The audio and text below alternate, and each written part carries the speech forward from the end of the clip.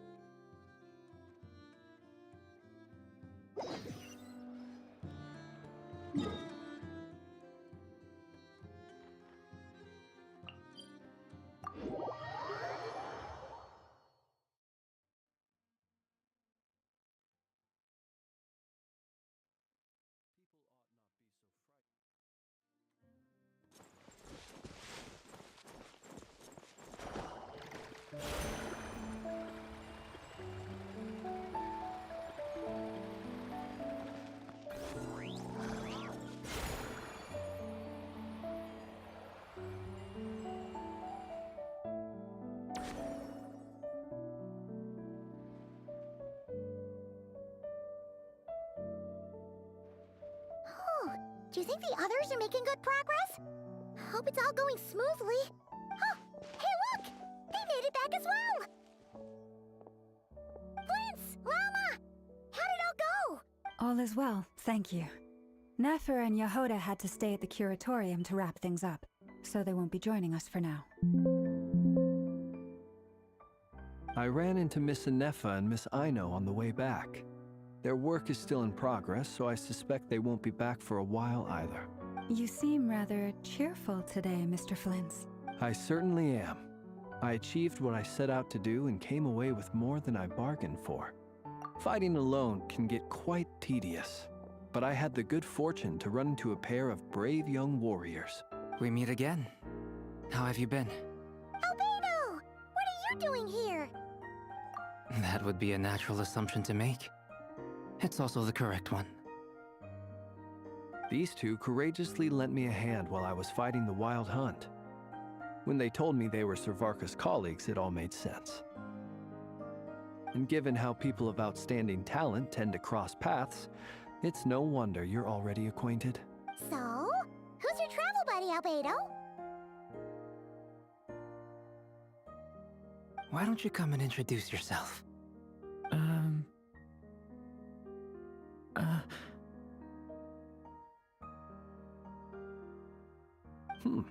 A gentleman of few words, I see, and a rather stern countenance.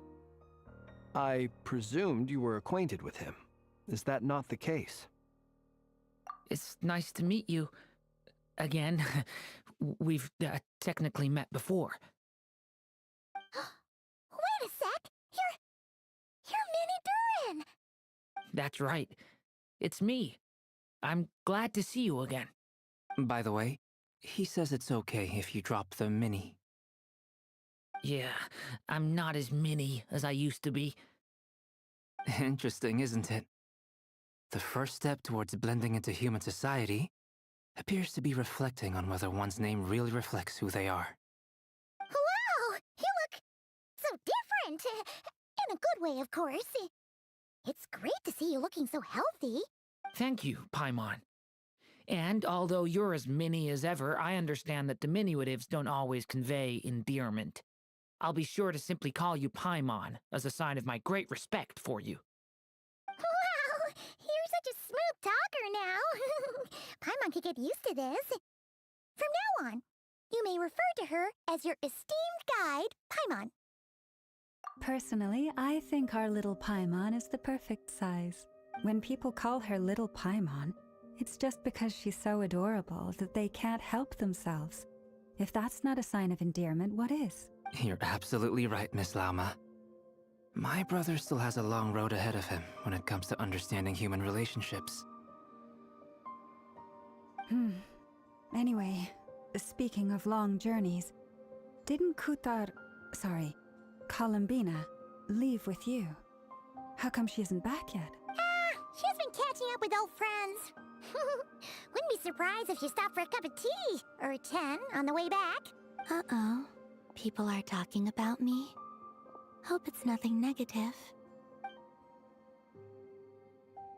Judging from your expressions, I'm guessing it all went well? It's getting crowded here. I'll go grab some chairs. No need. This is a job for an alchemist. I'll whip some up momentarily. Thank you for your hospitality, ladies and gentlemen, but I was merely escorting my friends back. I'll be meeting Sandrone shortly, as we still have some things to discuss. It's been a pleasure, everyone. But this is where I'll say goodbye. We really appreciate your help. Oh, come on. Spare the formalities. I'm just glad I could help out some true friends. I understand. Well, bye for now, Harlequino. Oh, this place is hopping. It's probably a good thing one of us left. Otherwise, we might not fit all these people in. Are you saying we're about to run out of chairs? As a matter of fact, I am. Come on in and see for yourself.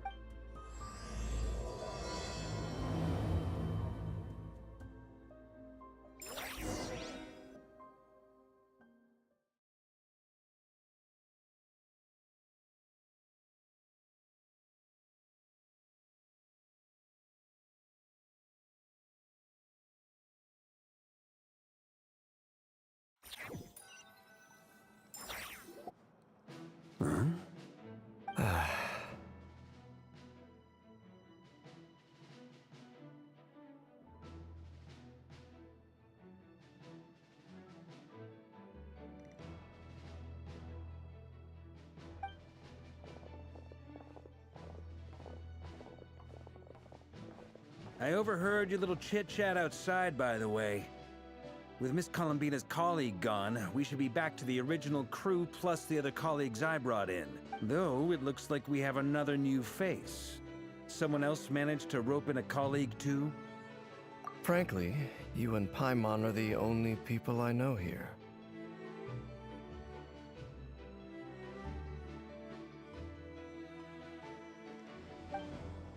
This here is and greatest adventurer, the Traveler. Well, not exactly colleagues, more sort of friends. When someone else jumps in to do the announcing, you know you're speaking to someone important. Let's hear what he has to say. Note to self, once Paimon knows your name, the rest of the world will soon follow. When he comes looking for us, it's usually something important. Paimon's guessing you've heard about the Wild Hunt, then. From the looks of it, you're about to hold a meeting. If I were to say that the Wild Hunt is our mutual enemy, would that earn me a seat at the table? As the saying goes, the enemy of my enemy is my friend. Mr. Dainsleif, there's a seat with your name on it. Though, I can't promise the same for everyone else. Hey, Albedo, think you can rustle up a couple more chairs? After all this time apart, Grandmaster VARKAA's first order is to rustle up a couple more chairs. I've missed this. Is he being sarcastic? Hey, he's your brother. Why are you asking us? I've still got a lot to learn about the nuances of human conversation. Trying to decipher Albedo's way of speaking has been like jumping in at the deep end. Oh, good point. Paimon gets you now. Don't sweat it. There are people who go their whole lives without getting the hang of it. You're ahead of the game already. I wonder what's taking Nefer so long. Perhaps you should go and check in with her. If anyone can hurry her along, it's you. I just got back from the curatorium. Besides, Aren't you curious to see what's taking her so long? Miss Nefer doesn't strike me as the type to share secrets. And since gathering intel is her specialty, I'm guessing she'd prefer to keep her methods confidential under such circumstances. Would it not be tactless for me to impose? Oh, but it's fine for me to impose. What can I say? You have an unrivaled ability to garner people's affection, Miss Moonchanter. Besides, you have far more in common with her than I do. All right then. Impressive. She barely fought back at all.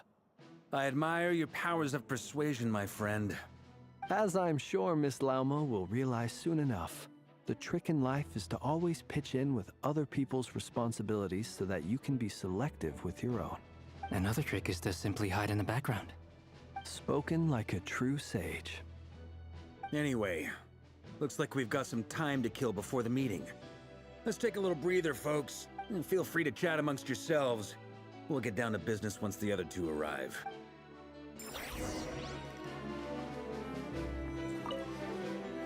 You're both awfully quiet. Why don't I start us off with an icebreaker? Much obliged. Have either of you ever had your portrait painted? If not, I'd be glad to help. That sounds like a lovely idea. You know how to paint, then? I dabble occasionally. He's an excellent painter. Tables, chairs, people, dragons, you name it. He'll paint it for you. I'm flattered. If I ever get the chance, I'd like to give it a try myself. I'll bear that in mind. Anyway, how about you, DURIN? What sort of portrait would you prefer? Oh, I'd be fine with anything. Whatever style feels best to you. Very well. Then I'll play it by ear. You can replicate any style I want? I can try. If you show me a sample, I'll do my best to match it. Thank you. In that case, I'll dig up some reference material for you.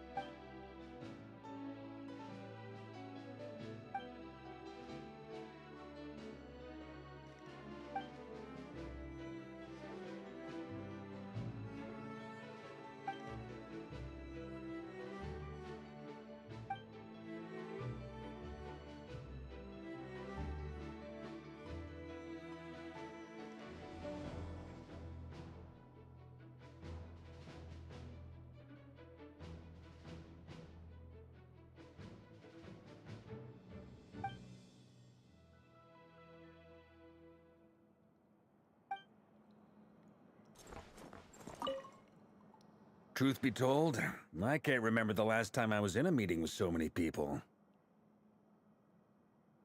You're not alone there, my friend. The Lightkeepers also struggle to bring everyone together for a serious discussion. I don't doubt that. I've only ever met two Ratniki, one being you, and the other being that young guy, Eatlua. Eatlua is a good apple. I'll give him that. He's kind, honest, and regularly delivers supplies to my lighthouse. A true Ratnik to the core. In that sense, he puts me to shame. So you're what? A fake Ratnik?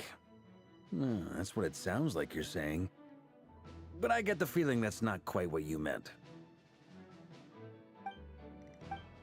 Come on, why the awkward silence? Sorry. I'm not even gonna bother trying to hide it. You've known all along, haven't you, my friend? Now that was an awkward silence. Let's just keep this between ourselves. Probably best if Eatlua doesn't know, huh? That goes without saying. Gotta be careful what you share with youngsters, after all. Anyone else in the know? Let me guess. The Traveler and Paimon? It's dangerous being too sharp for one's own good, you know. Then, in the name of the Animo Archon Barbados himself, I swear, your secret's safe with me. When we went for drinks, you said that you and Barbados were practically best buds. In the light of that claim, do you really expect me to take your oath seriously? Of course. Just as long as you don't go spreading around the fact that I'm close with Barbados, all right? Fair enough, then. Nothing like a bit of mutual leverage to seal the bonds of friendship.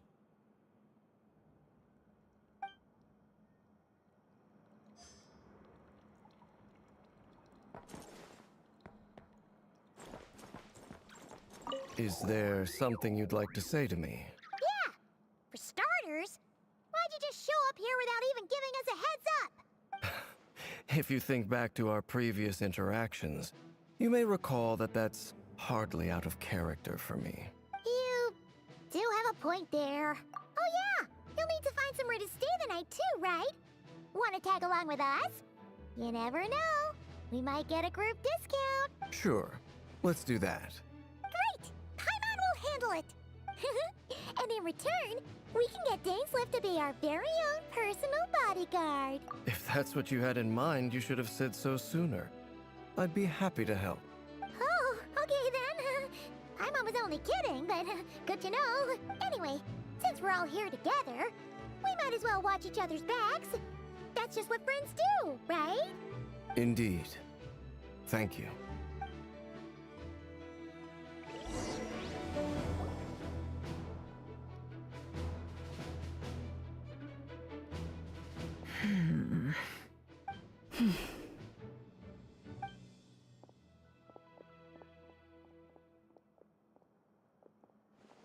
Ah, Miss Nefer. You made it after all. But what about Yehoda? I'm here to give you an update on how things are going on our end. Once this is over, I'll be heading straight back to continue my work. I left Yehoda back at the curatorium to watch over things while I'm gone. Huh. So much for just this once. Shh! Not so loud! We're on a roll here. What if she remembers and suddenly decides to back out? Did you say something, Mr. VARKAAA? Huh? I didn't say anything. Right, Flints? Must have been a frog. They get so noisy around here at nighttime. It's like they're putting on a concert in the background. Anyway, before we begin, there's a few introductions to make. Let me start by saying that it's an honor to be speaking before so many distinguished colleagues and collaborators. First up, we have Miss Lauma. As Moon Chanter, she's the leader of the Frost Moon Scions, a local religious community in Nodcry. Then there's Miss Nefer, boss of the Curatorium of Secrets, an intel gatherer extraordinaire. Nefer is leading the investigation into Rarer's background, assisted by Yehoda and Lauma. From the little I've heard, they're making some great progress. Over here, we have Mr. Flint's, a ratnik and guardian of the abandoned lighthouse. In our last operation, he courageously distracted the Wild Hunt to buy time for the rest of us. For those of you who've never met, this is Mr. Albedo, a renowned alchemist and captain of the Knights of Favonius investigation team. By his side is a new face for us all, myself included, Mr. DURIN, who has come to lend his aid. Next up, we have the Moon Maiden and former Fatui Harbinger, Miss Columbina. Then we have the Traveler, who's earned more titles than I could possibly hope to list out, so I'll spare you the rundown. And Paimon, the ultimate travel companion and quite possibly the best guide in all of Tevat. Wow!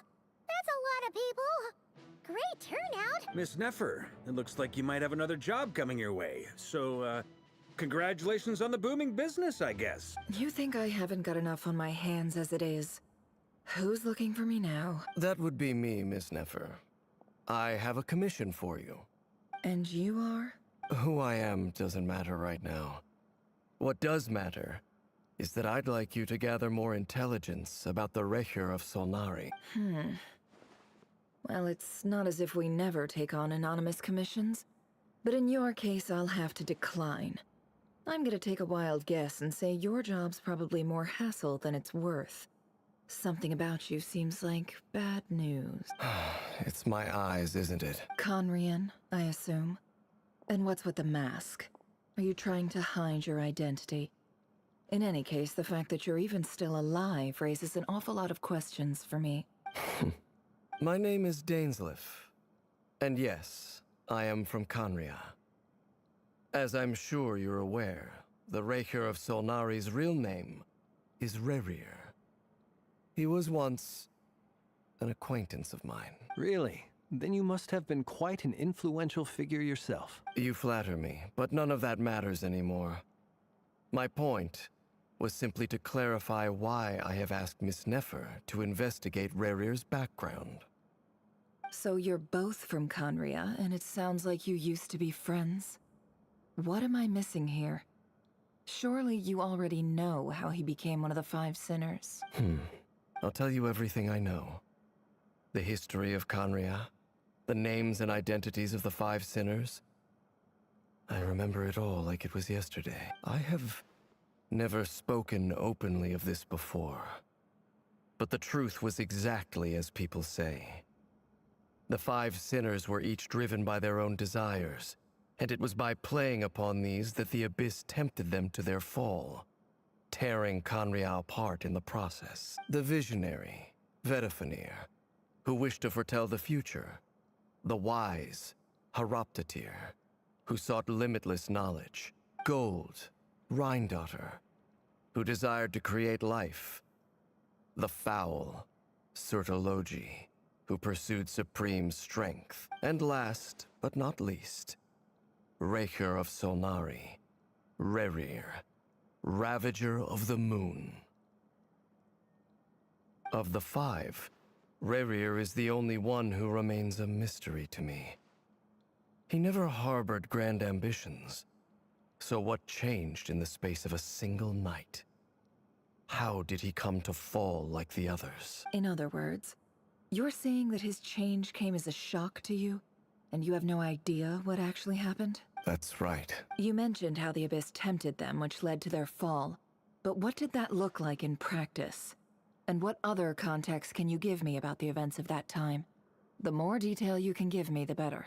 Strangely, now that it comes to it, I hardly know where to begin. The fateful night took place during the era of the Eclipse Dynasty. One day, my elder brother, the visionary, Vedifenir, was summoned to the palace by the Vinster King, only for the king to gouge out his eyes and cast him into the dungeons. When I came to hear of this, my fury knew no bounds. I gathered together every ally I thought I had, and together, we set a night to storm the palace and free Ved. Centuries on, the memories of that night still haunt me, like a never-ending nightmare. We broke through the palace gates, just like we had planned, each striking towards our separate targets. But then, I was betrayed. Even Vedifenir, the very person I had come to rescue, abandoned me and partook of the Abyss's power. So, it's personal after all.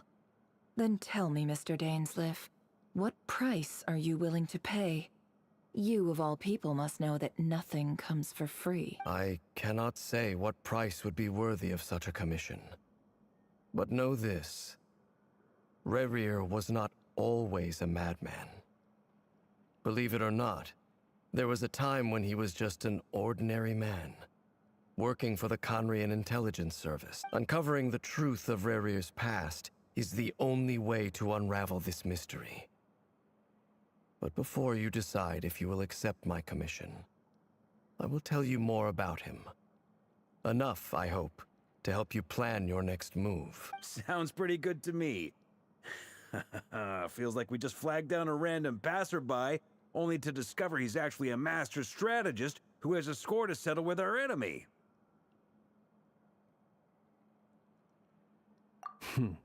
Can I borrow your halo?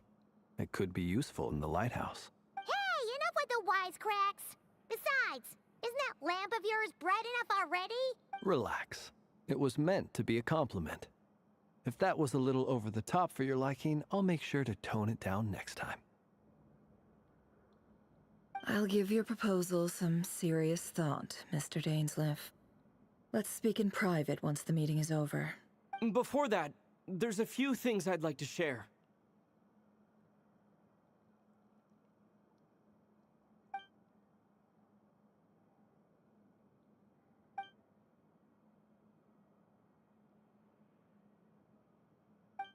Now that we've united the hearts of the three moons, your power should be greatly enhanced.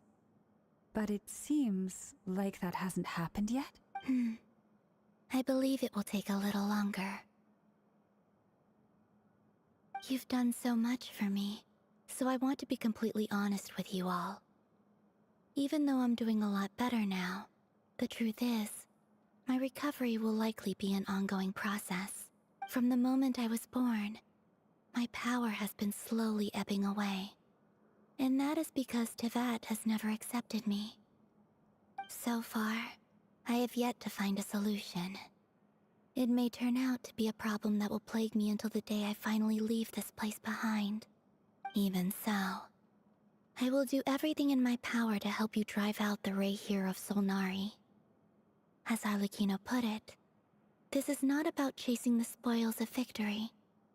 It's just a gesture of heartfelt gratitude. Kutar. Defeating the Ray here of Solnari will be no easy task. While my strength slowly recovers, we'll also need to gather more intel. Naturally. We should take all the help we can get if we hope to defeat him. We've considered several viable plans now. But our choice hinges on the answers to a few key questions. Is it even possible to kill Rerir? What experiences shaped the person or monster he became? And what's he really after? Given Albedo's expertise in alchemy, I think we should leave him to try and answer the first of these questions. Understood. As for the other two, I'm afraid we'll have to count on you again, Miss Nefer. Believe me when I say it's not my wish to burden you. But right now, relying on your skills is our only option. So you're placing all your hopes on me, huh? We can't thank you enough for agreeing to help us. Honestly, I can hardly believe how lucky we are. You sure have a talent for changing your tune, Miss Moonchanter. Timid like Yehoda one moment, then flinches insincere flattery the next. Ladies, please. I must object to your portrayal of me. That's all. Feel free to keep bickering. Just pretend I'm not here. I almost don't want to leave this room. I'm curious to see how this plays out. I have faith in you, Miss Nefer. Something tells me you'll stand by us until the very end. Oh? And what makes you so sure of that? What if I suddenly decide that my compensation is insufficient? This isn't about the money. I can sense that you've got a deep-seated distaste for Rerir. And knowing you, that alone is motive enough. Look at them getting along so well. Like two peas in a pod. And I'm the one they accuse of insincere flattery. There is no justice. Miss Lauma, you have to understand something. Unlike you, I don't actually enjoy having everyone's hopes on my shoulders. Is that right? Well, maybe the fact that I'm willing to put my hopes in other people says more about me than you. But the fact is, I also trust you. And that's because I know that you're someone we can count on. Anyway, we've got our plan, so let's get moving. Mr. Dainsleif, let's talk. And Traveler, once we're finished, if you've nothing else planned, I'd like you to come with me. This whole experience is teaching me a lot. For instance, I now know that when other issues come up in the future, I'll have far more luck getting Lauma to convince Miss Nefer than trying to do it myself. Hate to say it, friend, but that's one of the funniest things I've heard in a while.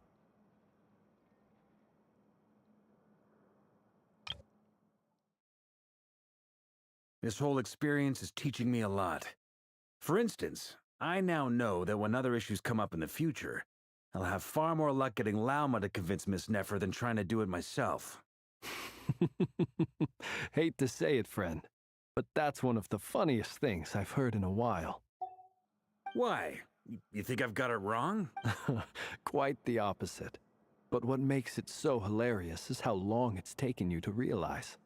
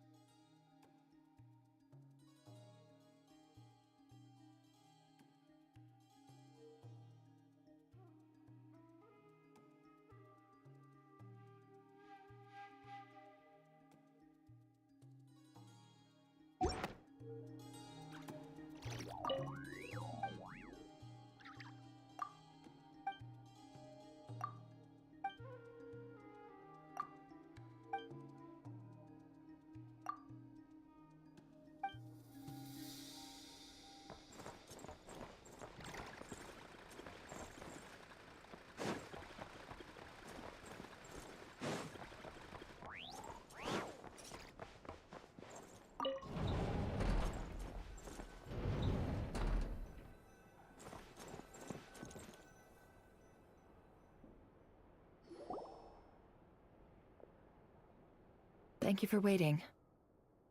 It's okay. We actually used the time to help Dainsliff get a room at the hotel. That's very considerate of you. Now, I trust you share my curiosity about Rarier's past, and you seem fairly familiar with Mr. Dainsliff already. We spoke at some length after the meeting. He was the one who suggested I should invite you to join this operation. He feels confident that these secrets will be safe with you. Dane has a lot of faith in us, that's for sure. Likewise. I appreciate that you got right on board without interrogating me about why I invited you. It shows that you trust me to explain everything in due course. That's because we know what you're capable of. We appreciate you too, Nefer. You might have been forced to help in the beginning, but this time, it was your choice. That's one way to put it. Another is this, that once a decision's been made, it's set in stone. After that, my only goal is to see it through. Alright, so here's how it is. I'm going to access Rarier's thoughts again using my confidential method. Now, I'm sure you've seen things like this before on your travels, so you're surely well aware of how dangerous it can be. The reason I've gathered you all here is to ensure my safety during the proceedings. I plan for us to enter the fragment of his consciousness together, and once inside, I will focus on searching for information. Think of this as a diving expedition into someone's brain. If I'm the diver, you are my safety equipment, tasked with keeping me alive while I'm under the surface. Once the ceremony begins, we will all be spying on privileged information. But in the interests of safety, you must remain absolutely silent at all times. We will discuss our observations after the ceremony has concluded. Lastly, any individuals of a weaker constitution are advised not to partake in the ceremony. In any case, Paimon has her own job to do, which requires staying in the room, but not joining the ceremony. Well, good luck, everyone! Sounds like all Paimon can do is cross her fingers and root for you guys. There's a little more to it than that. I was being serious when I said you have a job to do. While the rest of us are inside Rarir's mind, it's imperative that we have a team member on the outside. In the event that something goes wrong, you will be our first responder. I don't anticipate any issues, but the extra level of safety will be greatly appreciated. I second that. This is a dangerous operation here, and you're our whole rescue team. That's pretty much the most important job in the crew. So, Paimon's like the lifeguard? Yeah, that makes sense. All right, got it. Good. Please, take a seat. We'll get started momentarily.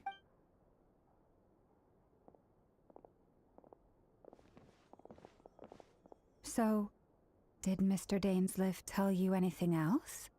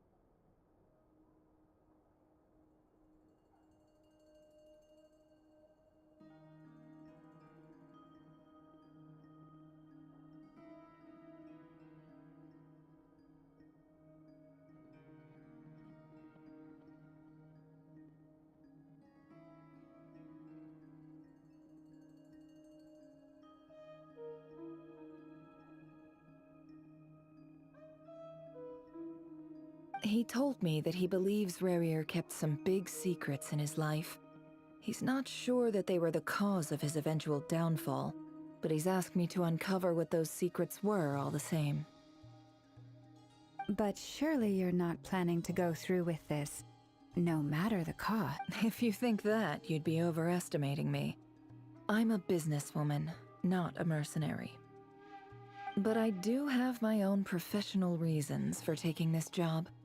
You think I'd turn down the opportunity to get a first-hand glimpse into Conrian history? No. Well, as long as you don't let morbid curiosity get in the way of safety concerns, we're good. We'll do whatever we can to help you. You're such a killjoy.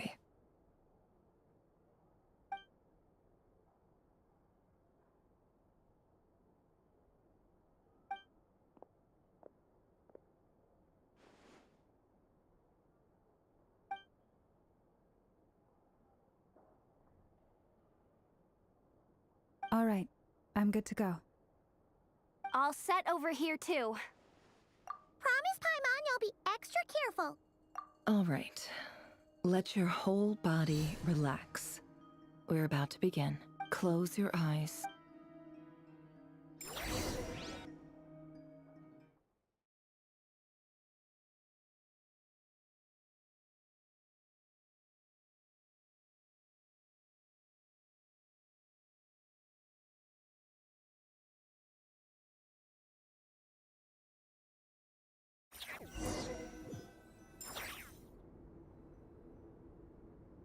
Phew.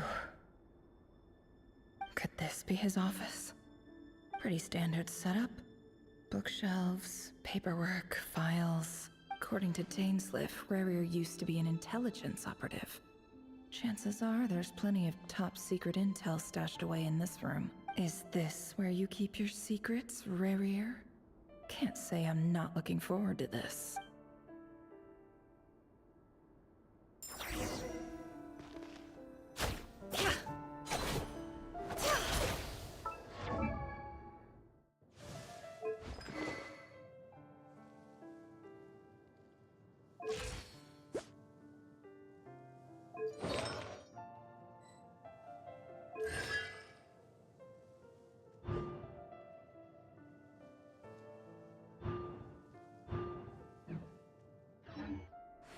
Can't hide the truth.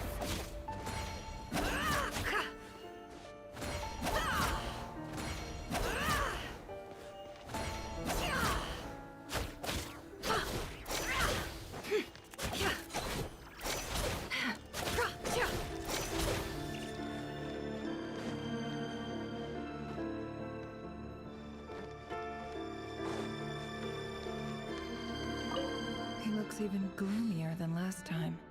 I wonder what's changed.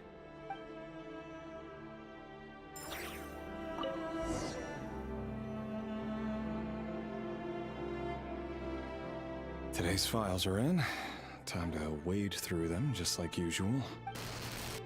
Male, 51. Occupation, cook. Confirmed Crimson Moon descendant. Has maintained frequent contact with other descendants over the past year. Poses a threat to the dynasty. Neutralized.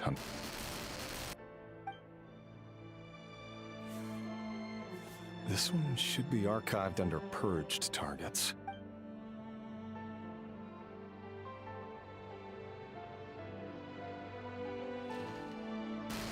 Female, 23. Occupation, office clerk. Confirmed Crimson Moon descendant. Has maintained frequent contact with other descendants over the past year. Poses a threat to the dynasty. Neutralized. Another one for purged targets. Sounds like she was that other man's daughter. Never mind. What's it got to do with me?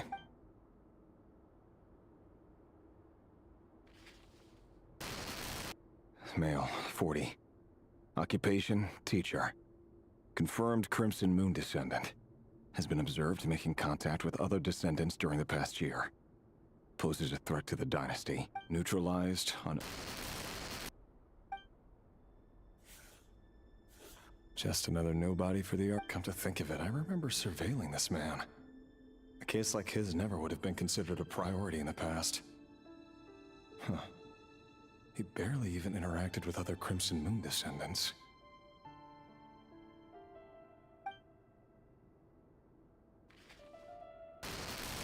Female, 16. Occupation, none.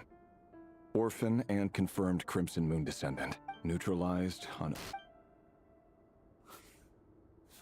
Filed. I have no recollection of this girl. None whatsoever. She doesn't seem to be anyone important, but then again, how many of them really are?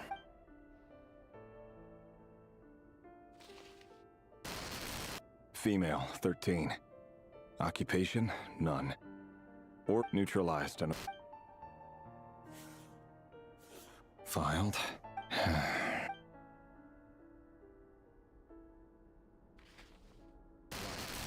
Male, 11. Occupation, none. Orphan and confirmed Crimson Moon descendant. Has not been observed making any contact with other descendants during the... Neutralized and...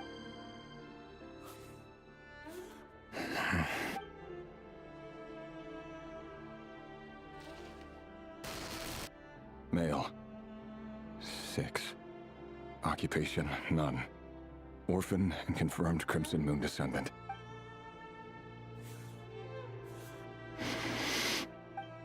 It's funny, isn't it? Your job is becoming both harder and easier at the same time, depending on how you look at it.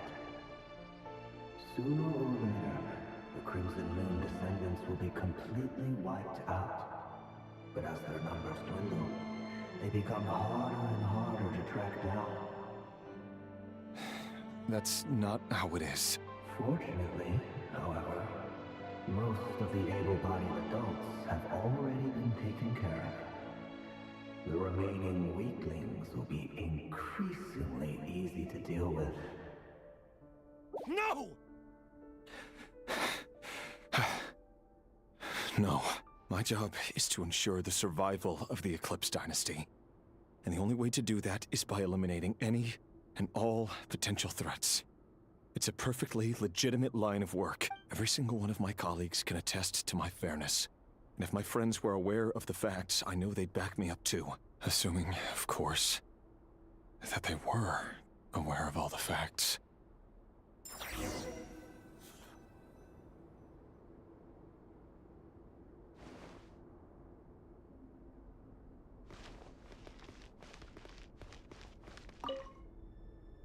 A box containing a ring inlaid with a precious gem. Must be for his girlfriend.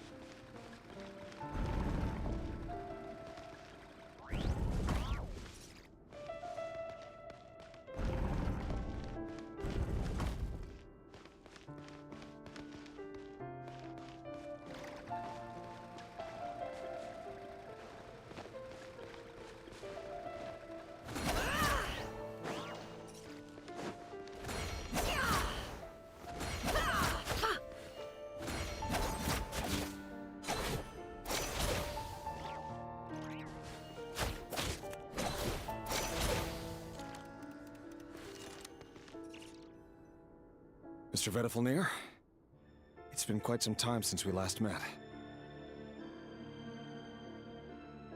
Revier, I trust you're here because you have something important to discuss. Forgive me. I wasn't tuning out, it's just, I noticed you didn't even phrase that as a question. Tell me, does someone in your position ever feel the need to ask questions at all? It is indeed within my power to foresee certain things. Things like your arrival. I was just thinking. It won't be long before I'll be inviting both you and Dane to my wedding. That isn't a lie, but nor is it a fact as such. It's a wish, isn't it? No fooling a prophet, is there? Ever since that day we met for drinks, I knew it was only a matter of time before you came looking for me. Does it feel good? Knowing how the future will unfold. I'm afraid the notions of good and bad fail to capture the complexity of what such a power entails. Once you've seen what will come to pass, it can be all too easy to succumb to fear and melancholy. Unless, of course, you learn to abandon these feelings. You fear my silence, and long to hear the words I left unspoken that day. That's right. You must have noticed my reluctance to broach the subject. And the reason is simple. Because the truth could never have lived up to your hopes. For both our sakes, such words are better left unsaid. The burden of prophecy was never meant for your shoulders. So who exactly do you deem worthy to hear your prophecies? None but our exalted king? Or rather, our king as he once was. You're closer to his majesty than I am. You must know better than anyone how much he's changed. You say that as though it is to my benefit. Yet precisely because of that, I dare not speak rashly. A king can turn out to be the most virtuous of rulers, or a tyrant more terrible than the most vicious of dragons. You are so wise and far-sighted, yet still you would have me live in fear of the unknown? You make a fair point. Especially given my silence alone was all it took to send you spiraling downwards. Very well then, let me offer you some advice. And I say this not as a prophet or a visionary, but simply as the brother of your friend. For many reasons, there is very little chance of your marriage ending in happiness. If happiness is what you seek, you should find another fiancé.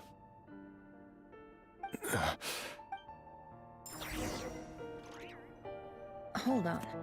There's that same black fog again. Could this memory belong to Felindus? Guess I'd better tread carefully.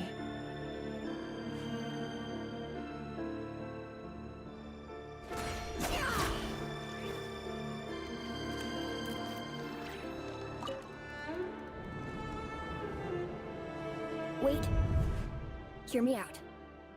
This time we finally got a clear look at his face and learned his true identity. His name is Rayrir. What did you say? A cruel irony, isn't it? The man you're set to marry leads a double life as a brutal executioner. Why are you telling me all of this? It's simple. It's because I want you to kill him. You are the only person he would never suspect. No, absolutely not. I would never dream of doing such a despicable thing. So you'll just stand by and watch him slaughter us to the last? Do not forget that the blood of the Crimson Moon flows in your veins too.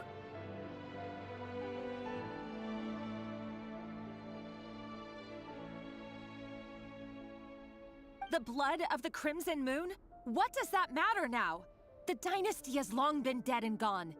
You think that alone is reason enough for me to throw away everything I have? Why wouldn't it be? You two were once a child of the Crimson Moon, just like me. Don't tell me you've never felt so much as a flicker of fury for the way we were trampled into the dust. As long as you promise to abandon this pipe dream of restoring your dynasty, I can try to persuade him. Or have him persuade the Vinster King. Persuade the Vinster King?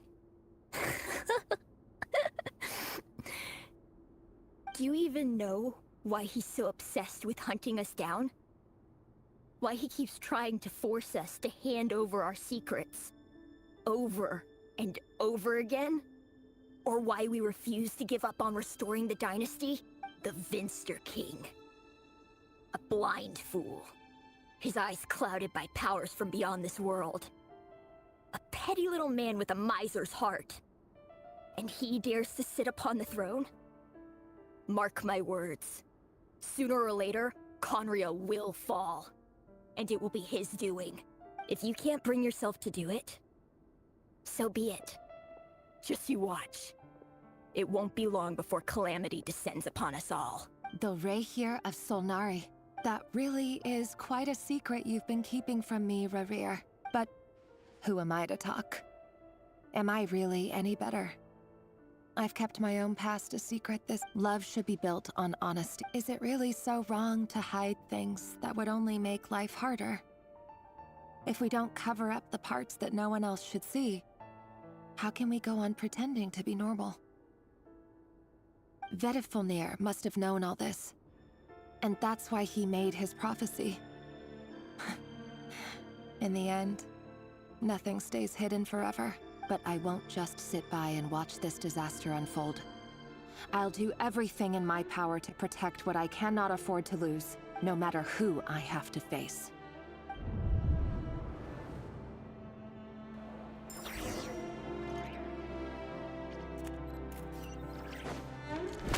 Huh? Was that Rerir who just walked past the window? Doesn't it give you the chills that he still takes the same road to work every day? As if nothing ever happened. Those people at the deli. Enough already. They're clearly pretty taken by their own disguises, so just smile and play along. Pull the rug from under beasts like that, and you'll risk having your throat torn out. Deli? Oh. They're talking about those people from the opposition. Right. I'd almost forgotten they used to run a deli. People of no consequence always vanish so easily. And no one even remembers them.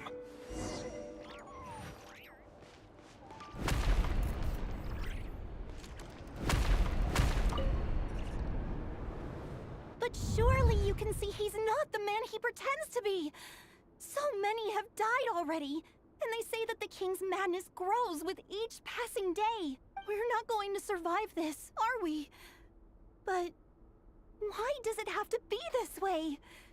Do we really deserve to die just because of the blood that runs through our veins? Felindis, are you even listening? Sorry, Freether. My mind was off wandering. I heard you, though. You're talking about what Rerir said. He's just following the king's orders. He's a secret agent, and it's his job to hunt down rebels and dissidents. By the time you first met him, he'd already taken lives. Maybe he was using you from the very beginning. No. Rerir has no idea I have anything to do with the Crimson Moon. My family are only distant relatives of the main lineage, and besides, my eyes are perfectly ordinary. Truth be told, apart from my teacher, pretty much no one knows I have any connection to any of it. It's been a long time since my family severed ties. But as Orlog said, who could possibly talk sense into that raving lunatic of a king? No one. I'll work something out. Trust me, I'm with you all. But for now, you need to keep yourselves hidden. Don't let anyone find you, anyone at all. Don't forget that Rerir is an Eclipse operative. You need to be extra careful when he's around. And when I am too. For now, don't come looking for me. And if anything happens to me, just act like we've never met. If even you can't escape this, what hope do the rest of us have? But after all this time together, surely he wouldn't lay a hand on you. I won't speak in his defense. Nor can I give you a clear answer to that question. But I'll do everything I can to put an end to this. Here, hold on to this. If an opportunity to escape presents itself, take it. You'll be glad you took some spare change. You call that change? But what about you? I've got a job, and there's still money coming in. But you can't go anywhere right now. Please think about yourself for once.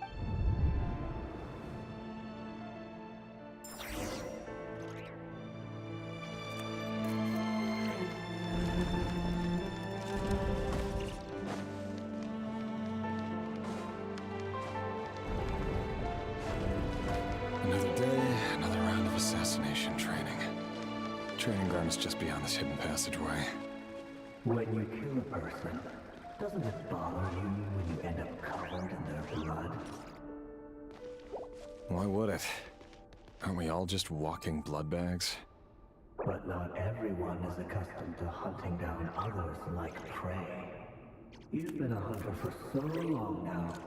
You seem to have forgotten that most people don't just go around killing one another. Leave me alone. Your own fool.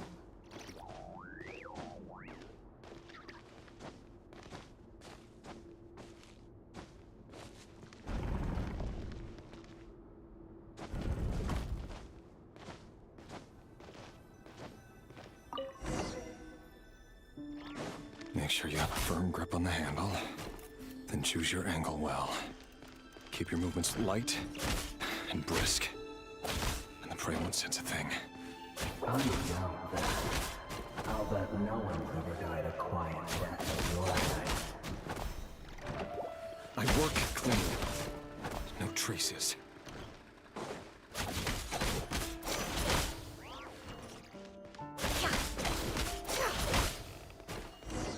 That doesn't make it open or door.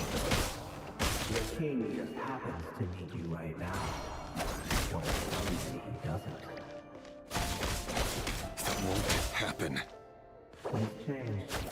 Ever since he fell under the spell of that power. At the beginning, he only had you take out a handful of those things. Now, The ones I've dealt with have always been guilty. And I've carried out my work flawlessly.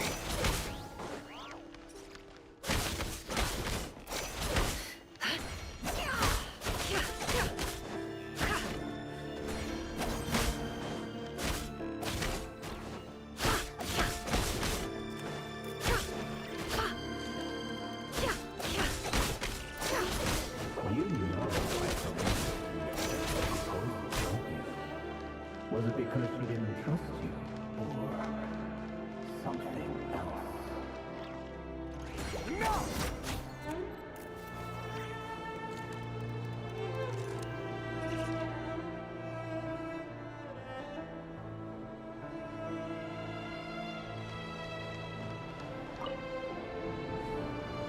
The Lindis, do you still remember Orlog? Orlog? The boy who was pretending to sell flowers. You spoke for quite a while, didn't you? Yes, we did. What about him? He was arrested 2 days ago. Chances are he's already dead. He... I just don't get it! After everything he's done, why do you still stand by him? Or does it mean nothing to you that people keep dying? No, that's not... Just hear me out. I need to go now, the Lindis. They're looking for us. You take care too. If you ever need a place to hide, come find us.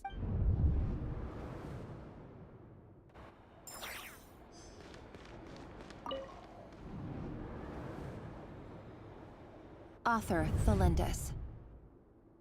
Over the course of this week, the research object was subjected to interference for a total of 47 hours for experimental purposes. The results are as follows. All subjects of observation that were sent inside have now... The situation within is proving more problematic than anticipated. No progress whatsoever. What now? Won't you give me even a glimmer of hope? Things are getting worse by the day. I have to find a way or we'll all be in danger. But I... If all this research comes to nothing, what then? Sooner or later, it'll be my neck on the line. But could he really bring himself to kill me? No. Surely he wouldn't have the heart.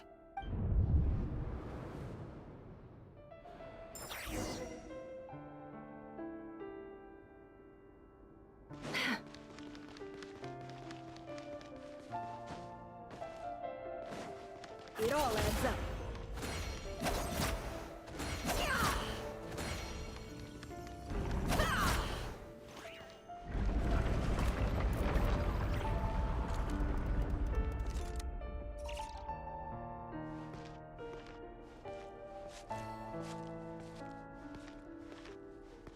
Why won't you just let us go? We don't even know each other. All we want is to live ordinary, peaceful lives. You want to live?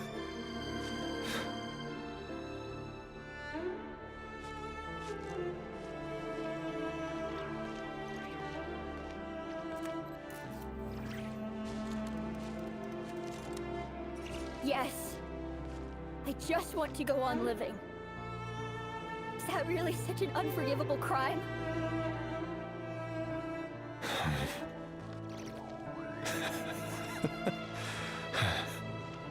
You want to go on living. I want to keep living too. To keep living forever. That's why I have no choice but to continue on the path I'm on. If only some savior would suddenly swoop down and change the way the world is. Too bad that's not going to happen.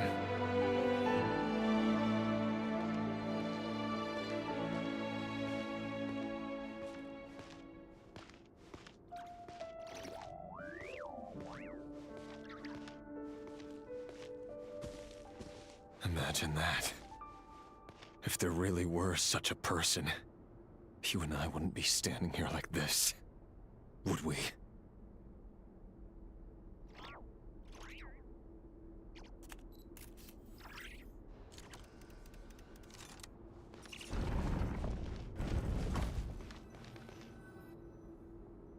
Today's files are in. Time to wade through them just like usual. No, I don't get tired of it. It's my job. And not only am I lucky to have it, I'm good at it too.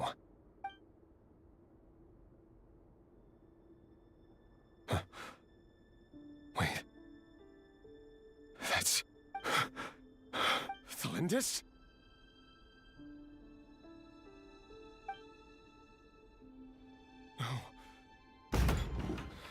No.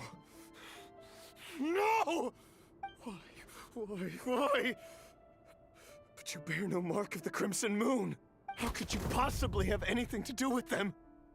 It cannot be! A diluted bloodline. Carefully concealed. I see it now. You've been living in the shadows just like me. What a fool I've been. Numbing myself with talk of justice. Even imagining my friends would back me up. But in the end, Irminsul. Finster King! How far are you going to take this? From the direct bloodline to secondary offshoots? And then what? Today it's the descendants of the Crimson Moon. Who will it be tomorrow? Will you not rest until everyone down here is dead? No. This cannot go on. This is where it ends.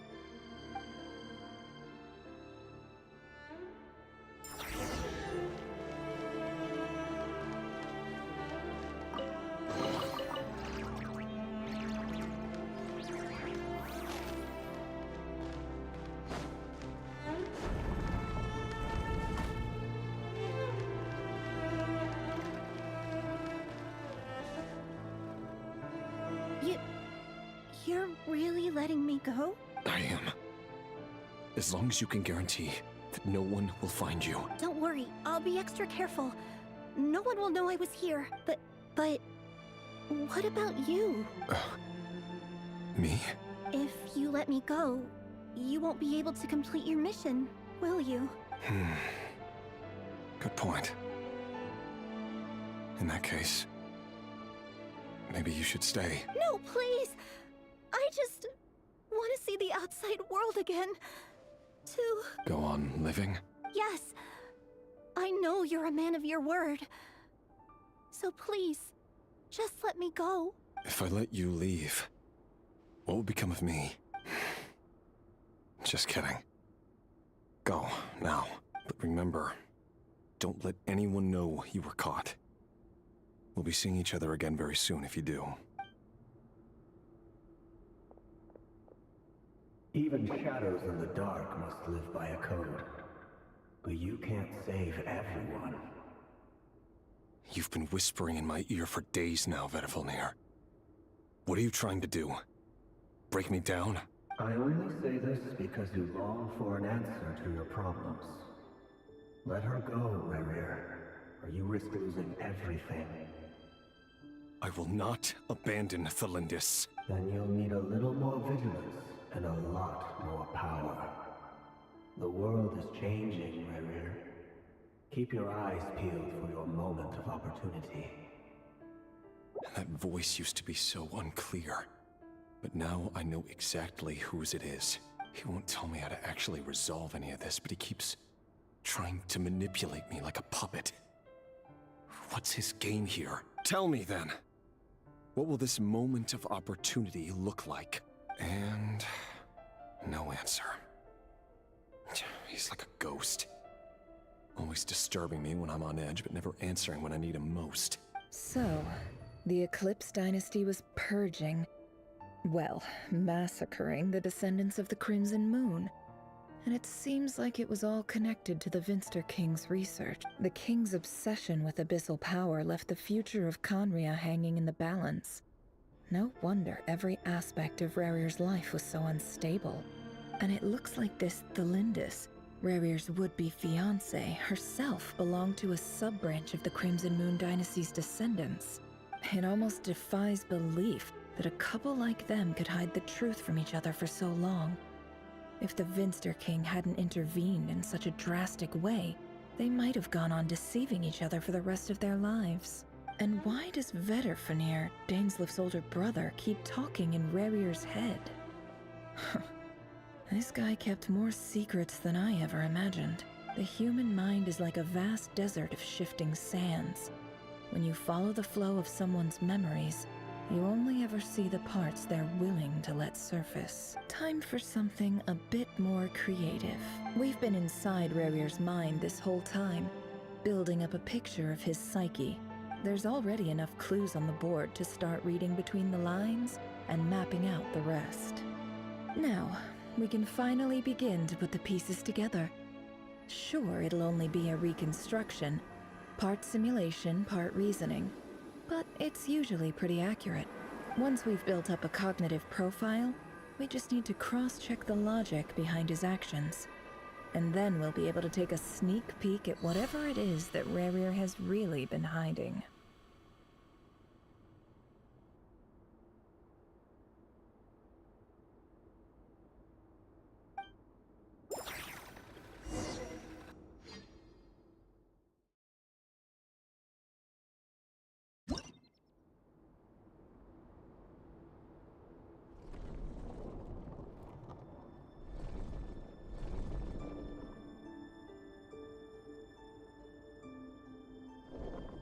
Rarir, are you there?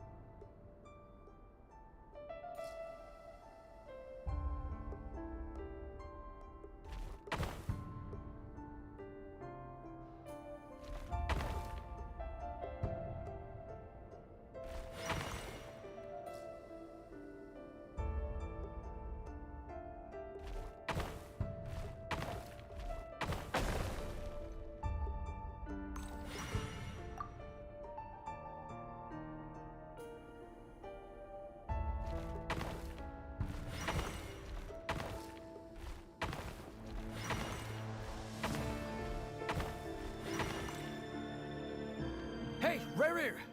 Come out, it's urgent! Dane? What's wrong? Quick, come with me. I'll explain everything once we've met up with the others. Okay. I'll come. But the Lindis is still over at the Universitas. I'll need to leave her a note. All right then, but make it quick. I've never seen Dane so worked up before. Whatever this is, it must be big trouble.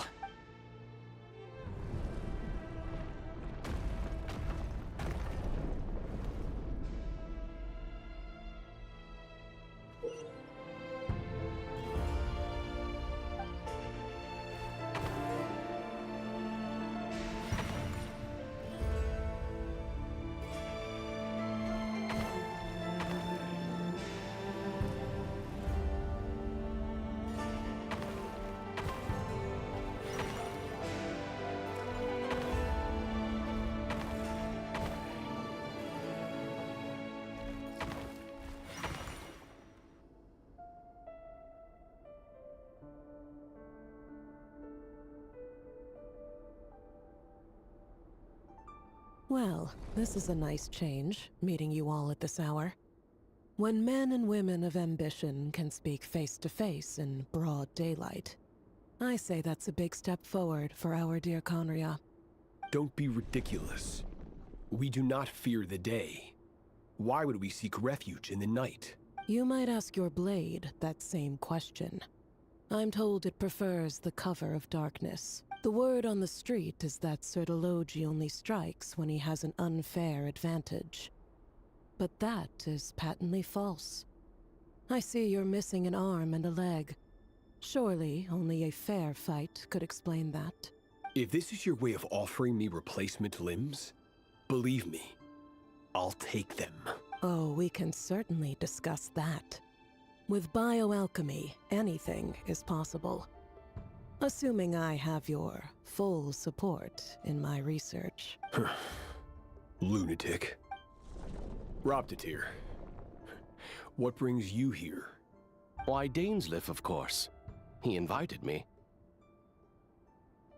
Please, cast aside your apprehensions, Miss Rhindaughter. Whatever the rumors may say, I am but a humble servant of the king, and I can assure you he affords me no greater convenience than he does you.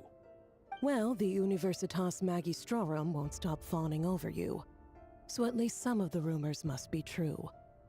You're clearly doing well for yourself, so drop the "You're president of the Universitas Magistrorum," the chief royal mage known as the Wise by royal appointment, and by far the most favored among the 4 pillars of Conria. Vice President Veit doesn't even try to hide his envy when he sees you. My success is the product of hard work and good luck. It's as simple as that. Were the king not such an extremist, I hardly think I would have received a senior post at my age. Of course, no job is without its gripes. Serving a king like ours can be a challenging task, as I'm sure you can imagine. And as for Efterveit, in missing out on the presidency, he's dodged a mountain of stress. Like everything else in life, it comes with pros and cons. You're all here. I apologize for the short notice, but it was an emergency.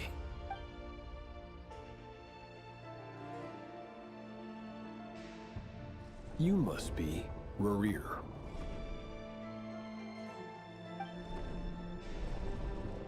Mr. Sertologi. Yes, I handled your case file during your sentencing.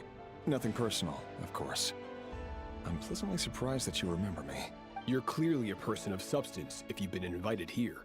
But Dainsleif, you'd better have a very good reason for convening this little gathering. It's my brother, Vedofenir. After he spoke at the court this morning, the king was so infuriated by his words that he had him blinded in both eyes and thrown in prison. Vedofenir in prison? Strange. I thought the king trusted him and Horoptatir more than anyone else in the world. Does this mean the king's circle of trust just got even smaller? It has nothing to do with trust. It's about what the king wants, which is as clear as day to anyone paying attention. I simply appease him, because it's in the best interests of the Universitas Magistrorum. And also because you're slimy. Vedofenir, perhaps less so. But still, a visionless visionary? It rather inclines me to think that qualifications are not what get you ahead in Conria. Do you honestly think this is an important discussion to be having right now? Dane, what are you planning to do? Rescue Vedofenir, I assume. Correct. It will mean storming the palace by force. Tonight. I need all of you on my side. That's far too dangerous. And don't forget, Dainsleif, you're captain of the Royal Guard. You swore an oath to the throne. You've been planning this for a while, haven't you? I have no desire to commit treason. But whatever critique the king may have of Vedofenir, disfiguring your most loyal subject for putting the best interests of his court and nation first, This is not the conduct of a wise ruler. My blade will force the king to see the error of his ways. So, Vedalfnir's prophecy enraged the king. I'm sure it wasn't what he wanted to hear, but if he won't take counsel even from the visionary, that is deeply troubling news. The extent of His Majesty's madness is now all too clear. The question is, how does a man like me get out of this situation unscathed? You have noble ambitions, Dane, but I'm afraid they don't do much for a guy like me. I'm not interested in saving the world. All I want is a letter of pardon. A letter of pardon? For whom? Thelindis? The chances of the Vinster King issuing a pardon for anyone connected to the Crimson Moon seem vanishingly slim.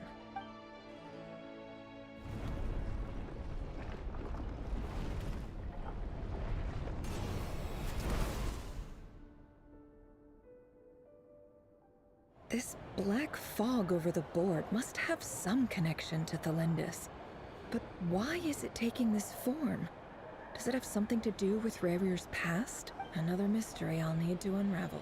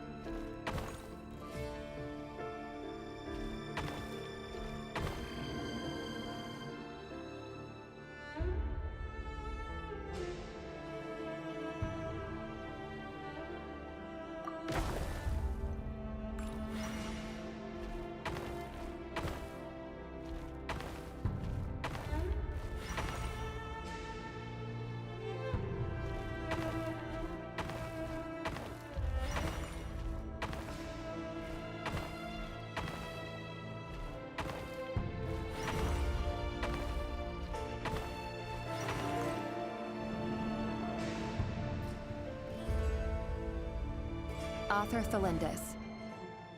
Over the course of this week, the research object was subjected to interference for a total of 60 hours for experimental purposes. The results are as follows. Research dating back to the Crimson Moon Dynasty has established 2 points regarding Moon Marrow. Firstly, its origins have something to do with a god's power. Secondly, it serves as a portal to an as-yet indeterminate location. However, there are a number of hurdles to overcome before we can answer the question of where it leads to. To start with, opening the gateway requires a specific power source, which the relevant literature indicates.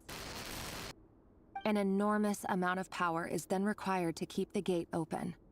Currently, the total power output of our instruments remains in the single digits.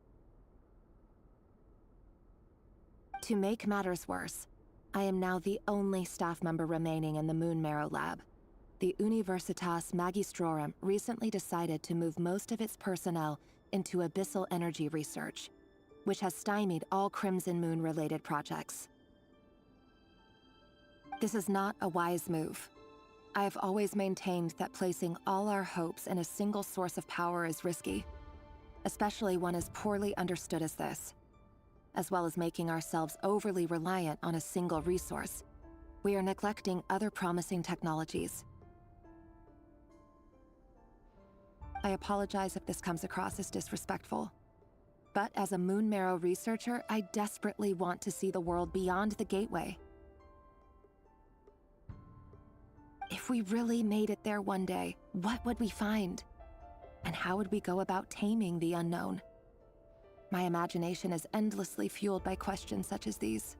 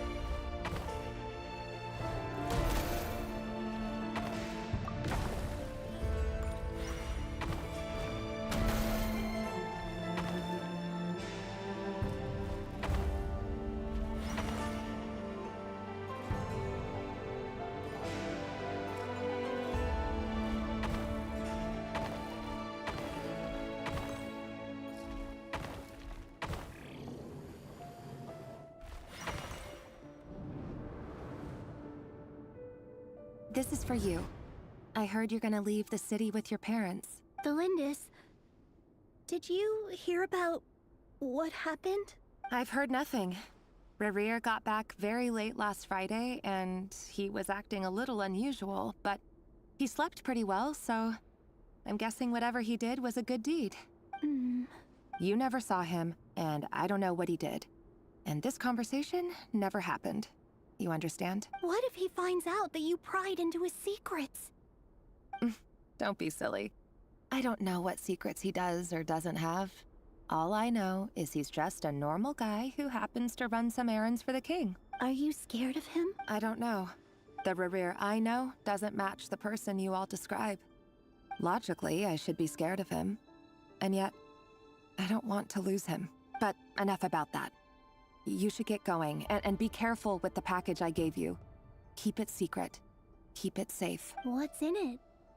A piece of the moon. All you need to know is that as long as you keep it safe, then in the future, everyone will be able to see a red moon. A red moon? You mean our moon? That's right. Our moon. Promise me you'll look after it. I promise, Thelindis. The Crimson Moon bloodline will never die out. Its light, the color of blood, will become like a fire that flows in our veins, no matter how long it takes.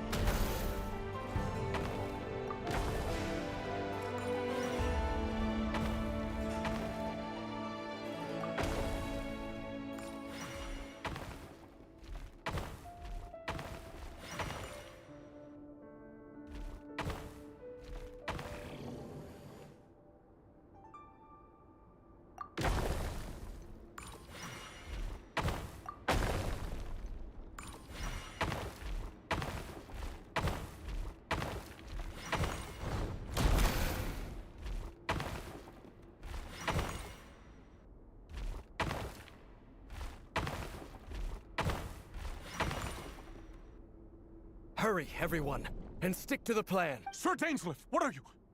Is this treason? You know what happens to those who betray the throne. Please, don't do this! It is the king himself who has betrayed the throne. He has betrayed all of Conria. If you have any love left for justice in your heart, you should join me. It's showtime. Dane and his group will handle the troops in the palace. Then Hraptatyr and Rheindotter will disarm the security measures. My job is to enter the prison and rescue Vedifalnir. Stay safe. Wish me luck. Look after my brother. Draw your blade. It is time for justice to prevail.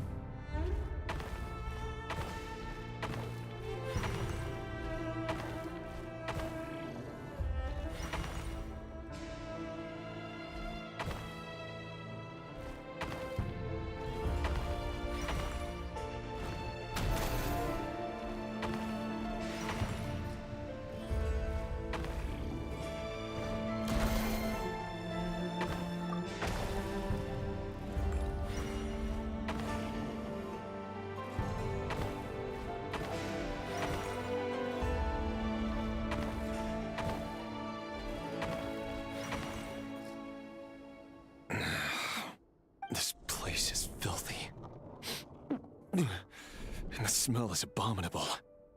Clearly, the king doesn't allow his prisoners a single shred of dignity.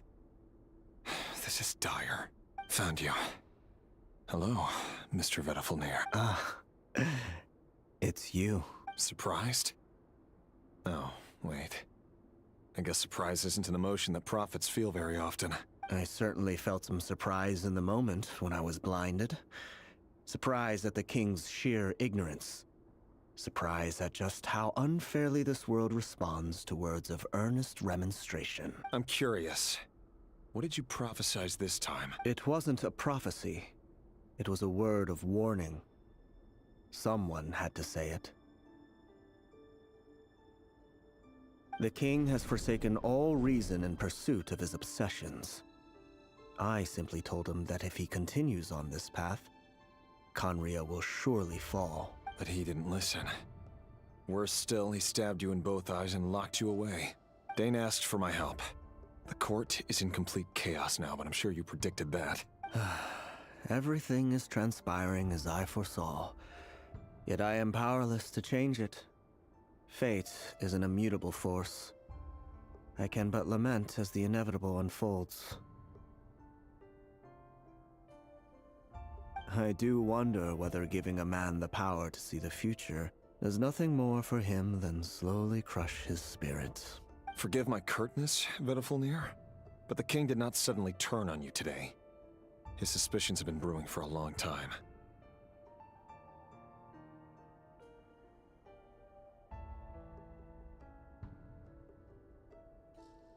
You can't have wisdom beyond the reach of your fellow man without attracting his fear and suspicion.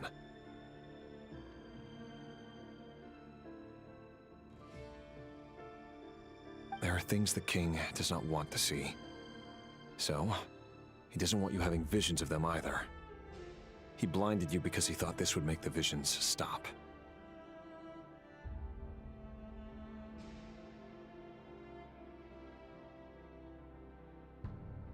He wasn't entirely wrong. I did indeed lose my power to see the future. Right up until... Until what? Just now. I believe I saw something new.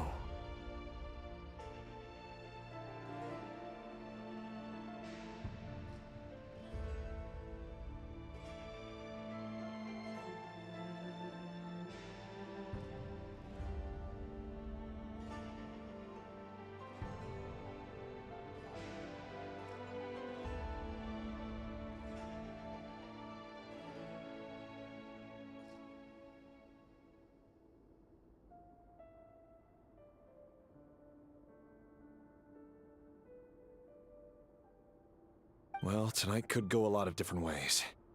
5 of us banded together to storm the palace, also we could rescue you. This will go down as the most tumultuous day in Conrian history. I sense hatred in you, but also hope.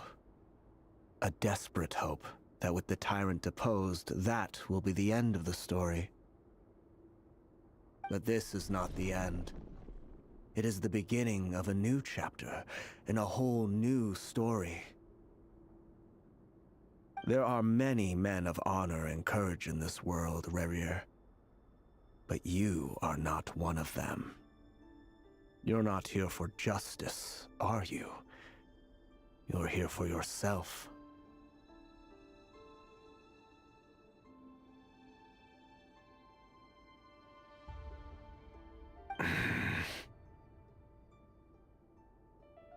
Is that a dagger? Interesting. Why not the polearm? It was always your weapon of choice. With your abilities, I don't doubt that you were able to recover some of your sight. But I also doubt that you want to make an enemy of me right now. Of course not. We're on the same side, aren't we? We could be. But I need you to be honest with me, Vedafilnir. At this point, you're my only hope for the future. You mean your future? With your beloved, Thelindis? Yes. And I know there are bigger things at stake here. A dynasty, a nation, maybe the entire world. But forgive me, I care first and foremost about myself. I can't abandon the one I love to save myself. I just can't do it. But you see a broader picture of the future than I. You see the solutions to the biggest problems of our age. So tell me, what is my solution? What's the answer? In matters of fate, answers are either right or wrong. What will be and what will not. Maybe you are willing to pay a certain price in the pursuit of happiness, but unfortunately, fate does not negotiate. That is the cruelest thing about fate. It is unmoved by your sacrifices. That can't be true. I know it's your voice that I keep hearing in my head, urging me to see how the world is changing, to seek more power, so I can protect the things I love. You show me disaster, but you won't show me how to avoid it? Why? Why are you doing all this? My voice. In your head. So, you hear it too? The voice that steals your mind, gains your trust, and drives you crazy. It turns out that we are not so different, you and I. Vedafilnir just broke into the strangest smile I've ever seen in my life, as if he'd discovered some monumental secret. But then he suddenly switched to looking extremely weary. Very well then. My advice to you is as follows. You must persevere. Whatever trials and tribulations you may face, be steadfast in the belief that they are your path to the future. For as long as you live, your story with Thelindis shall not come to an end. That is the only chance you have of fighting back against fate.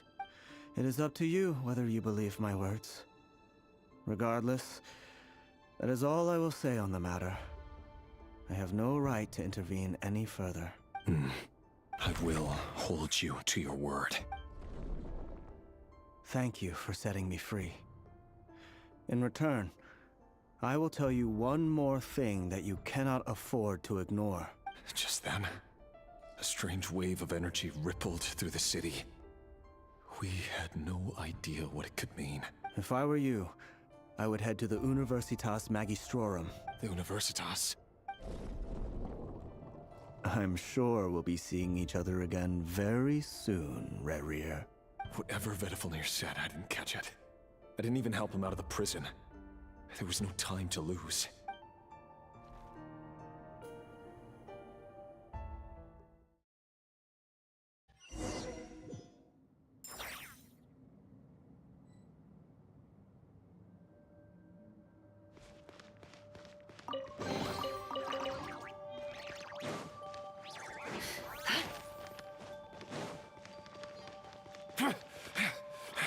Monsters? Is this Rhindaughter's doing? Universitas Magistrorum. Out of my way! Can't hide the truth.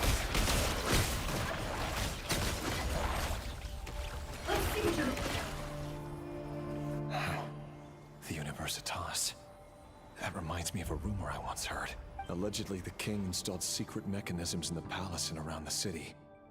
No one knows where they are or what kind of power they hold.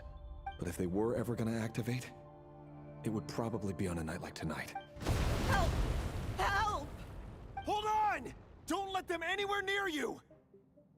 Save me! I can't! Ah!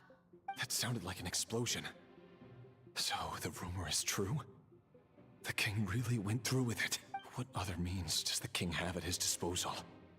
They must run on power from the Abyss. And given it's a major center of Abyss research, anyone over at the Universitas will be in grave danger. I have to hurry!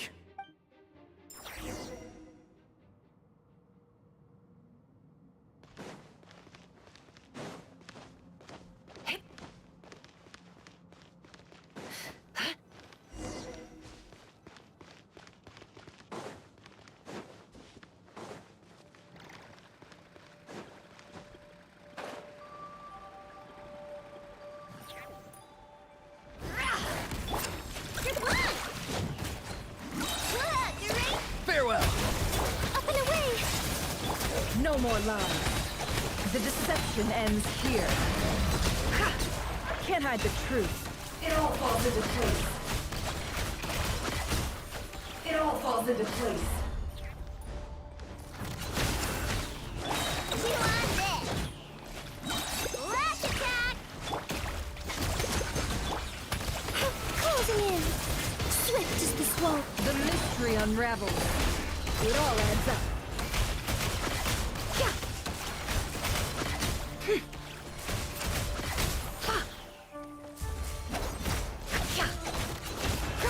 It all falls into place.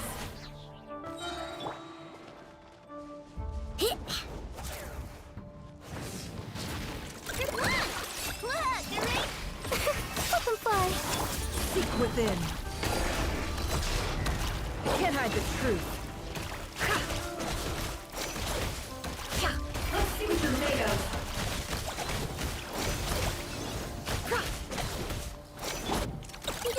Go claw! Ding dong! Yeah! No more lies. Time to come clean.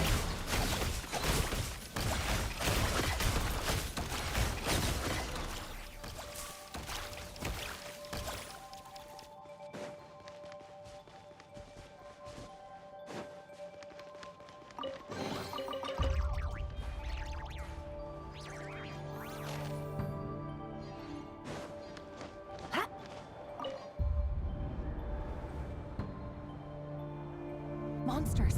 At the Universitas Magistrorum? Why now?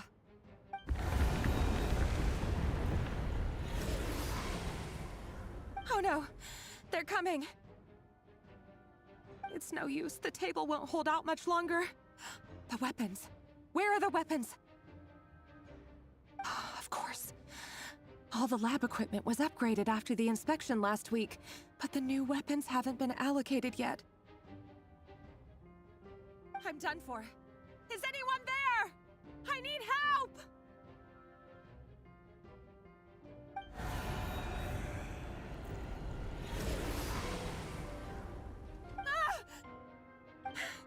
stay back! Please stay back! Please!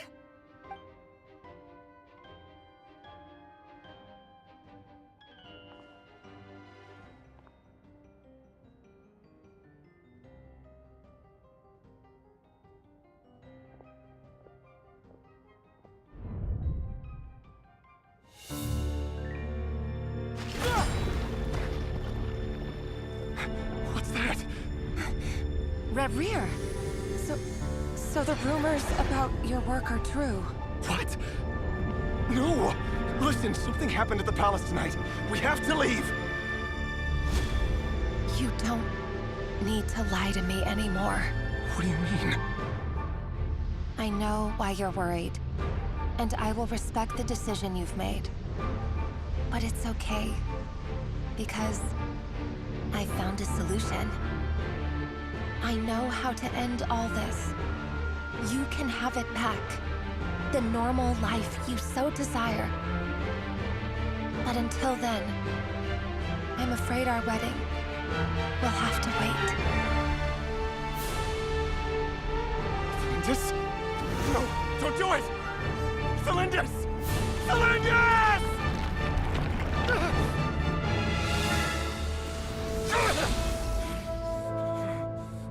I told you, Rerir. Let her go. You will find someone better.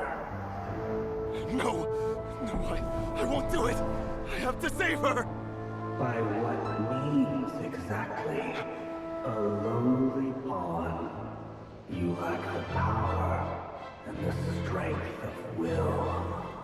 Do you know a way? Tell me! Come to the palace. Join us.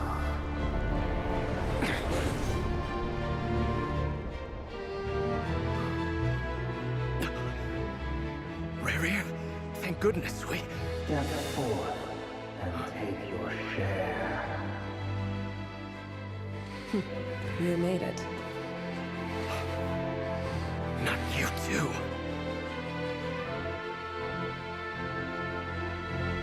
Hatred or grief, despair or desire.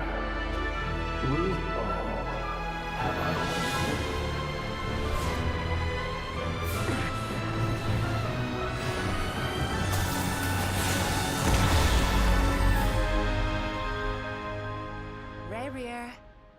Rerir. Cylindus? Were you daydreaming?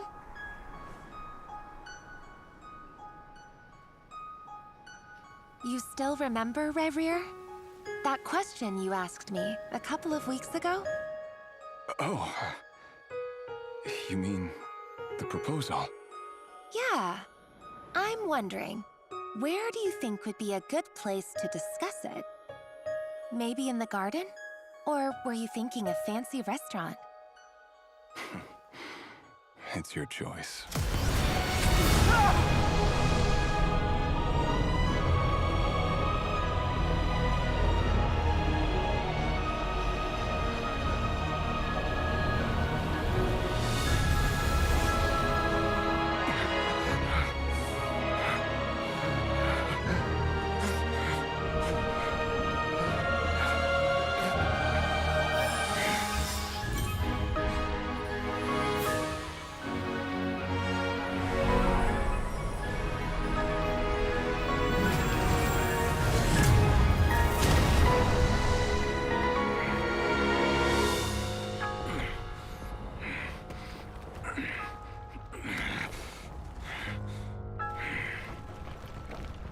I will find you.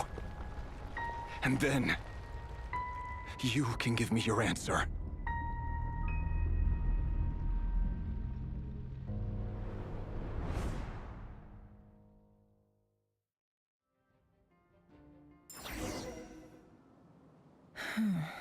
So that's how the Raker of Solnari was born.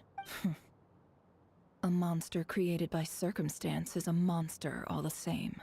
Viewing other people's thoughts for too long can get uncomfortable. Right now, I'm feeling a strong sense of loathing. In a nutshell, The story of Conria is what happens when the truth falls by the wayside. Everyone tells little white lies, and before long, you have a huge pack of lies that destroys everything. Phew. Time to get back. His past is filled with sorrow, but the tale of any fallen civilization is one of endless tragedy. Cruel as it may be, that was Conria's fate.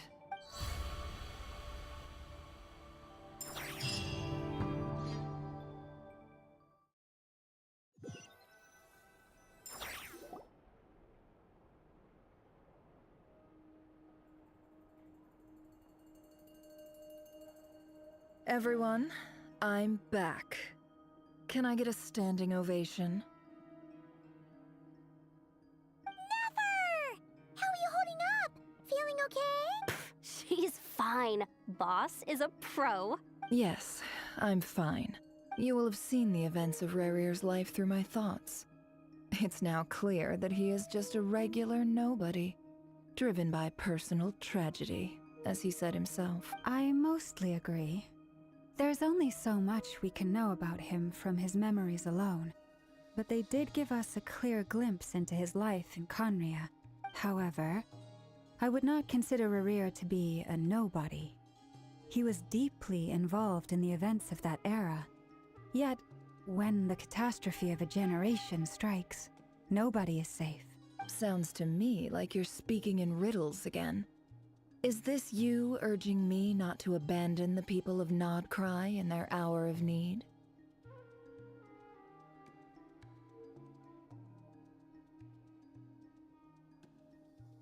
That's not what I meant. Although I do hope you choose to remain a part of the plan. Without you, the mission ahead will be all but impossible.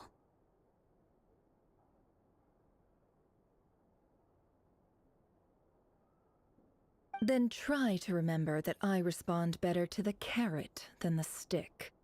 And I don't appreciate being bossed around.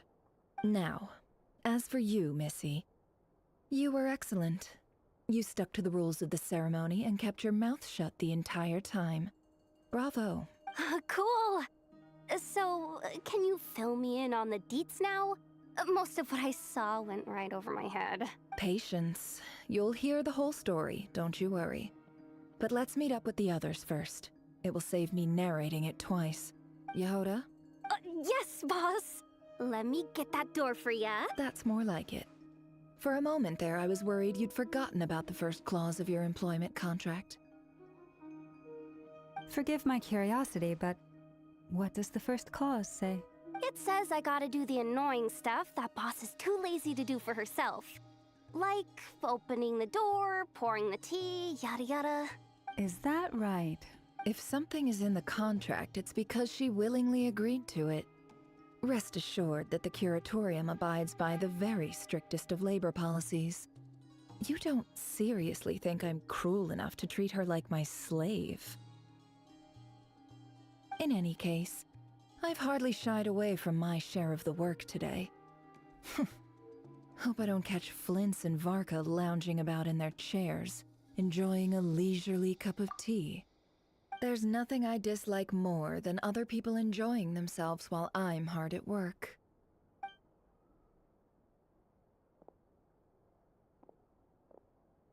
Oh no.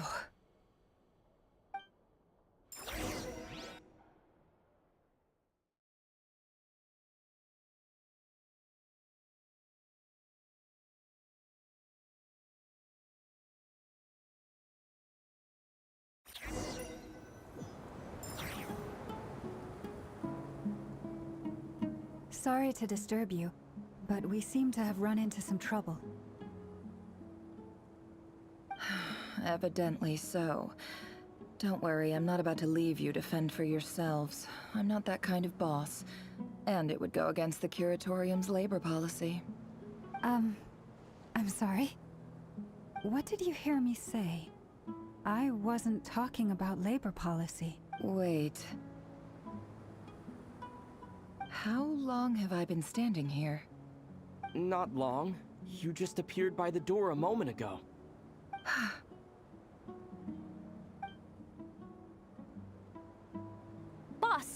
What's wrong? You look like you've seen a ghost. We've been tricked. We never left at all. Somehow I hallucinated that whole scene back inside the office. Hallucinated? But how? How indeed. This place should heed my will alone. All thoughts and actions that occur in here are just a result of pawns moving across the chessboard in a carefully calculated manner. And nobody has access to this chess set but me. So you control everything in here? More or less. But yes, it's a special technique of mine. Has anything like this ever happened before? Only once. It was the first time I used the chess set. Is there any similarity between what happened then and what's happening now? I suppose my thoughts are a little turbulent, which was also the case my first time. Is there anything I can do to help? The first clause of your contract clearly states that I only need your help with things that I'm too lazy to do myself. Meaning, you're not feeling lazy right now? Meaning, this is not something Yehoda can help with. The chess set is a personal treasure that I alone understand. I must be the one to find our way out of here. Boss, it's fine. Really. Let me do something useful. Oh, listen to you. Whatever would I do without you, Yehoda? What? Really? Yes, really. Where would I ever find another employee as obedient and servile as you? God forbid anything ever happens to you. Oh, okay. Well, anyway, I was thinking of fetching some water. There's gotta be a source around here somewhere. I suggest everyone finds someplace comfortable to take a rest. We gotta conserve our energy. Even though all this chess malarkey doesn't exist in a physical sense, mentally speaking, it's all real. And so is our tiredness and fatigue. You don't want to dismiss mental fatigue. Just because it isn't physical doesn't mean it's any less serious. But anyway, I got your backs, so don't worry about a thing. Don't I have the best employees? Jealous much?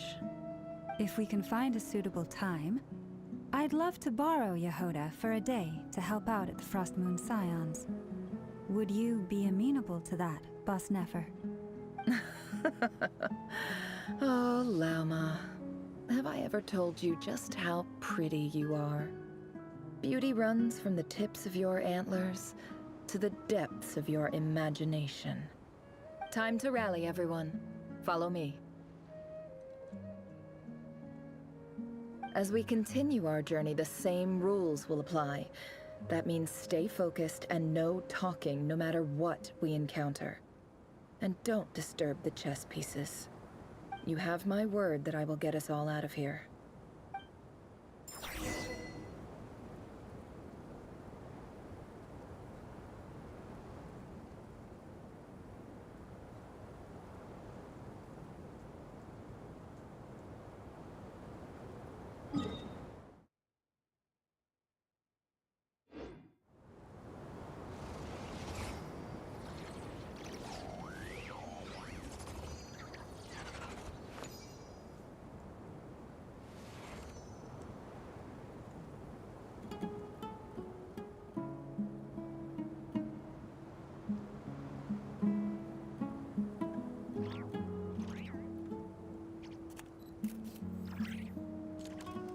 Why does Ashru sit up on the counter? To welcome our clients, of course. A kitty's gotta earn his kibble somehow.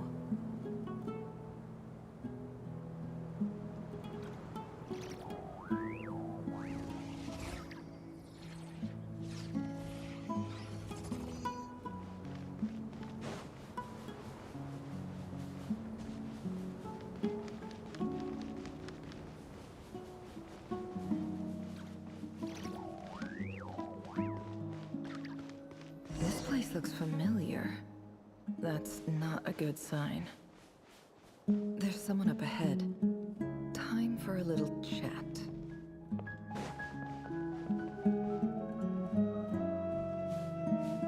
Wasn't expecting visitors at this hour. Wait, is that? Oh, it's him. There you are! Sinue's been looking for you all day. I think he has some news for you. Oh yeah? What were you doing just now, Uncle Retinue? Hiding away some more loose change? I know I saw some Mora. What do you mean loose change? Oh, come on, I'm too old for this. Just pretend you saw nothing.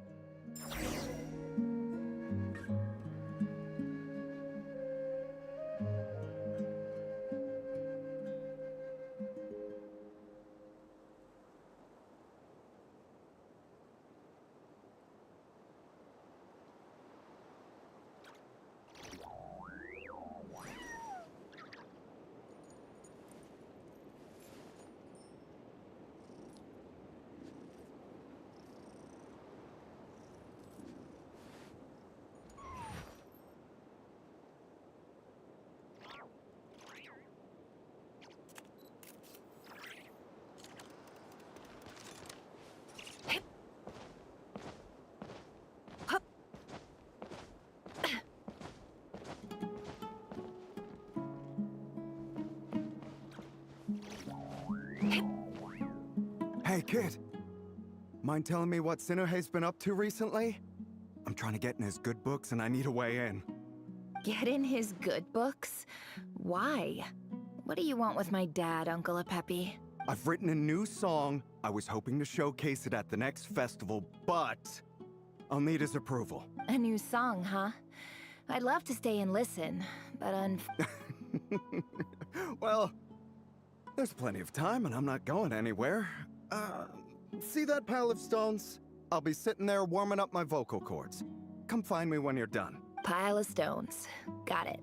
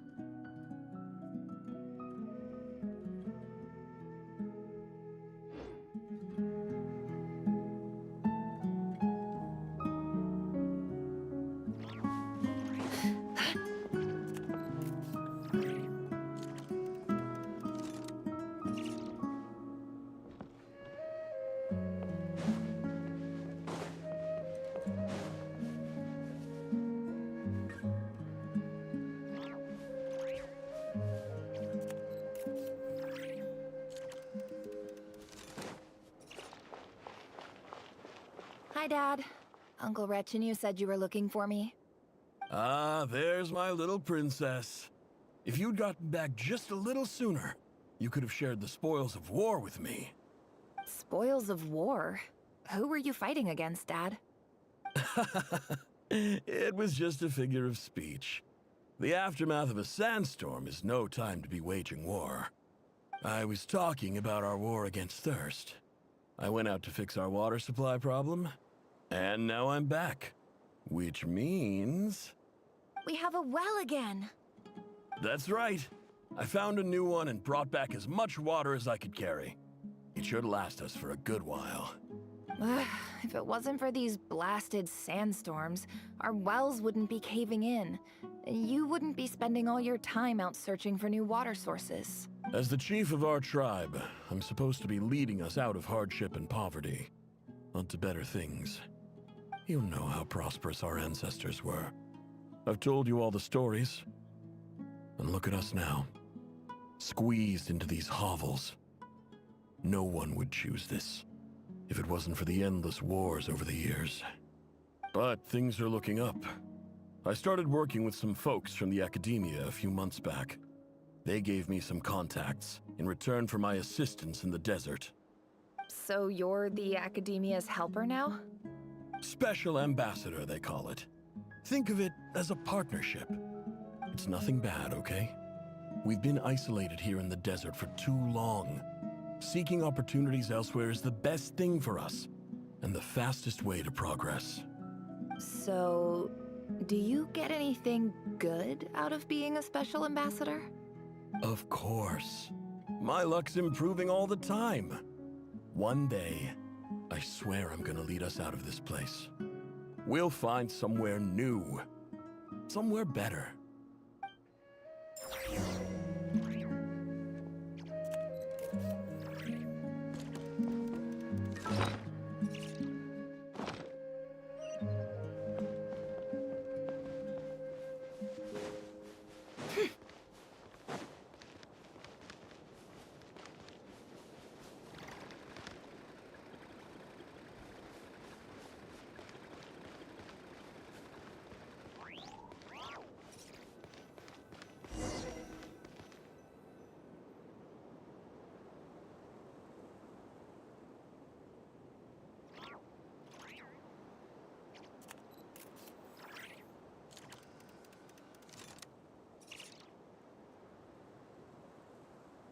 Emotions are like a raging torrent that surges through the mind. More often than not, if you try to hold them back, you'll be swept away by their unstoppable force. And if you try to ignore them entirely, you'll end up That's our well, and you know it. You stole from us. Well, you've gone from chief to thief, and now you have to face the consequences. Did you really think you could take our water without permission and get away with it? You're either brave, stupid, or both. And that Special Ambassador Act? Yeah, nice try. We spoke to the academia. They said it was all news to them. You're a liar and a cheat!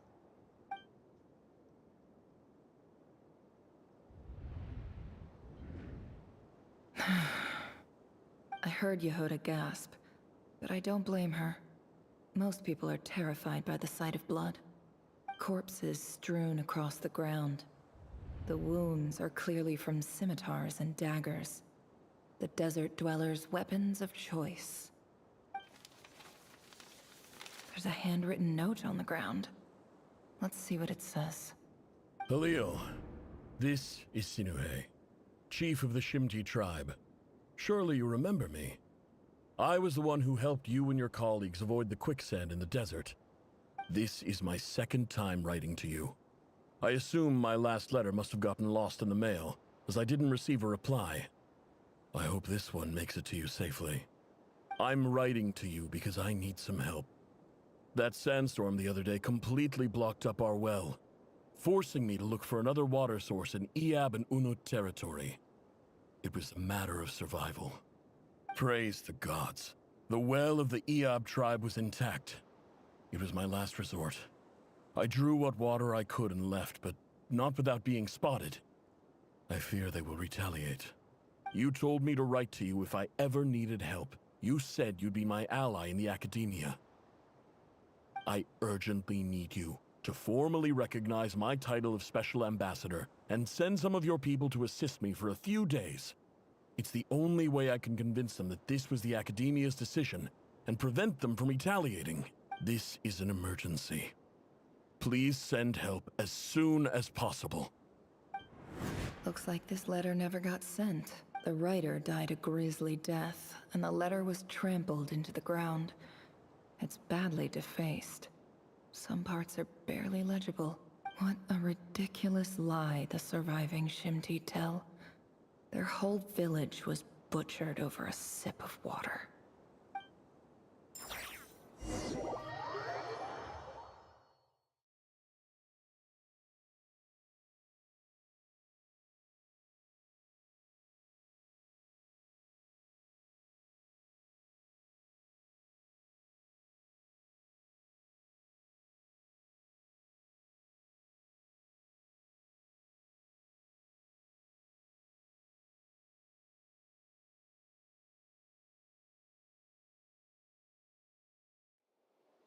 Ah, officer.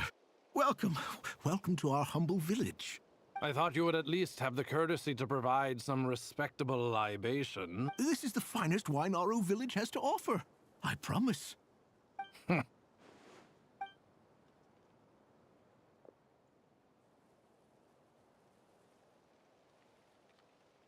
The Academia has agreed to reserve a single space for a candidate from your village. But I remain skeptical of this entire endeavor. I highly doubt anyone in this desert possesses serious academic potential. Please, have faith. If not in us, then in our god. The child we found shows great promise. I beg you, take her away from this place. Give her a chance. Don't let her talent go to waste. I don't recognize her. New arrival? She showed up here a few days ago, and we took her in. She's a really bright kid. Please help. I'm begging you. So, where are you from? Nowhere special. Just a sand dune. What about the rest of your family? How many of you are there? Just the one.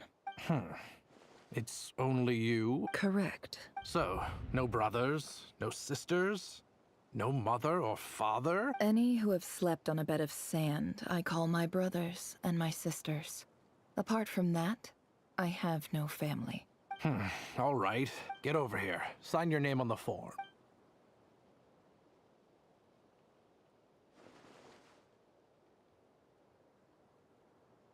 Never? You're rather fair-skinned for a desert dweller.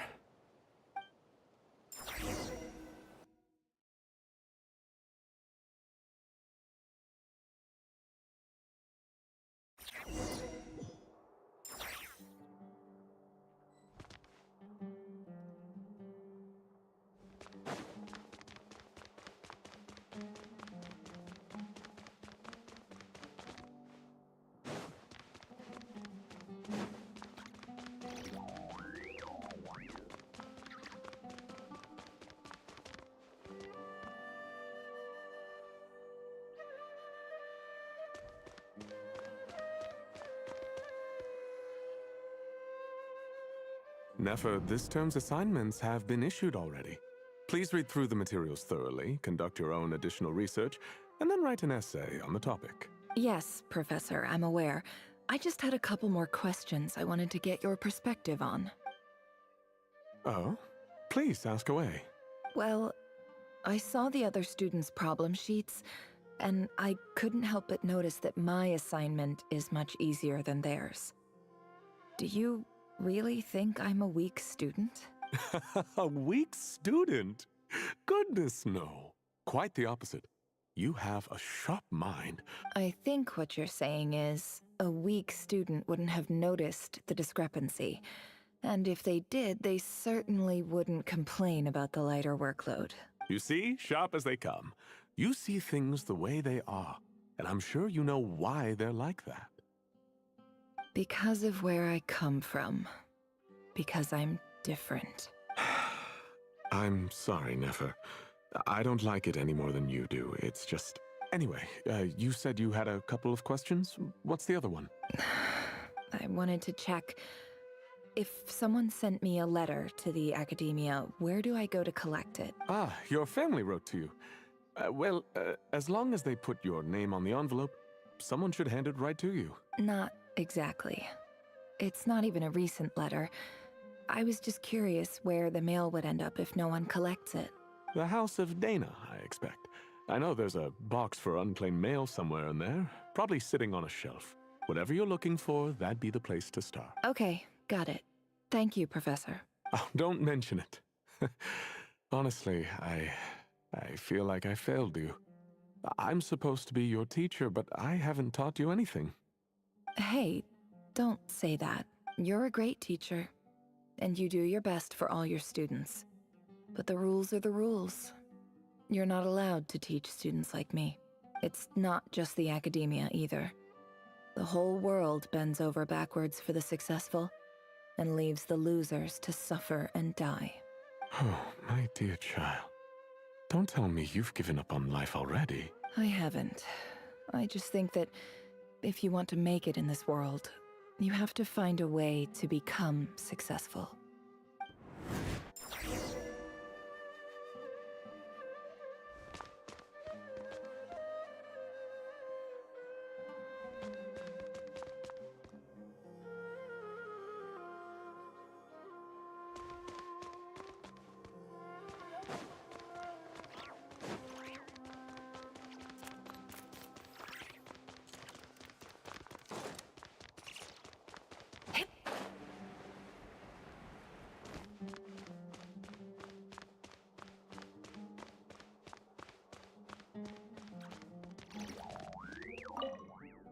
This must be it.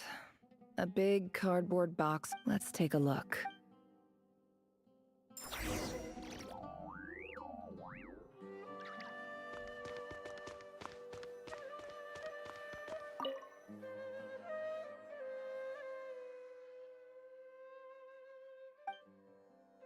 A dilapidation survey from Port Ormos.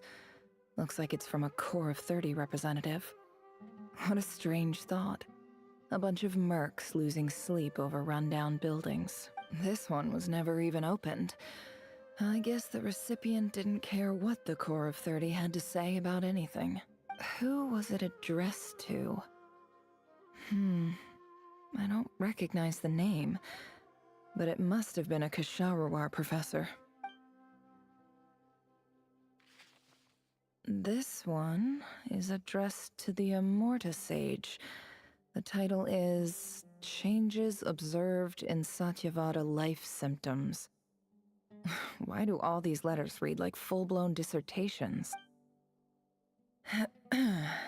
Guided by the incense, we became lost somewhere in the forest. All the barriers between levels of consciousness disappeared as our minds soared around in circles, looking for a branch to seek refuge on.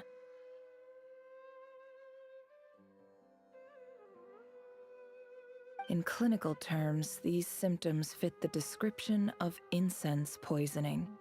The Immorta Darshan strictly prohibits the use of hallucinogenic substances, but I believe there are still people getting away with it. For example, my neighbor who always breaks out into song and dance after using incense. This seems like something the academia would want to know about. Why wasn't it collected? Wait, what's this written on the back? The note says, "The sender authored this letter while under the influence of mushrooms." I would send it back, but no return address was provided. Stamped by the Grand Conservator of the House of Dana. This next one is addressed to Grand Sage Azar. A few words of protest regarding recent changes in Sumeru's educational policy. In recent years, the academia has taken on a small number of students from the desert region, as per the policy to this effect. However, it appears to me that these students have not, in fact, been provided with educational opportunities that are, in any meaningful sense, equal to those enjoyed by their peers, as well as receiving dumbed-down assignments and perfunctory tutoring. They do not even have full access to the Akasha system. Education is the fundamental purpose of this institution, which should go without saying in a nation whose founding virtues are knowledge and wisdom. I ask you, is the lip service we pay to the policy of education for desert students truly the standard of pedagogy to which the academia aspires? As Grand Sage, policy decisions are your prerogative, but do not forget your roots. You and I were once students too, as was everyone else in this institution. I do hope you will give some serious attention to this matter. I encourage you to discuss issues like this with myself and others, and listen to some alternative opinions. Great letter. Shame it didn't get to where it needed to go. And the sender is... Huh? Sage Cyrus of Spontamod. I didn't realize anyone else even knew how bad students like me have it in this place.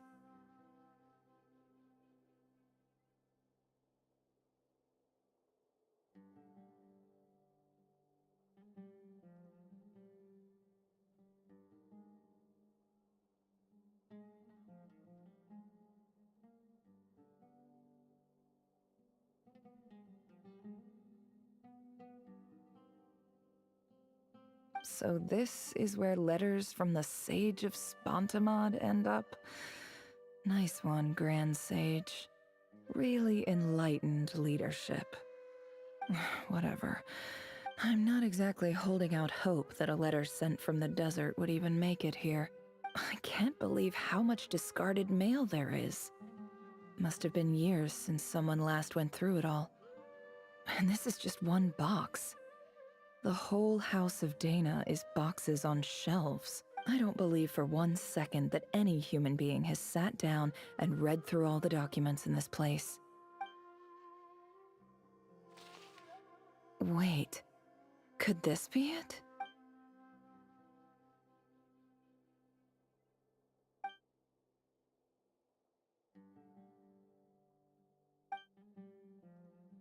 Greetings, Halil. My name is Sinuhe, chief of the Shimti tribe. I was the one who came to you and your colleague's aid when you ran into trouble in the Great Red Sand. I don't know how well you remember it now, but I brought you to safety and gave you some water and other supplies. You seemed very pleased and told me your name. In my tribe, learning a person's true name is serious business. And I therefore see you all as friends. You were kind enough to leave your contact details, so we could stay in touch. The Shimti tribe lives a harsh, nomadic existence in the desert. You were sympathetic towards my plight, promising to make me a special ambassador of the academia and help us find a way to make a better living. This brings me to my reason for writing. Our tribe has fallen on particularly hard times, and I would like to ask for your assistance. There was a terrible sandstorm a few days ago, which blocked up the well in our land. To ensure my people's survival, I had no choice but to venture into Iyab and Unut territory in search of an alternate water source. The Iyab and Unut are descended from the Thamudians, while we trace our ancestry to Tulatala. We worship the Lord of Flowers and have had relatively good relations with our fellow tribes up until now. I found a well belonging to the Iyab tribe. They declined to help us, but I really had no other option, so I took some water to keep me and my tribe alive. My actions are certain to incur their wrath. When we met, you assured me that you would be my ally in the academia. I would like to take you up on that offer, because I really need your help. That aside, the last time you were here, you mentioned that the academia had started accepting students from the desert, and I told you a little about my daughter, Nefer. We have next to no resources here in the desert, and my power and influence are limited. Would you From the outset, the academia never took you seriously. Those things they promised were just empty words. I doubt they even remember the name Sinuhe. And you were so emphatic that your luck had finally changed for the better. You swore you'd lead us to a better place one day. You spoke with such conviction, like you were the most powerful chief in the whole desert. You liar. You lied about everything. You promised the world and delivered on none of it. And who fell for it? Just me, by the looks of it. Despite your best effort. Which makes you a pathetic liar. You weren't even any good at it. I think I'll take over from here. Let me show you how it's done.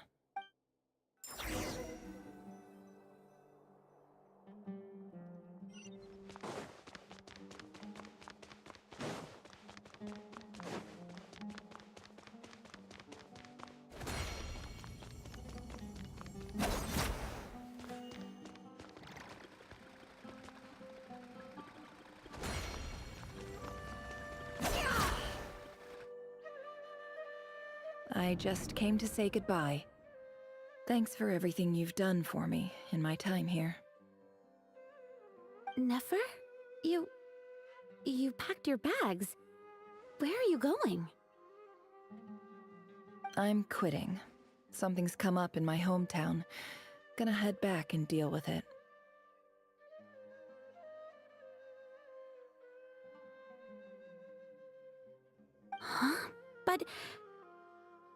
But this was a hard-won opportunity for you.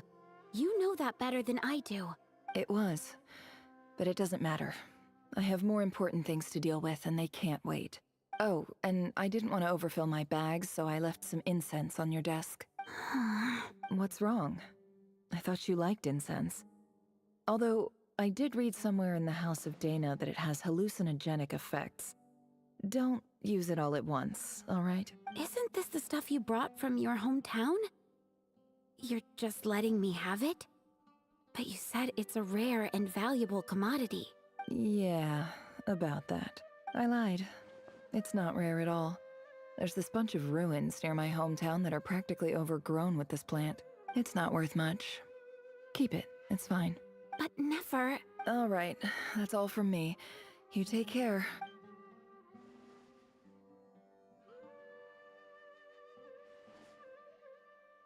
Don't forget me, okay? I mean, we're more than just classmates, right? We're friends. Yeah. I'll remember you. I lied again. That incense is worth a fortune, and it's a rare find even in those ruins. And as for remembering her, I have far too much to do when I get back. No time to reminisce. I'll be lucky if I even make it through this alive. But either way, I expect I'll forget you pretty quickly.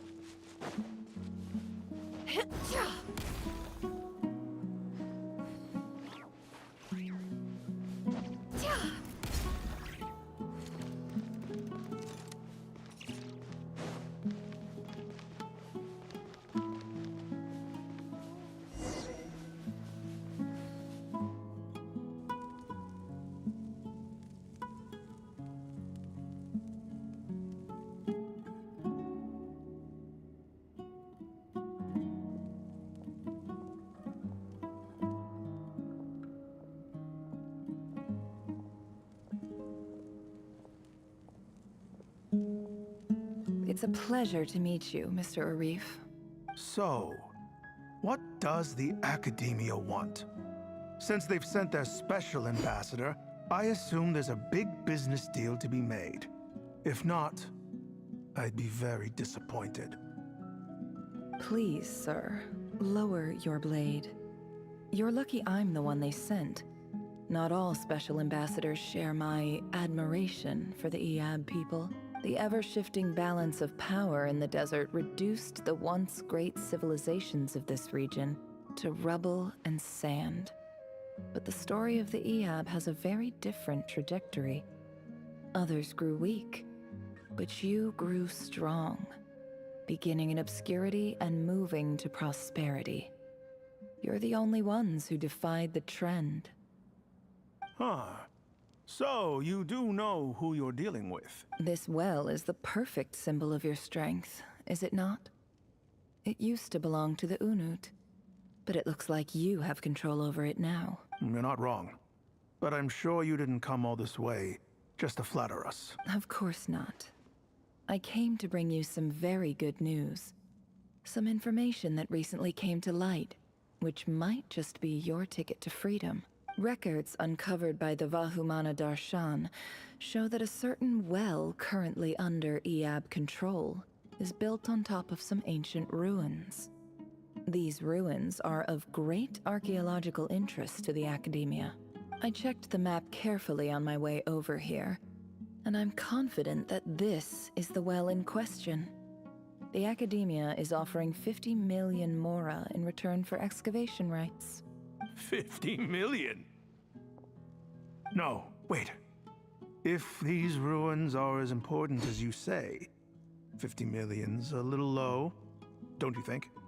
Don't get greedy, Eab. We know far more than you think.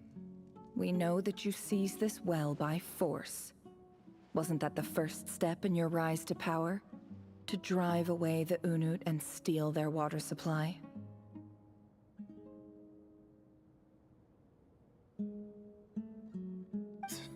So what if it was?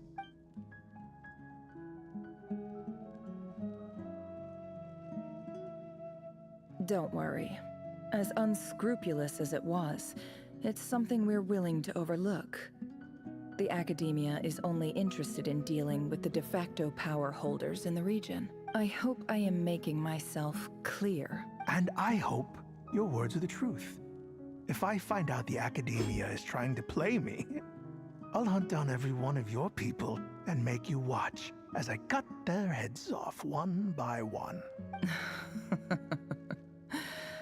I assure you, Chief, that would not be in your long-term interests. You don't want to make an enemy of the Academia. You see how I'm dressed, don't you? I appreciate that you've never been to the rainforest, but surely even you recognize an ambassador's attire when you see it. And what does a barbarian like you have to lose anyway? You really think the Sumeru Academia would bother to come all this way just to lie to you? We have more important things to worry about. All right, I take your point. The Academia is the highest authority in the land. I'm sure you're trustworthy people. In that case, we have a deal. We will sell you the excavation rights. I'd like to thank you, Ambassador. This is good news indeed. Excellent news. In fact, it calls for a celebration. Would you do us the honor of staying a while and enjoying some EAB hospitality? Gladly. I am partial to wine myself, and I trust you are as well, so let's indulge in a few drinks together, in celebration of this momentous occasion.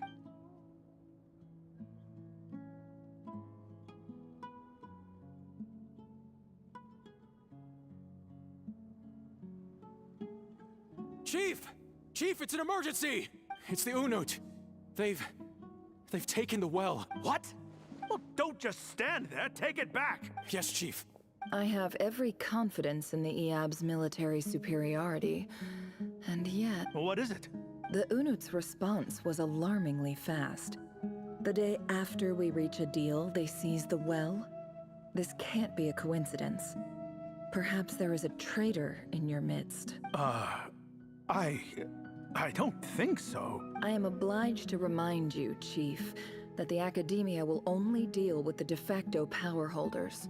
If you cannot regain control over the well, I'm afraid you won't see a single mora of that 50 million. No! Please, Ambassador, just give me some time.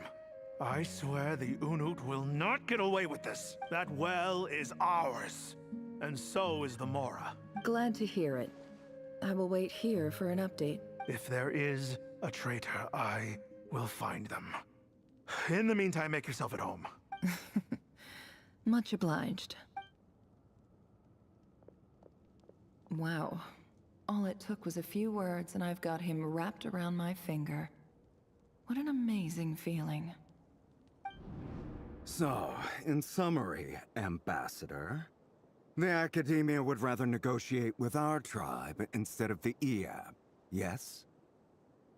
The EAB are ruthless murderers who don't listen to reason. And now they have the gall to interfere in our research projects in the desert region. So let me ask you, Chief.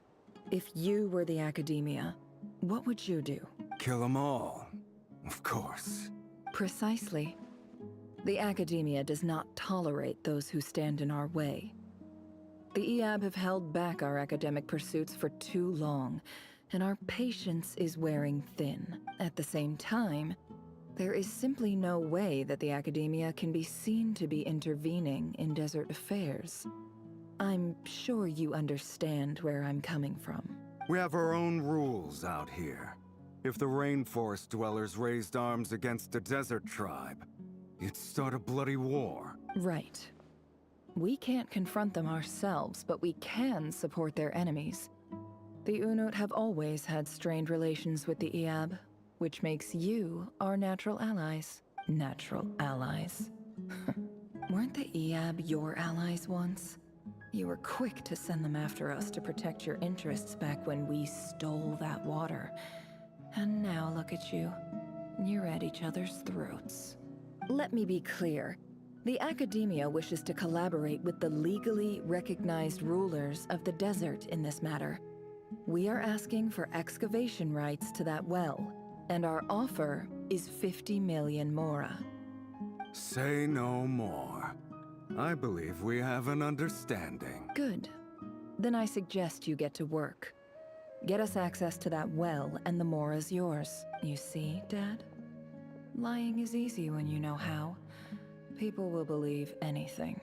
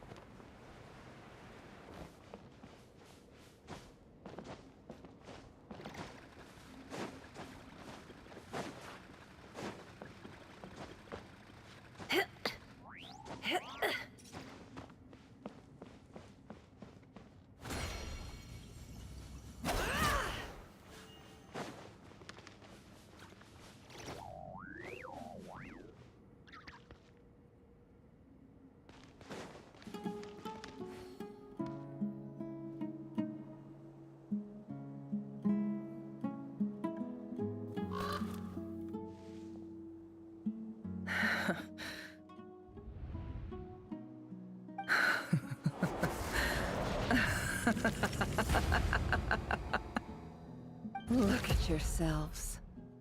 You may be vile, savage monsters, but your butchered bodies bleed like any others. You're no different. You're nothing special at all. The monsters who destroyed my home, they're just ordinary, petty human beings. What a joke. I think we're even now. Maybe I've even done the desert a favor. It's a better place without all these people around. Oh, Sinuhe, my gullible fool of a father. Perhaps if you'd been as ruthless as I was today, our tribespeople would still be alive. In this dog-eat-dog world, a chief needs to be tough to survive. But you couldn't do what had to be done. So I did it for you. Nefer, it's okay. All of this is in the past now.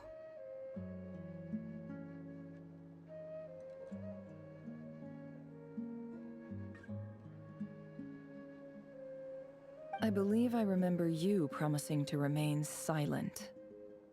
Yeah, but even so... Yehoda, is there anything you can do to ease the tension? Alright, time for a sharp turn onto a completely different topic. So, anyway, that's enough of that. When are we getting out of this place? Feels like we've been walking forever. I'm getting pretty tired. Oh, Lauma, you tired? Yes. If we can find somewhere to sit down, I could certainly do with a rest. It's not far now. There should be a temple just up ahead. Yes. Really? A temple? That's where this story ends? I guess that's how things go in the desert. Desert dwellers can never escape their destiny. Or so everyone says. I never wanted to believe it, but looking back now, I'm as desert as they come. You mentioned a temple. What's waiting for us there? My biggest trade secret of all. Ah. Then I'm guessing it's where you got your power from. The power to peer into other people's minds. I didn't know you were clued up on any other religions. I'm no expert in the history of Sumeru, but since you come from the desert, I would imagine it has something to do with King Deshret. Sounds impressive.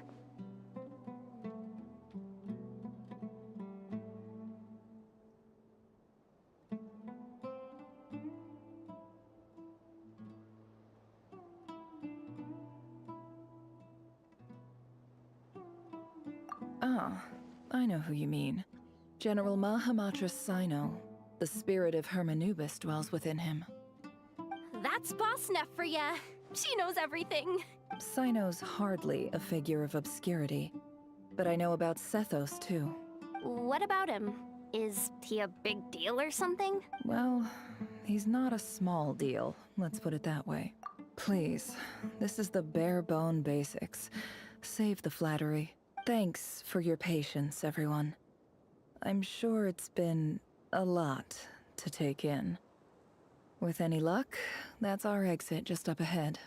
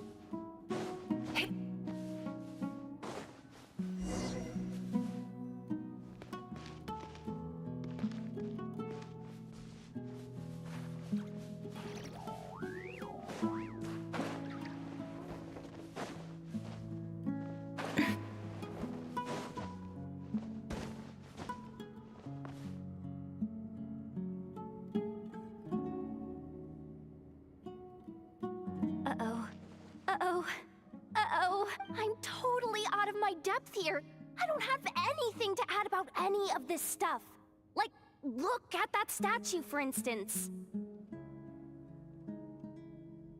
I want to do the whole name-dropping, this girl knows her stuff thing too, but I've never seen anything like it before.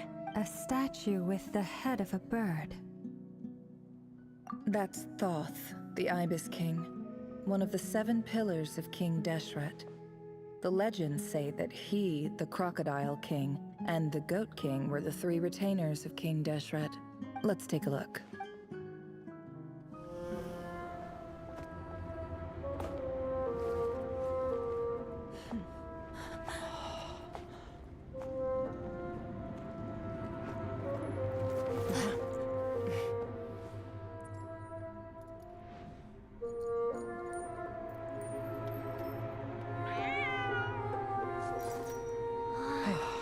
It's just Ashru. So, all is well?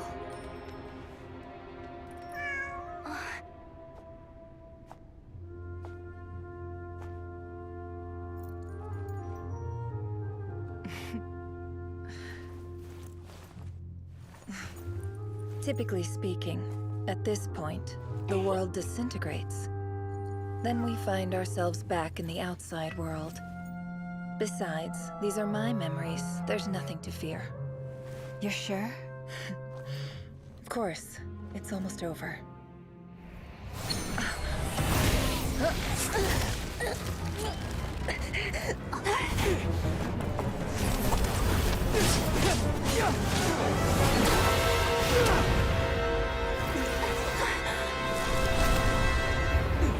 Never! Hey! Hold on!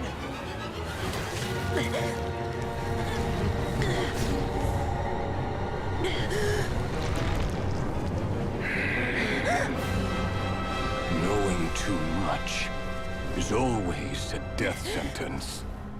Speak for yourself.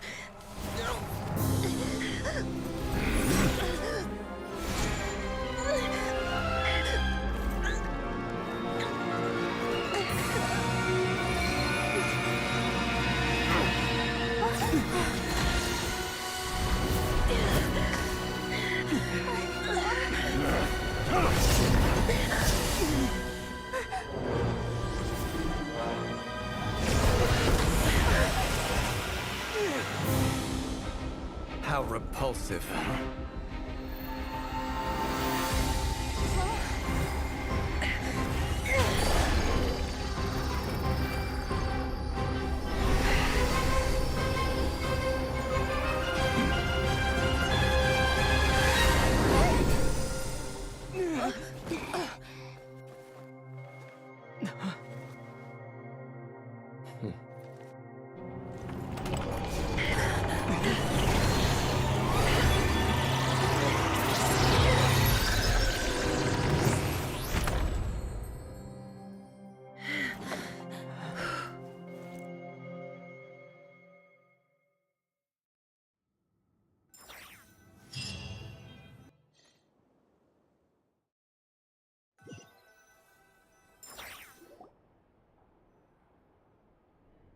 timed that pretty well, didn't I?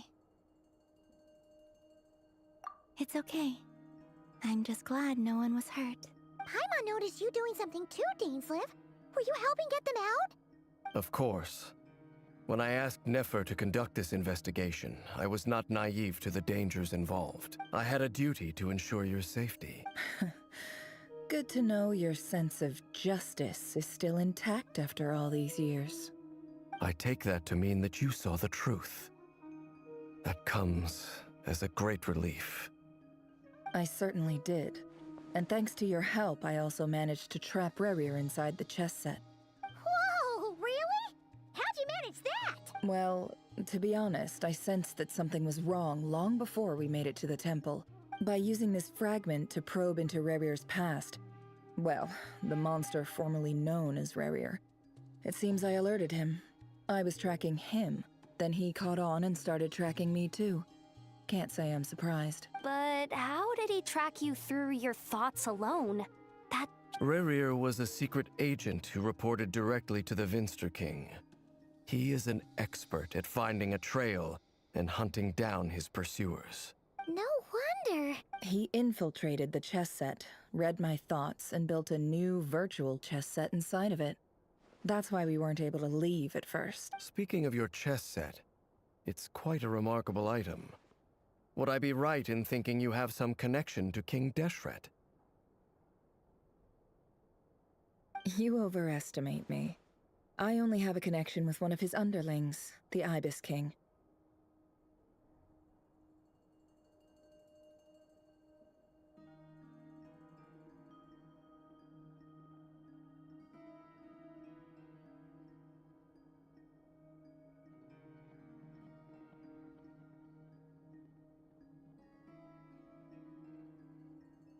You all saw how this came to be. A long time ago, the Iab massacred my tribe, the Shimti, in our home village.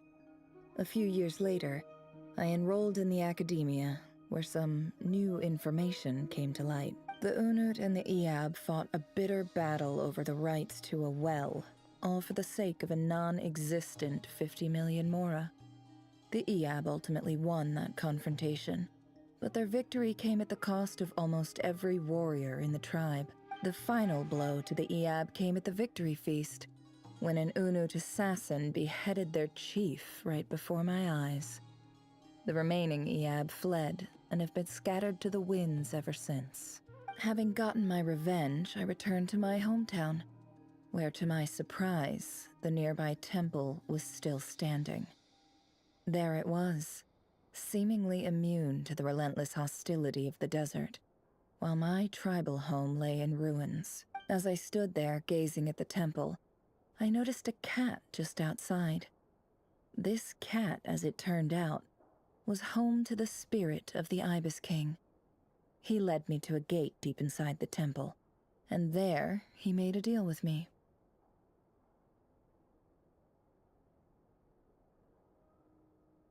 This chess set is my gift from the Ibis King. The chessboard within is made to the same specifications as the one in the mausoleum of King Deshret, and represents his power of piercing analysis. With this chessboard in its container, I gained a certain ability to perceive hidden secrets. Now, you could conclude that the Ibis King simply wanted to give the people of this world the power to seek the truth, but I don't believe that's the full story. Every god plays favorites. Their hearts are as fickle as any human's, full of secrets, perversions, egotistical tendencies. But precious few gods are willing to admit this. It is the same with all powerful forces, including fate itself. Their gaze falls preferentially upon a select few. As you rightly point out, this is an act of favoritism. If you're alluding to the Abyss, then yes, I agree. Gather the others. It's time to share everything I've learned.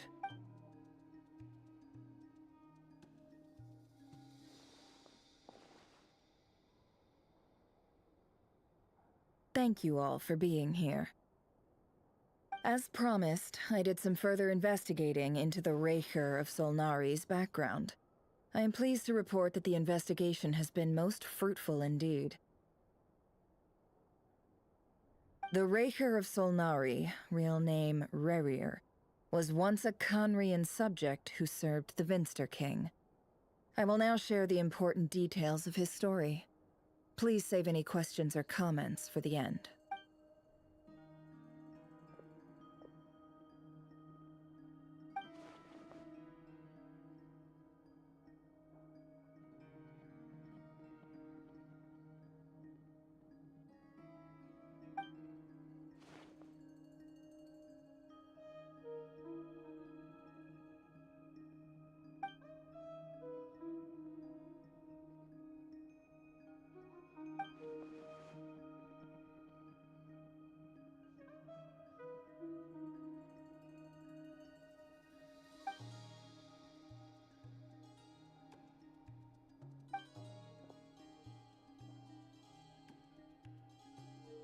So that's why he's so obsessed with the moon. A tragic tale, to be sure. But it does not excuse his many transgressions. No matter how much Rerir suffered in the past, the fact remains that he is what we know today as the Wild Hunt, wreaking havoc upon innocent lives in Notcry. He becomes more dangerous with each passing day. If left unchecked, it is simply a matter of time before all of Teyvat suffers the consequences. This is a threat that the Knights of Favonius cannot ignore. A question for Miss Columbina. Forgive me if this is presumptuous, but have you ever seen the spatial gateway that appeared in Rerir's memory? Never. But I have heard stories of something called the Moon Gate, and this seems to fit the description. Miss Lama, any thoughts on this? In the lore of the Frost Moon Scions, the moon is believed to hold many secrets. Some sources speak of ancient knowledge, others of a gateway to the unknown. The term Moon Gate is one I have heard before, but as is the case with all of our legends, there are no records of any first-hand witnesses. We cannot know whether it truly exists. Then back to Miss Columbina. As a moon goddess yourself, do you have some idea of where the Moon Gate leads to? Not at this stage, sorry. I do hold the power of the Frost Moon, and my strength is recovering well. I can sense that the gate would open at my command, but... But there's more to the power of the Frost Moon than that? Yes. A moon goddess has the right to open the Moon Gate, since it is a path to the moon. But as never mentioned, holding open a spatial gateway takes a huge amount of power. And right now, I need to conserve my energy to fight the Raker of Solnari. I'm afraid this is one mystery we may have to leave unsolved for now. I agree. Better to save your strength. But if you'll humor me for a moment, I have a bold conjecture of my own regarding the world beyond the gateway.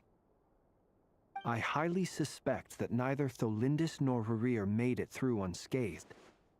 The evidence pointing to this is the fact that the Raker of Solnari exists in the form of countless fragments.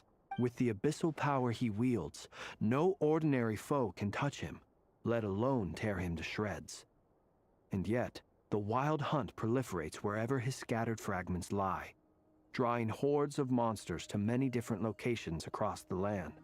So your theory is that Rerir was physically torn to shreds by some powerful force? Hence, why the Wild Hunt is a distributed phenomenon, rather than a unified one? Makes sense to me. Explains why the Wild Hunt is so pervasive, and why he's been trying to piece himself back together. He was whole to begin with, and he wants to be whole again. Without the power of the Abyss on his side, he almost certainly would have perished the moment he was torn apart. But the Abyss, much like a curse, has kept him alive. I could not agree more. The power of the Abyss is most surely a curse. It is a compelling explanation, and one that accords with my present understanding of Abyss creatures. Whether the life form in question is primitive or advanced, if a curse has extended its lifespan unnaturally, it will continue to survive in spite of everything. This raises some interesting questions. I will run some experiments and see if there is any validity to my suspicions. That being said, regardless of whether my research bears fruit, I would like to thank Miss Nefer for conducting such a thorough investigation. Already, it has greatly enriched my understanding of the entity we face. My pleasure, Mr. Albedo. I too hope that the information I have shared today proves useful as we look to formulate the next stage of our plan. Hey! What is it, Dainsleif? You look really upset! It's just... when I think of the man I once knew as Rerir, I struggle to understand why things had to turn out like this. The two of you used to be friends, didn't you? I don't know if these words will bring any comfort, but my heart goes out to you. Mine too. We can never know all the hows and whys of the way things are. The moon and stars are full of untold secrets and lies, and the skies are host to many more mysteries than these alone. Yet, none of that can begin to compare with the complexity of human life. Those are the first comforting words I've heard in a long time. Thank you, both. Well, I think this is a good place to end today's meeting. I'm sure Nefer needs some time to recover. She's been through an awful lot today. That's very thoughtful of you, Llama. Of course. Sounds good to me. Take some time to rest and digest before we reconvene to nail down a plan.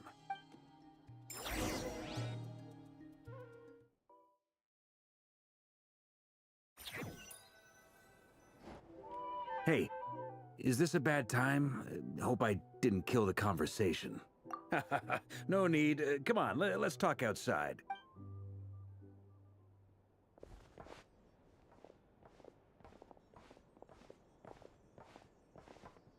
Anyway, Nefer went back to the curatorium to get some rest. But before she left, she shared some things with me that I thought you should be aware of. Firstly, although she managed to trap the Raker of Solnari inside her chess set, there's no guarantee that the power of the Ibis King is any match for one of the 5 sinners. Their powers are beyond our comprehension. It's only a matter of time before he finds a way to break out. We have to come up with a plan and take care of him before that happens.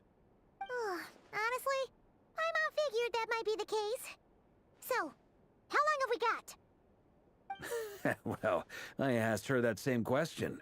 She talked for a long time, but for the most part, it seemed like she was trying to convince me how precious her chess set is.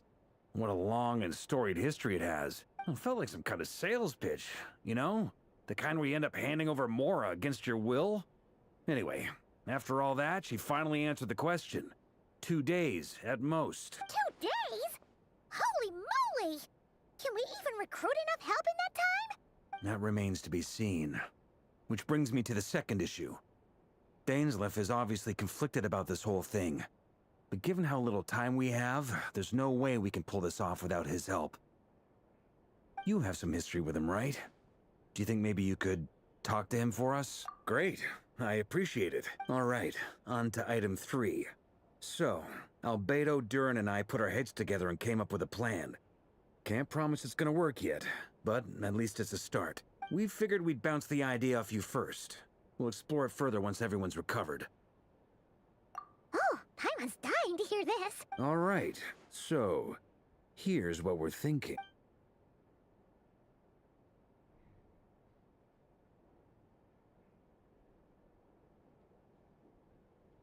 We felt a little uneasy about roping you into this. I mean, firstly, you're not locals, and secondly, none of us are your boss.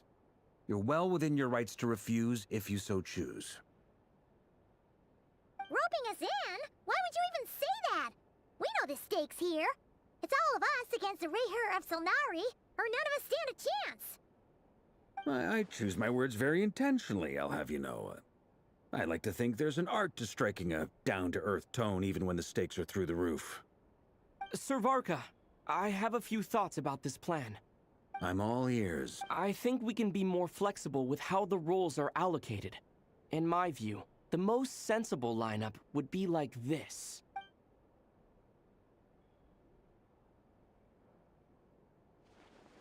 I see your point, yeah. But if that's how we're going to approach this, you'd better make sure you're ready. To be clear, I don't doubt your abilities. Far from it. I just want to make sure. Are you really willing to take all this on? I want to do everything within my power. The Ray Hero Solnari is a truly fearsome opponent, and if I do my part, it'll greatly reduce the risk for everyone else involved. Well, that tracks with what I've heard. Jean's mentioned in her letters that you're so diligent it's almost abnormal. As in, most people weigh up the risks and rewards in situations like this. But you seem to just march towards danger without a moment's hesitation. Of course, everyone appreciates a fearless pioneer. But all that aside, I'm the Grand Master of the Knights of Favonius, and you're our honorary knight. I want to make sure your courage doesn't come at the expense of your safety. Thank you, Sir VARKAAA. I should be the one thanking you. It means a lot to have you on board. I'll give some serious thought to your suggestions.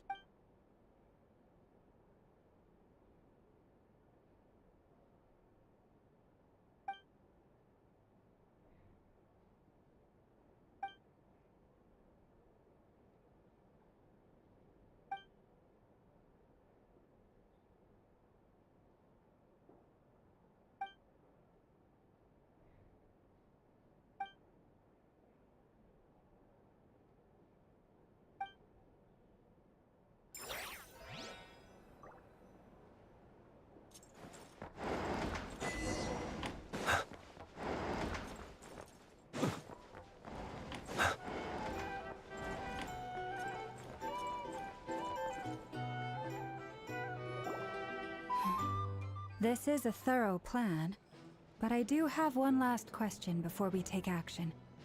How can we be sure that our enemy won't leave the designated area? Great question. Albedo's been hard at work analyzing Rarer and the Wild Hunt's behavioral patterns. His conclusions are as follows.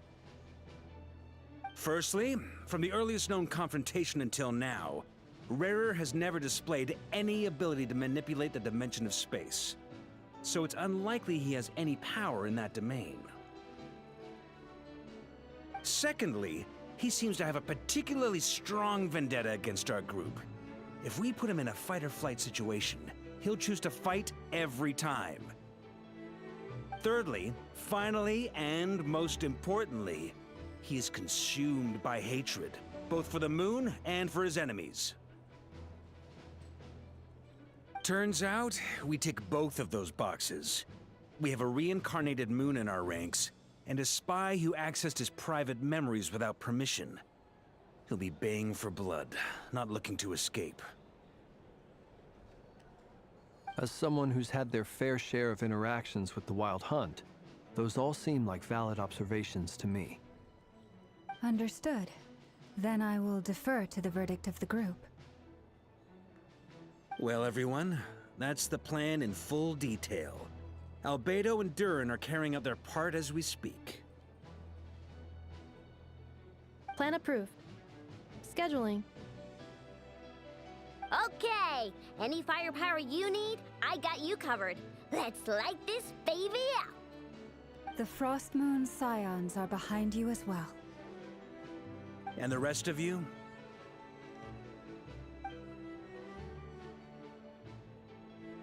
No objections? All right, then it's settled. This is the plan we're going with. Next up, an old tradition of mine. Anyone who wants to back out, now's your chance. Wait, we can still back out of this? Everyone says things they regret, right? I don't want anyone feeling trapped because their mouth said yes before their brain had time to think things through. A very people-first approach. I hear that's common practice in the Knights of Favonius. Heh. Who'd you hear it from? D-Luke? Shh. We don't use people's real names at work. This contact will be known only as Owl, please and thank you. This plan can only work if everyone does their part. Flint's and I will absolutely support it. We shall indeed. You'll be glad you accepted our help. Also, you are the last person I expected to see here, Miss Dory. It's not often I get called Dory in a work context. My peers usually call me Lord Sangama Bay. So, the longer your name, the higher your net worth. Is that the idea here? In that case, Mr. Flint's here must be worth a fortune. That's right, I know your full name. The walls are thin here. I'd appreciate you keeping that a secret. Okay, fine. Ugh, I'm actually only here as a favor for someone else. Do you have any idea how much it would cost to hire me otherwise? Oh, does this mean someone out there actually has the power to boss Dory around? It most certainly does not. We have a long-standing and mutually beneficial business partnership. She's actually the mom of a friend of yours.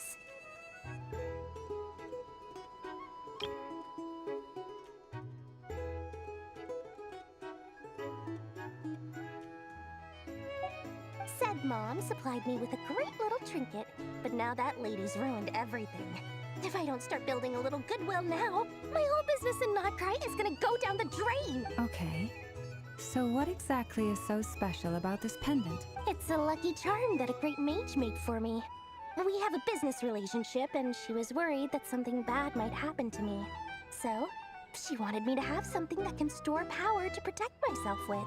I finally got it all fully charged up with Kuvaki, and then never went and used it all up at once! Never lost so big in my life! You're right. It was all my fault. I didn't mean to drain all the Kuvaki in the pendant, but I'll make it up to you.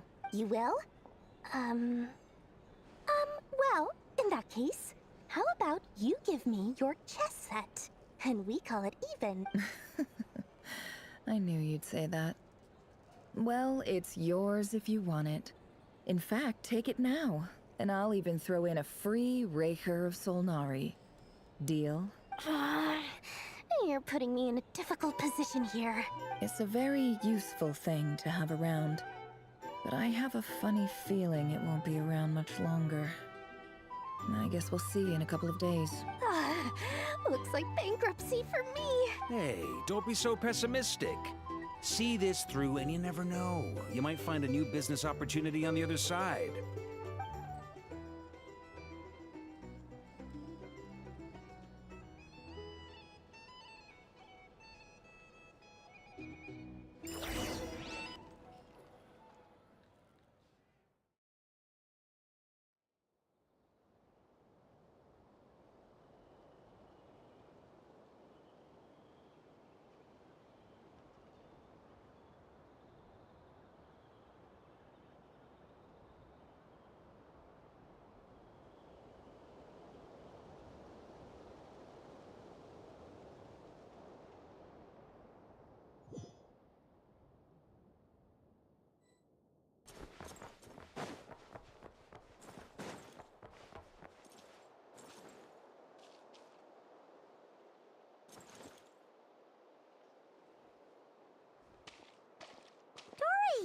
How are things going?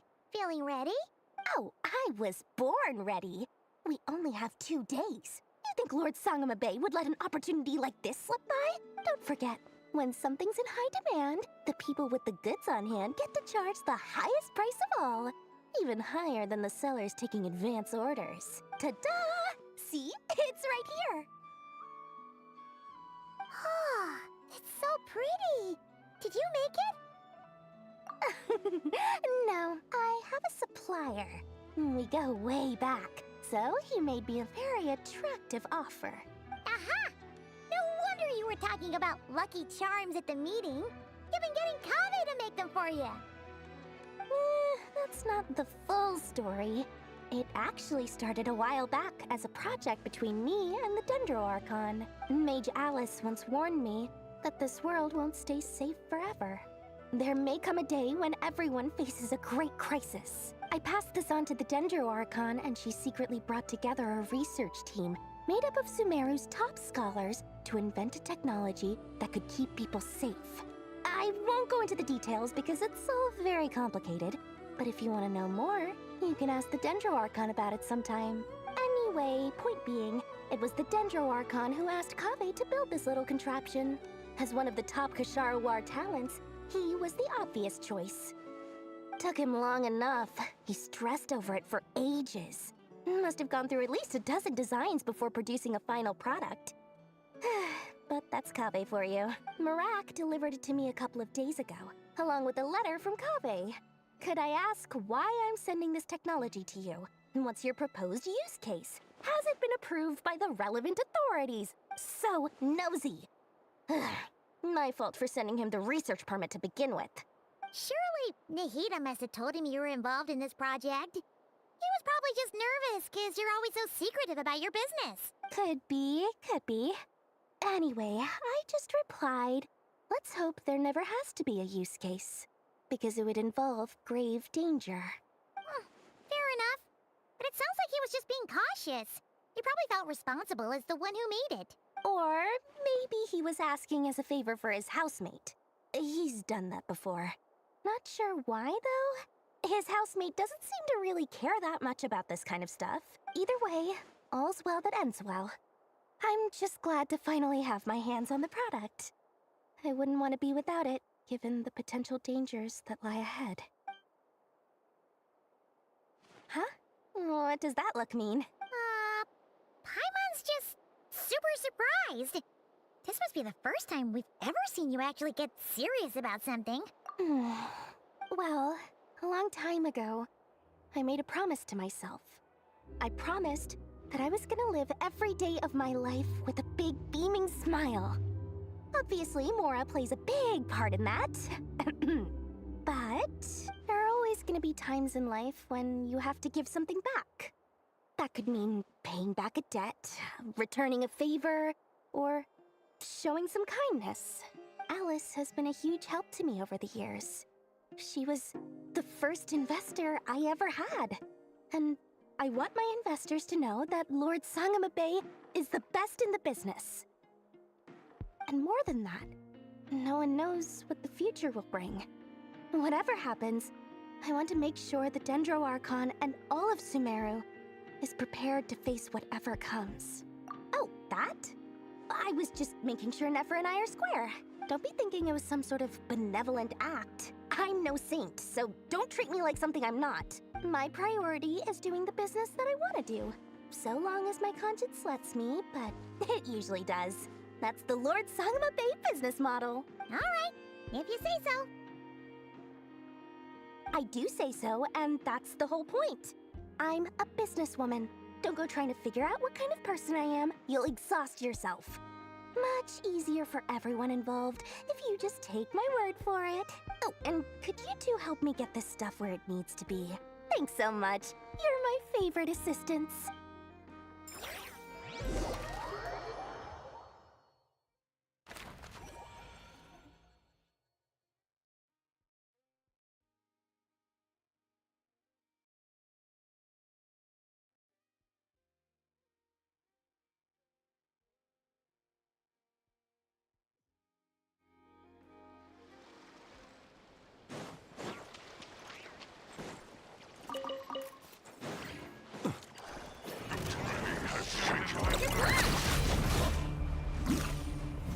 Tell me what you see. Be free.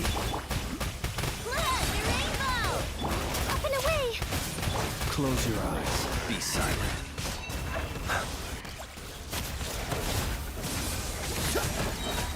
Observe. Night falls.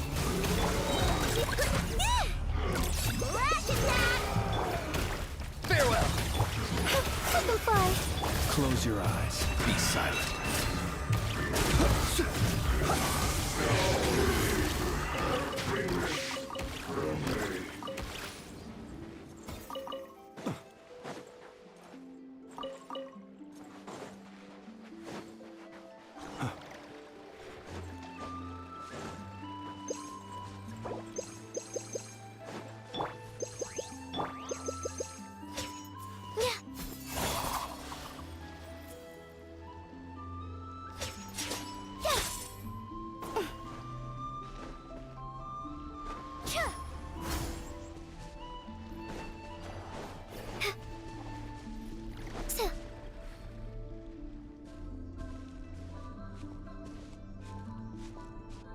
Traveler, Paimon. It's good to see you. Everything going smoothly over here? Sort of. As you're probably aware, VARKAAA, DURIN, and I captured some abyssal creatures from the Wild Hunt. Per the plan, we dissected and analyzed some samples of these creatures. The process went very smoothly. The findings, however, come with some troubling implications. What? You can actually dissect the Wild Hunt?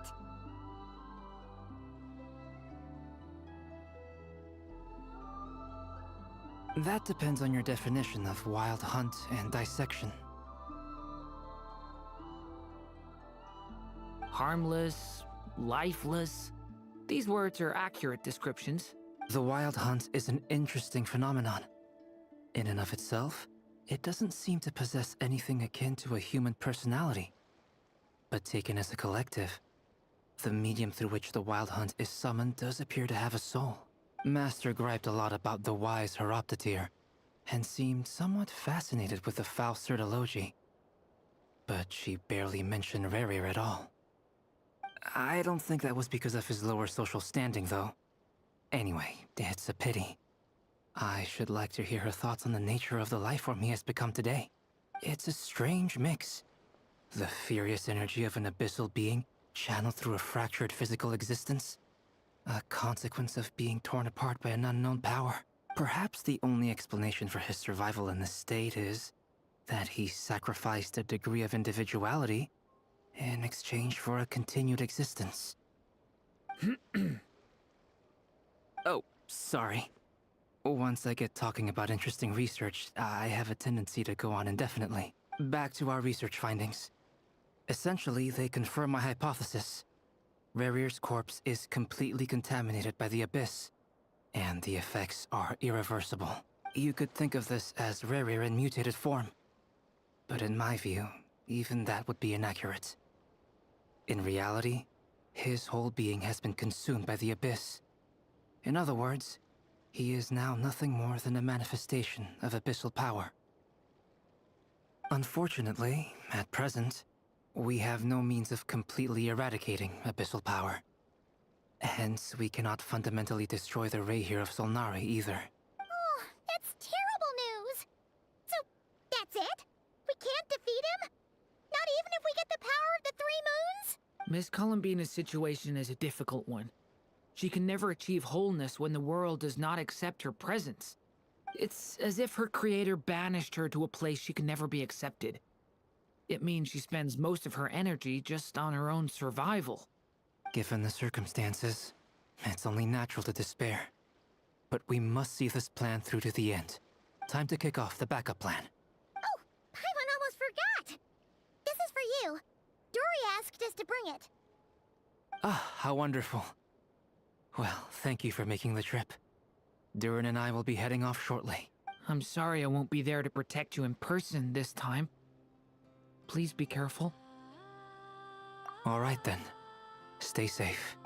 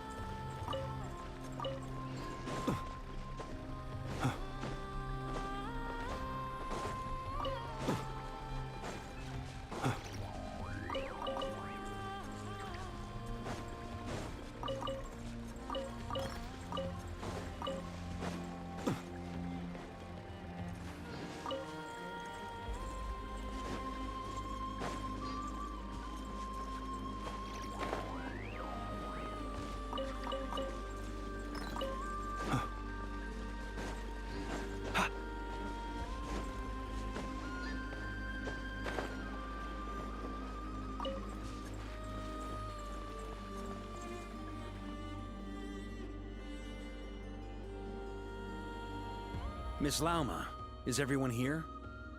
Yes. The fate of my flock is in your hands, Grand... My lady. What are you saying? Within the next 24 hours, we will face the biggest crisis the world has ever seen. This is not a burden that we deserve to bear. but I believe that we reap what we sow in this life. So I intend to act. I must do what I think is right for me. That means fighting for the future of Nodcry. This gentleman is the Grand Master of the Knights of Favonius, VARKAAA, Knight of Boreas. In my absence, please follow his lead. Hey, everyone. Guess I should introduce myself. Well, to start with, I know my way around a battlefield. The biggest strengths are honesty and hard-workingness. Anyway, point is, I don't intend to let Lauma down. I'm gonna do everything in my power to keep every last one of you safe and sound.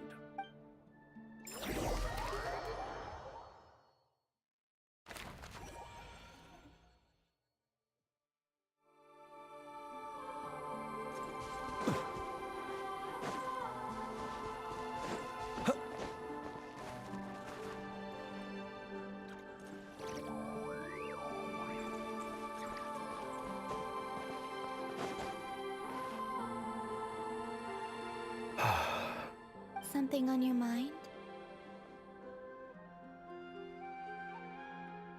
Miss Columbina, was it? I believe that's how the others addressed you. That's right. Names are funny things. Have you always been called Dainsleif? Yes. I take it your own name has a more complicated history. I have a different relationship with names than other people. To be honest, I'm not even sure that Columbina is my name. At least, not in the same way that Dainsleif is yours. But it's what everyone calls me, and I go along with it. A lot of my life has been that way. I get so used to things that I forget to question why they are so.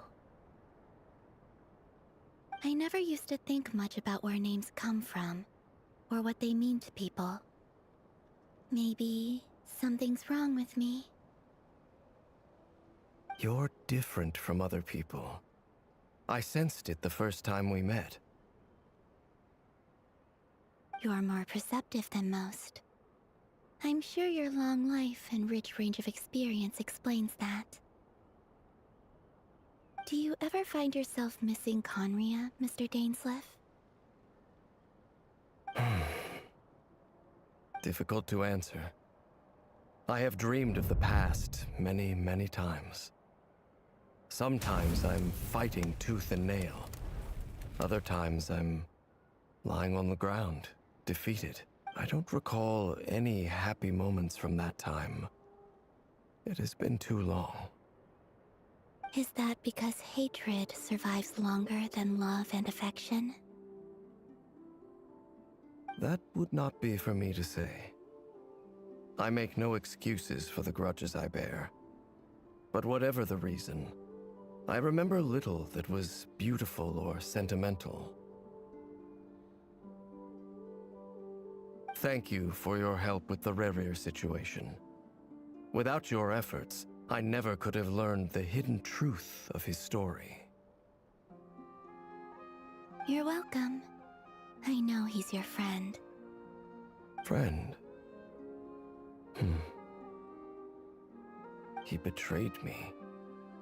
And I never really understood what he was going through in life. Some friendship, that is. Okay. So, do you plan to fight him with us?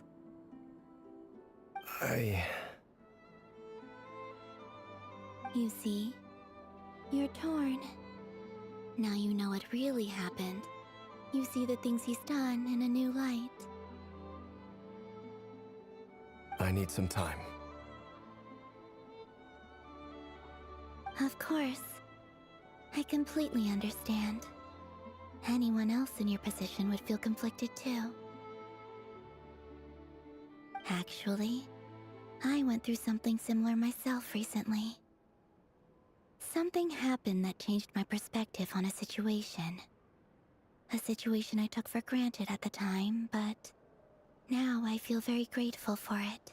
You mean the Harbingers who still support you, even though you've left the Fatui? Yes. I always thought they were only helping me because Harbingers are forced to work together. But then I abandoned them. A warrant was even put out for my arrest. And even now, they still support me. Which means I was wrong about them all along.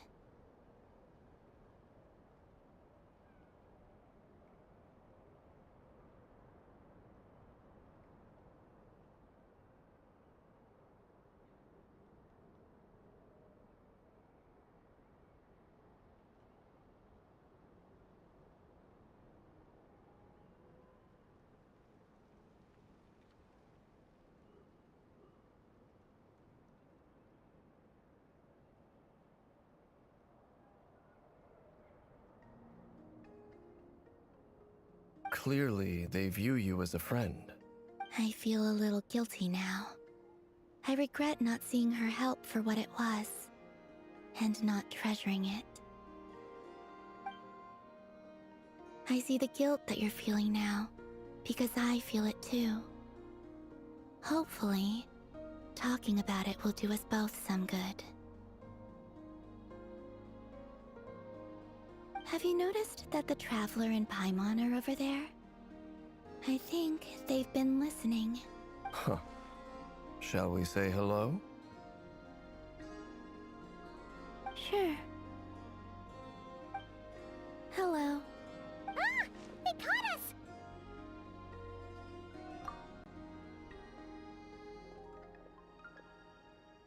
I apologize for making you worry.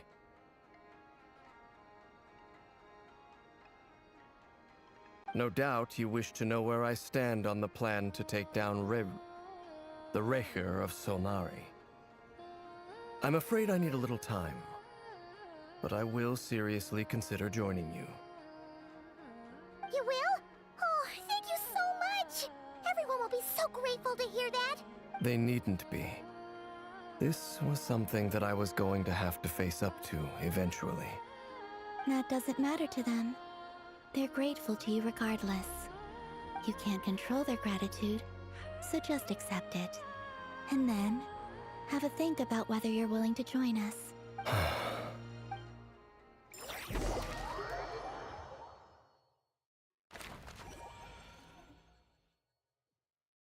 It's nearly showtime! Let's go rendezvous with the others. You know the place.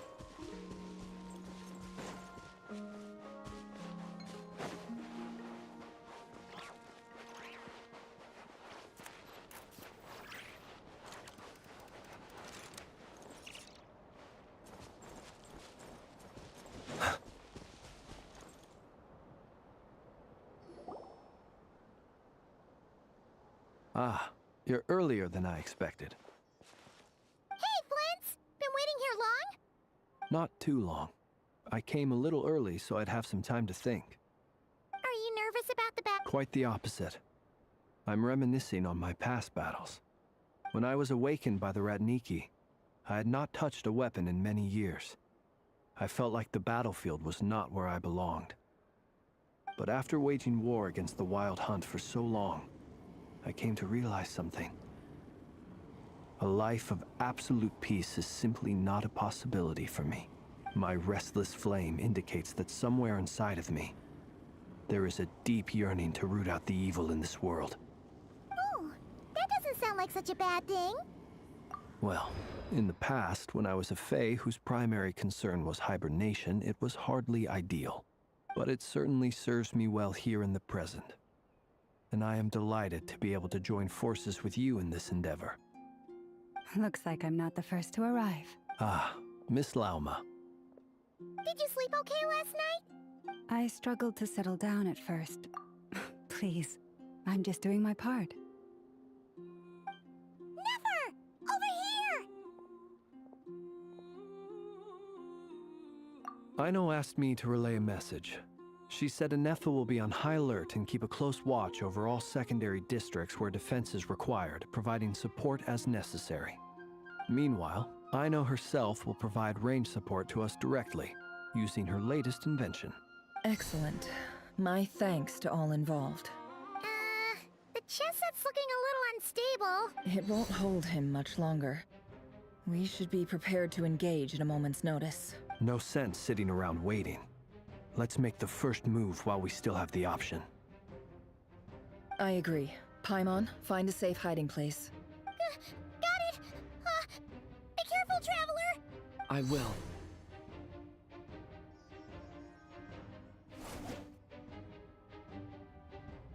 Everyone, take your positions as soon as the battle starts.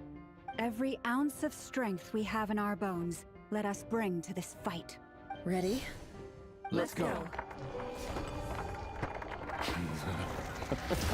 I've seen all your futile ploys before. You have become the authors of your own demise. I wouldn't be so sure about that.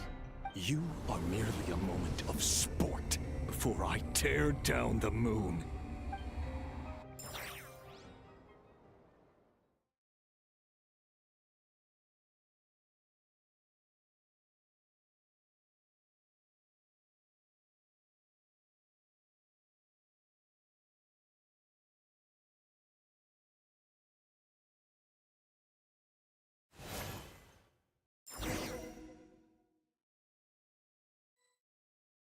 Stay on your toes. Yep, you too. You're just me.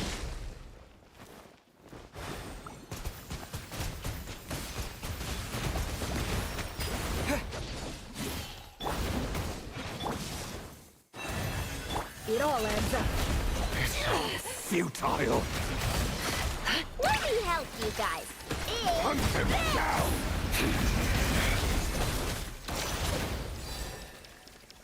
Can't hide the truth.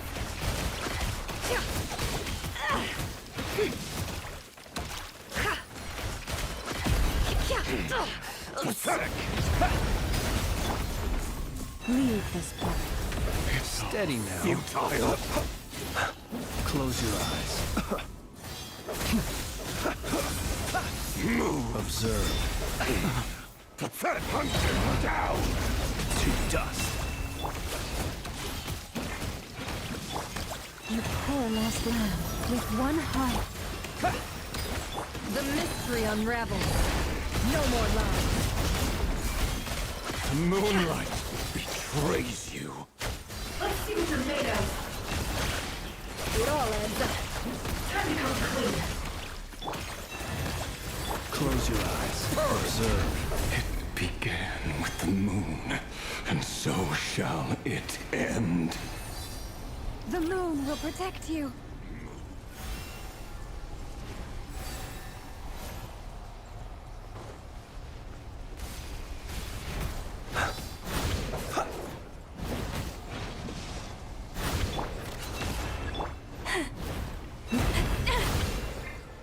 Close your eyes.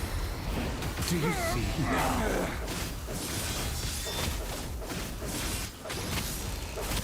Be silent. Careful here. When will it be as you foretold?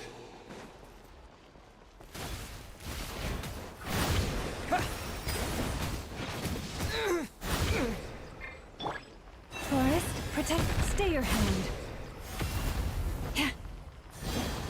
Your foul spirit is not welcome here.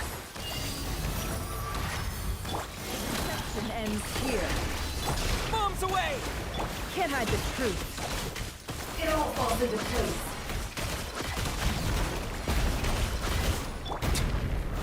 Beware the creatures of the night.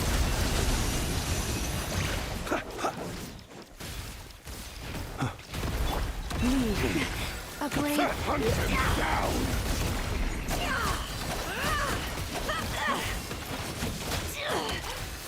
No more lies. Hunt him down!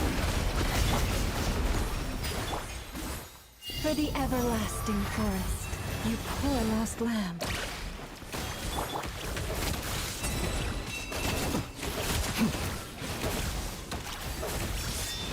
Fear the dark. The Futile! mystery unravels. It all adds. Time to come clean.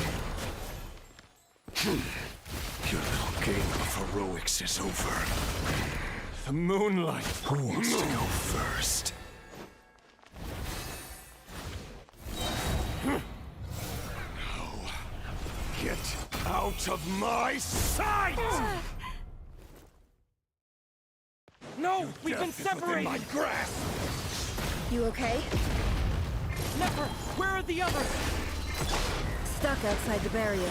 I guess he really doesn't like us. I told you before.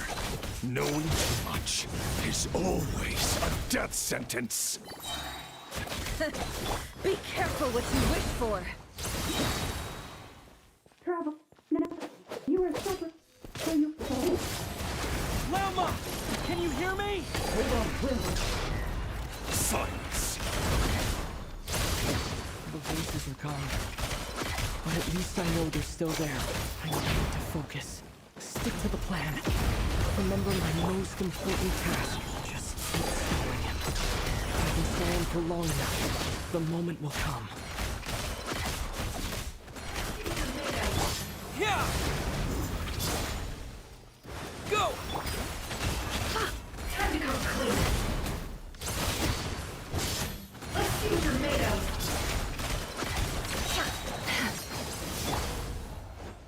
Go! Seek within. Bombs away! No more lies. Time to come clean.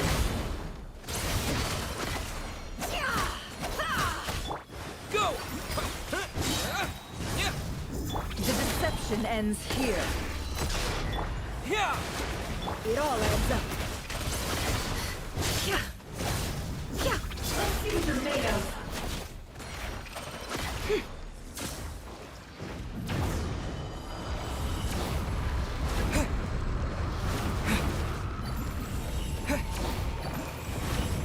I've got this!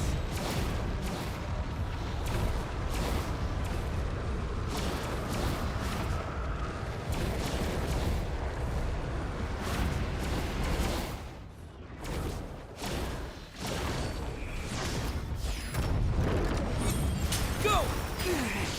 The shield's broken. I can't keep this up. Don't push your luck. Your death is within my grasp! Go! Can't hide the truth.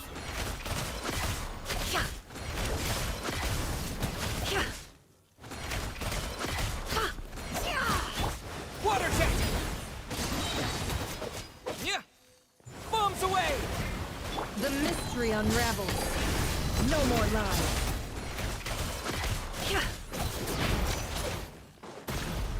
It all falls into place.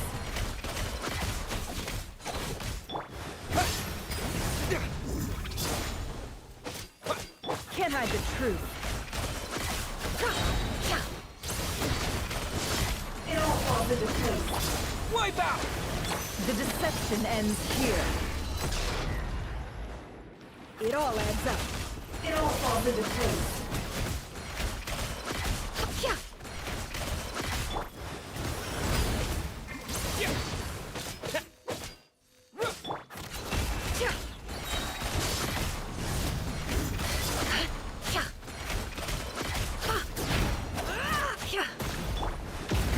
Bombs away! Seek within. No more lies. It all falls into place.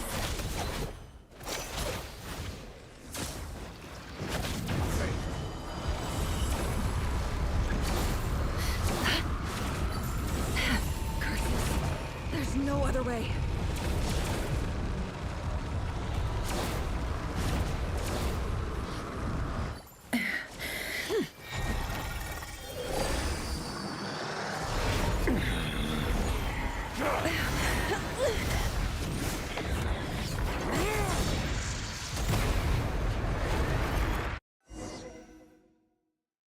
The only way to defeat Rarer is to borrow his own power.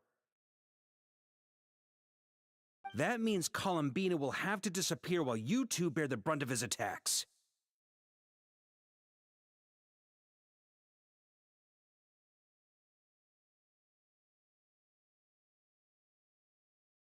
You have to hold on.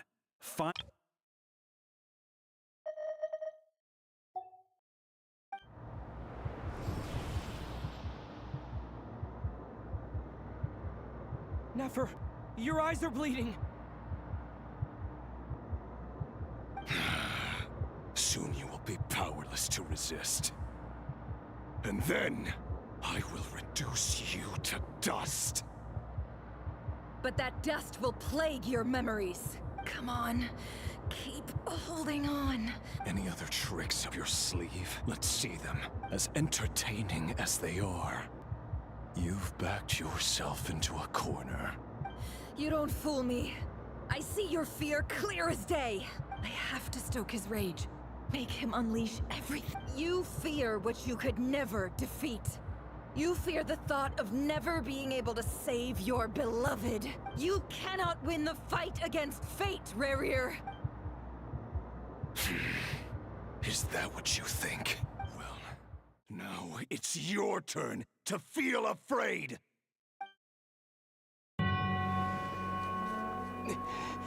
You fear the sound of your own name? Is it us you hate? Or is it what you've become?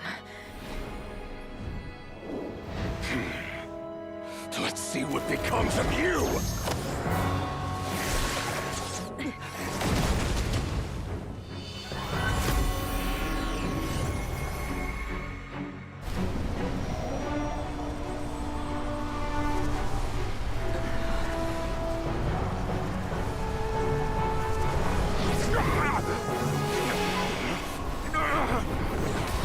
What's happening? That power. I've seen it before.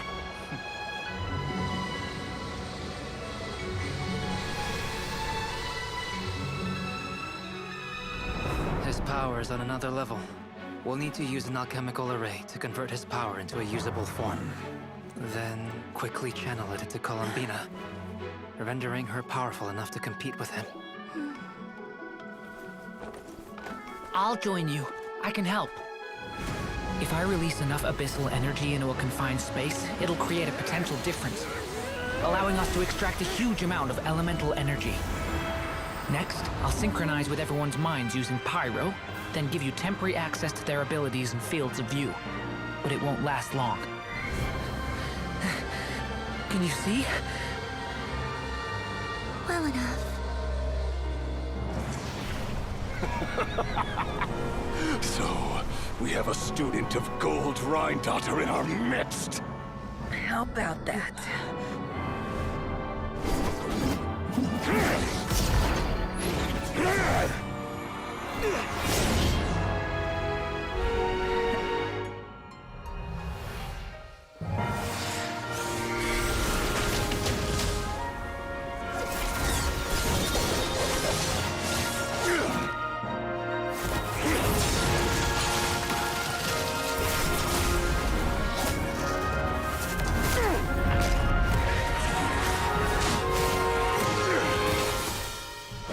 You use my own power against me? Just like how you stole Kuvaki. Look familiar?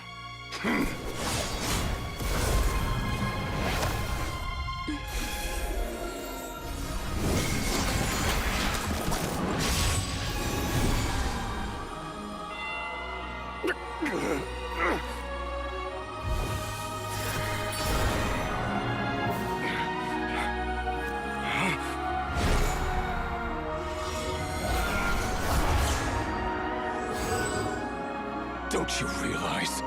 You don't have the power to hold that gate open. I don't, but someone else does. Goodbye, Rarier.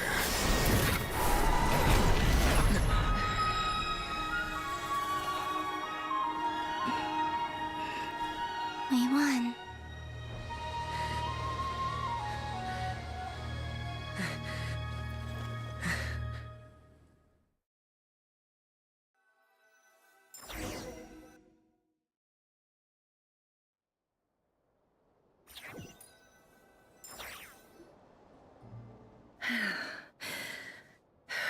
Nefer, how are your eyes? They're fine. Apart from the blindness, of course. It's not too late. Let me handle it.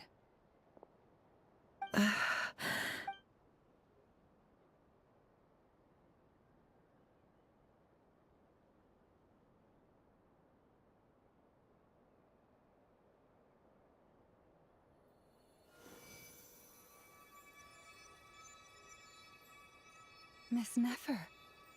It's not like you to lose your composure. That was the most reckless thing I've ever seen you do. Reckless how? The situation was critical. Our lives were at stake. We had to do something. Even so. Okay. I guess you're right. Under the circumstances, it was a wise decision. You traded your eyes for an incredible victory. In business terms, I suppose that's a huge return on investment. I'd be hard-pressed to argue otherwise. Still, I don't like this outcome. And I don't want you to lose your sight for good. People suffer when they make sacrifices they shouldn't have to make. Whether that means faith, strength, or in this case, your ability to even see. I had hoped you could win without sacrificing so much as a single hair on your head. Thank you. Really. All done. Don't try and open your eyes just yet. We'll see how you're doing in a couple of days. Until then, please follow your recovery plan to the letter. I'll send full details through Yehoda. For now, just get yourself home, relax, and rest. My dear friends, we have fought bravely and achieved a spectacular victory. A dark cloud has been lifted from the skies of Nodcry. All in this land will be grateful for what you have done. The moon will remember this day. Thank you both.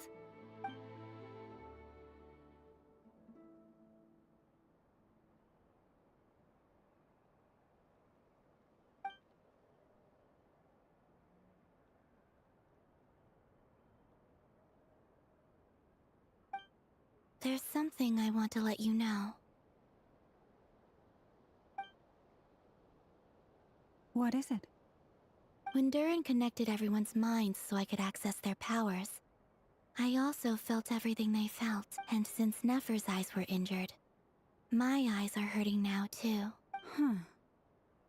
Hold on. Let me try. I only feel the pain.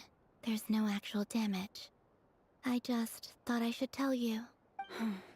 You're right. There's no damage.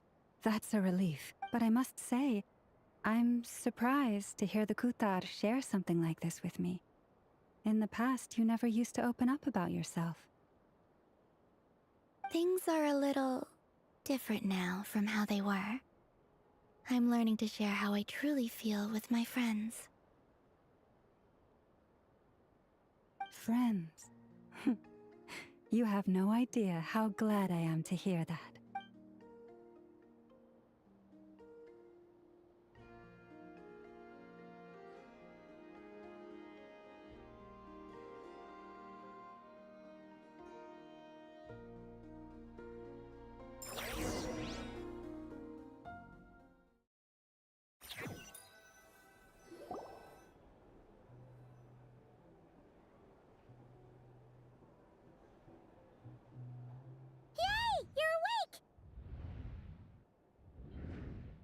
How are you feeling?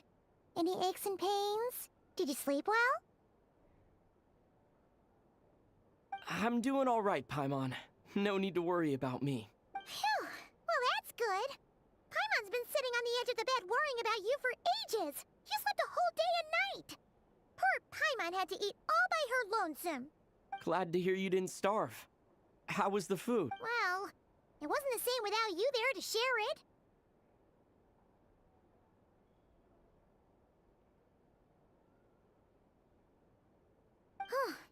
Honestly, Paimon just can't relax when you're not your usual self. She couldn't enjoy the food and settle down to sleep. Well, I'm back to normal now. Oh yeah, and Albedo swung by earlier. He said to tell you to head to the tavern when you woke up. VARKAAA and the others are organizing a victory feast and they want to celebrate with you. He also dropped off some medical supplies, but you seem fit as a fiddle, so Guess you won't be needing those. If you're feeling up to it, let's head over now. Wouldn't want to keep them waiting.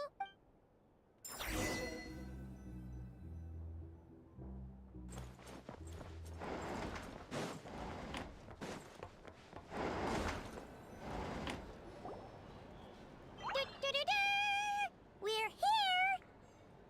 Oh, Traveler and Paimon! Perfect timing! We were literally just saying how there's no way we're holding this victory feast without you any longer, and we would have postponed it till tomorrow. How are you feeling today? Much better. Thanks. Don't worry about me. Relieved to hear it.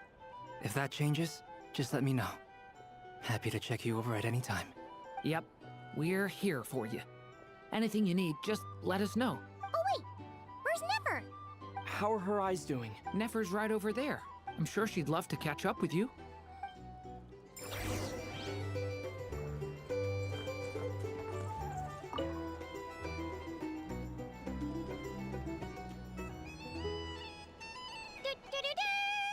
We're here! Oh, Traveler and Paimon! Perfect timing! How are you feeling today? Much better. Relieved to hear it. Yep, we're here for you. Oh wait, where's Nefer? How are her eyes doing? Nefer's right over there. I'm sure she'd love to catch up.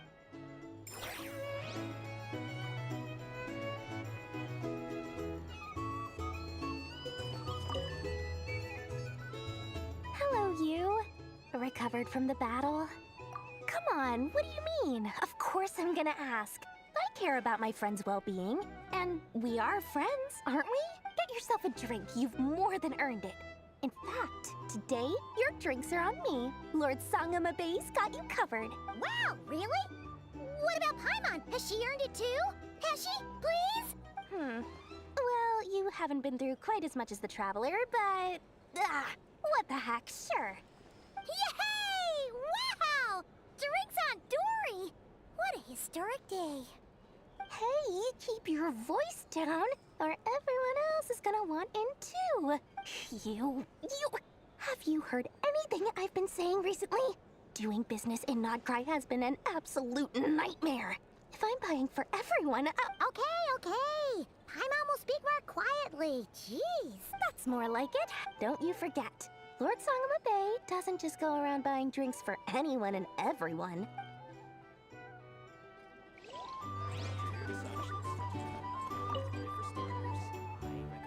I thought of 1,000 ways to congratulate you, but now you're here, words are failing me. The honorary knight stuns them speechless once again. Well said. The honorary knight showed us all how it's done. The other knights tell me that Mondstadt was the first stop on your journey. All of us are truly delighted to count you as our friend. I'd like to thank you for supporting the Knights of Favonius, and also for helping us save Nodcry. Nonsense! Of course I'm gonna mention it. This is more than just business. It's a relationship. And there can be no relationship without showing gratitude where it's due.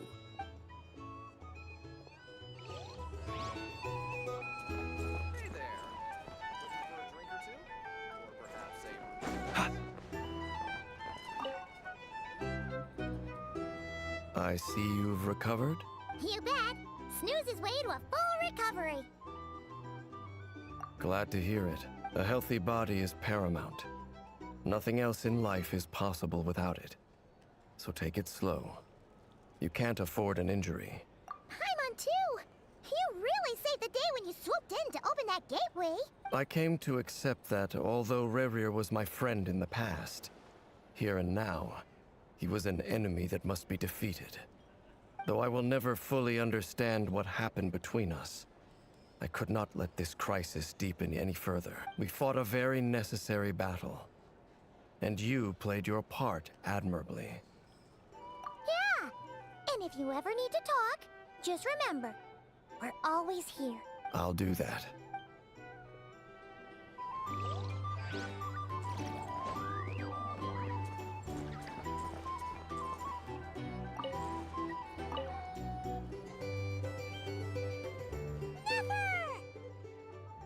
Traveler, Paimon, are you recovering well?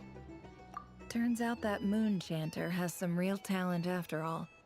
My eyes were mostly recovered after just a couple days' rest. I can actually open them again now. Yeah, but you gotta be careful. Lauma says not to strain your eyes while they're still healing. Yes, thank you. I'm well aware. Yehoda, could I borrow you for a moment? I could do with an extra pair of hands. Oh, sure. Coming. Did you hear that? I gotta go help Lauma for a second. You guys chat among yourselves. I'll grab us some drinks on the way back. Paimon, you still like them sweet? You bet! Make it extra sweet, because Paimon's earned it! Sure thing!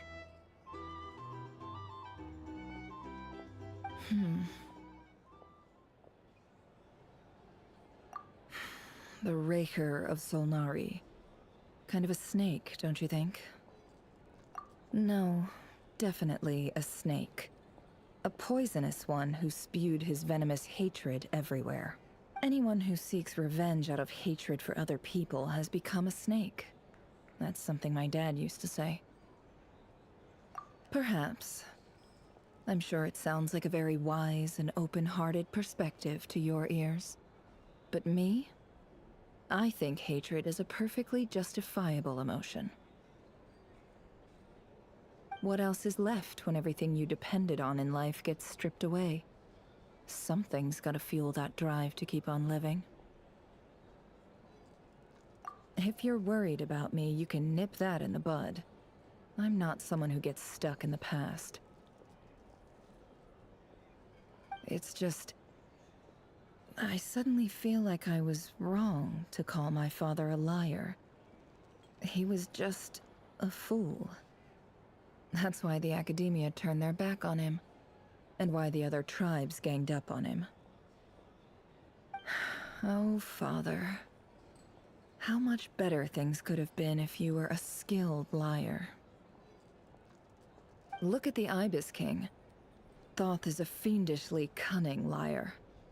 And yet, strangely, he feels more like a father to me than my real dad ever was. He's never brought it up, but I'd bet he feels the same way. Why else would he give me the power to perceive the truth, while at the same time training me in the art of deception? Well, King Deshret banished him to Aru, which is essentially a prison, and posed 3 questions to him. He promised that he'd have his freedom if he could find the answers. His response was to take on a physical form and approach me, hoping that I could become his envoy and search for one of the answers on his behalf. Did he really think I'd fall for that? He's stuck there. He can't make me return what he gave to me. So that's enough for you to decide he's nice, is it? He's a prisoner, and he was scared. So he decided to perform some good deeds to win people's approval. He lives in fear because he's a deceiver. How is Rerir any different? You can't work as a spy your whole life and expect a happy ending. It's preposterous. Yet I can't say I don't understand it. Liars live in the darkness of their own making. But it's still human nature to want to go on living. They say that a liar's soul is the most worthless thing in the world. What do you think? Oh, really? Well, it takes a very kind person to find compassion even for liars. If you ask me, the soul of a liar really is worth nothing. Because all they care about is themselves. For example, when something good falls into my lap, I don't go sharing the news around. Stops other people trying to steal it from me.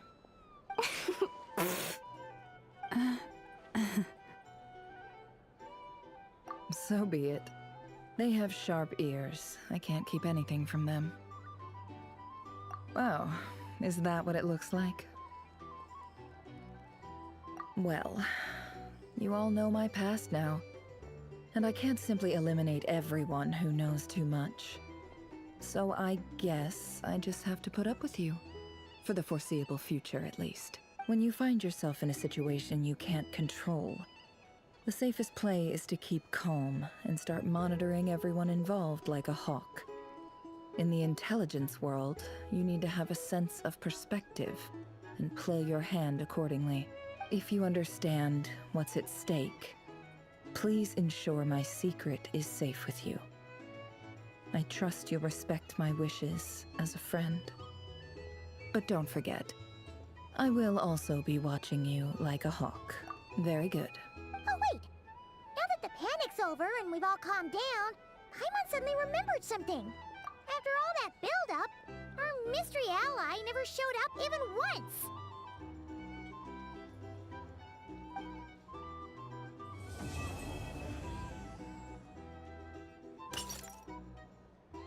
Huh? Am I imagining things?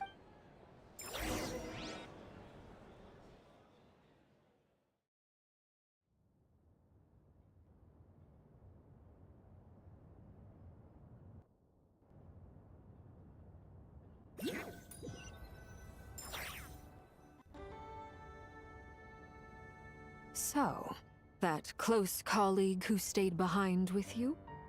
What's he been up to recently? Don't know, don't care. I get more normal human interaction from hanging out with Bosco too than him. Although, now you mention it, he hasn't bothered me in a while. I wonder if... If he's disappeared without a trace, it's the biggest gift he ever gave to the world.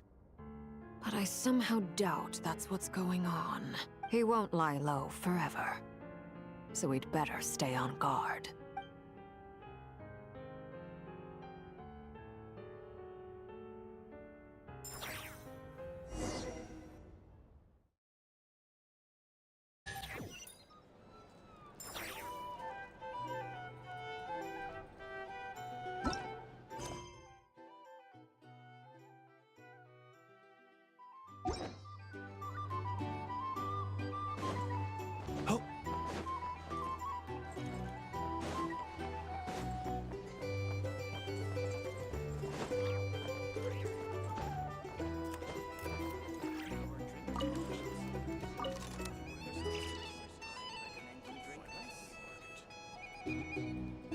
Ah, Lord Sangama Bay. How lovely to see you. I must thank you for the device you provided. It was an enormous help. Would I be right in thinking that it was developed by the Academia? Why come and ask me when you clearly know already? I mostly came to thank you. That's more like it. A little gratitude goes a long way with Lord Sangama Bay. Play your cards right, and you might even stand a chance of becoming my long-term supplier. The chance to work with such a kind and charitable investor as yourself would be a great honor for the Curatorium. Huh? Charitable? Who said anything about charity? First time hearing about it. Let's see.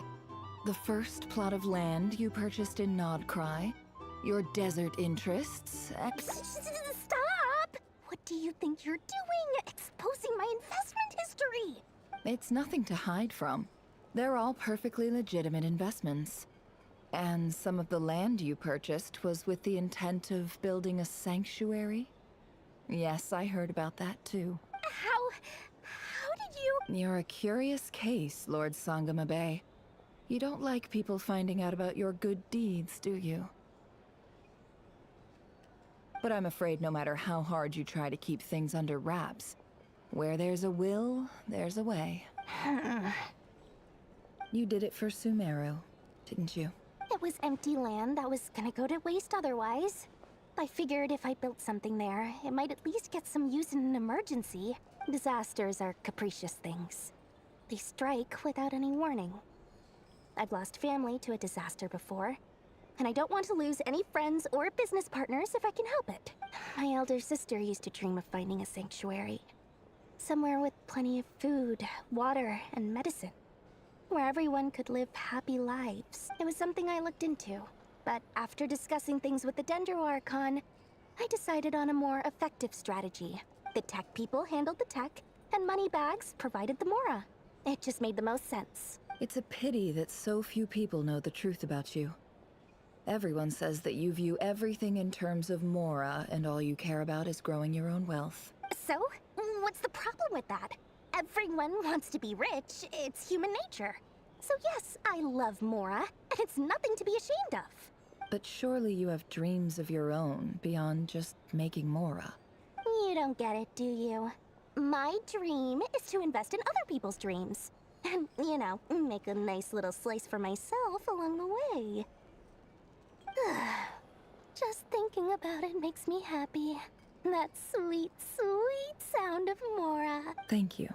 For the device? And the pendant. Oh, that. I was just returning a favor. Don't worry about it. Seems like we've both been away from home for a very long time. Yeah. So long that I barely remember what my family even looked like. That would be your mother, father, and sister? Yeah, though it's been years since my sister passed away. It's not like I want to forget them, obviously, but memory can be even more ruthless than the most calculating business person. Beyond a certain point, if something isn't helping you, it just gets rid of it. My sister can't help me now. Slowly but surely, her face is fading from my mind's eye. It's become a vague impression. Not everything will fade. When loved ones pass away, the beautiful memories are the ones that last the longest. Yeah, that's true. If you ask me, that's the one silver lining in all of it. Well, that, plus, I'm sure that life is much better now than it was back then. Oh, absolutely. I have tons of Mora, a big beautiful house, business is booming, and I'm as happy as can be. You've got a lot going for you too. Boss of the Curatorium of Secrets? I'm sure there's plenty of Mora to be made in that line of work. I appreciate the vote of confidence.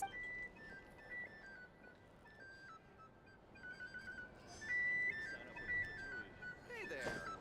Looking for a drink or two? Or perhaps some information? Either way, I'd be happy to oblige.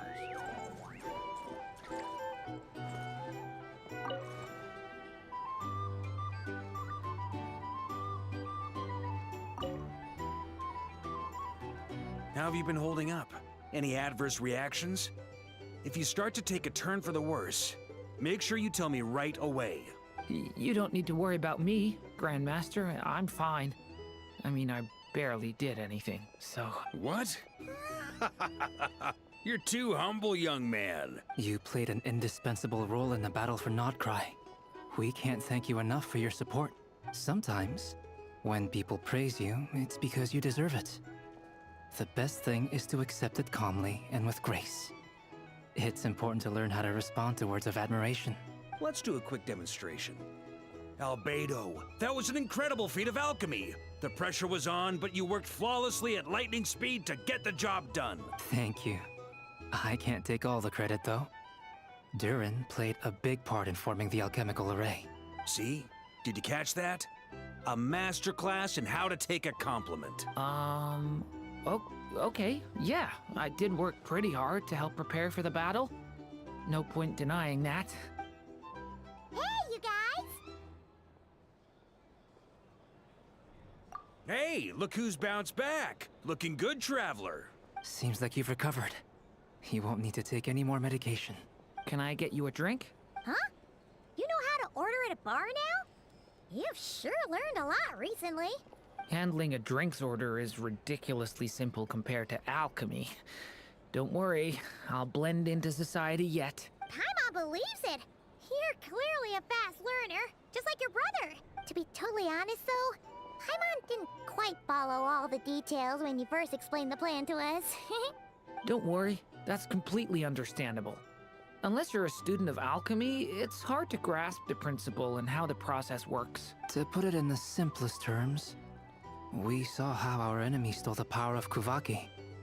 And that gave us the idea of stealing his power to turn it against him. When facing an enemy you have no hope of defeating, it's best not to engage them in battle. So, instead of looking for a way to overpower him, we decided to help Columbina get strong enough to at least stand up to him in a fight. For this to work, we had to analyze his modes of attack, confirm who his main target was, and make sure that he wouldn't go beyond the range of the alchemical array. For added security, we prepared a total of 4 arrays. But to mitigate the impact of the battle, we identified one location in particular as the ideal spot. which is where the confrontation took place. The alchemical array absorbed his abyssal power. Then DURIN processed it to render it usable by Columbina.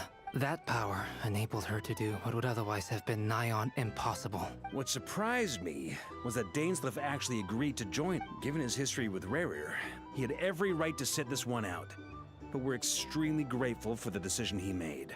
It must have been a painful choice to make. But I'm sure that making a decision was far better for him than staying in limbo. Absolutely. He was torn between two paths, but in the end, he made his choice and stuck to it resolutely. He doesn't strike me as the sort of person who'd stay trapped in limbo for long. Anyway, however you cut it, everyone gave a stellar performance. And now, it's time to kick back and celebrate.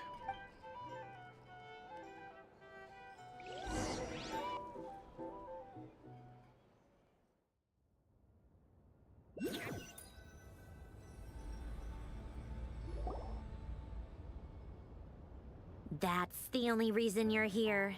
Yes. I've thought a lot about it. And I've realized that you, me, and Arlecchino should be friends. I think this is very important.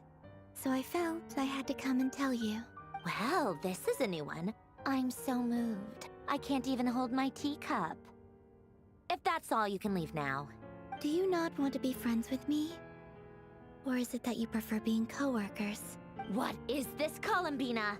Are you deliberately testing my patience threshold? Right now, my politeness module is active. But if you say another word, I swear I'll shut it down. If your politeness module was active, wouldn't you say the word please at some point? Polonia, please see Lady Columbina to the door. Will you still invite me to your next tea party? What? Yes, I think you will. Bye-bye, dear Sandrone.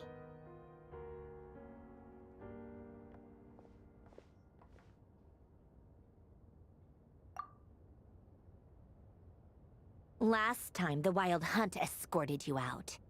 Would you rather I handled it myself this time? We just wanted to, see how you were doing now that it's all over. Why? Out of concern for my safety? I hope you didn't seriously think that the Rahier of Solnari would be able to lay so much as a finger upon me. Mostly because you kind of helped us out, so we just wanted to check you were okay. Looks like all your robots are fixed, huh? Oh, don't you worry about that. Tea time is already a write-off. The visitor before you managed to kill my appetite. If you're in the mood for tea, go ahead and help yourself. Otherwise, it's going to waste. My coasters are still missing in action, though. Use this notebook instead. Whoa! Pretty hefty notebook. Look at all those calculations. You can ignore those. They're just dumb scribblings. I doodle and write in my free time. Sometimes I remember the distant, dreamlike past. Sometimes I imagine the far-flung future. And other times, I grit my teeth and note down all the crazy nonsense going on in the present. Some people do the crosswords in the newspaper. This is my equivalent of that. Trying to predict the future is like daydreaming. And writing about the present just makes me furious. The past is my favorite. If nothing else, it's already set in stone, so I don't have to rack my brains trying to figure it all out. Huh. Although, having said that, the only vaguely interesting memory in my past is probably that guy they call Lord Artificer.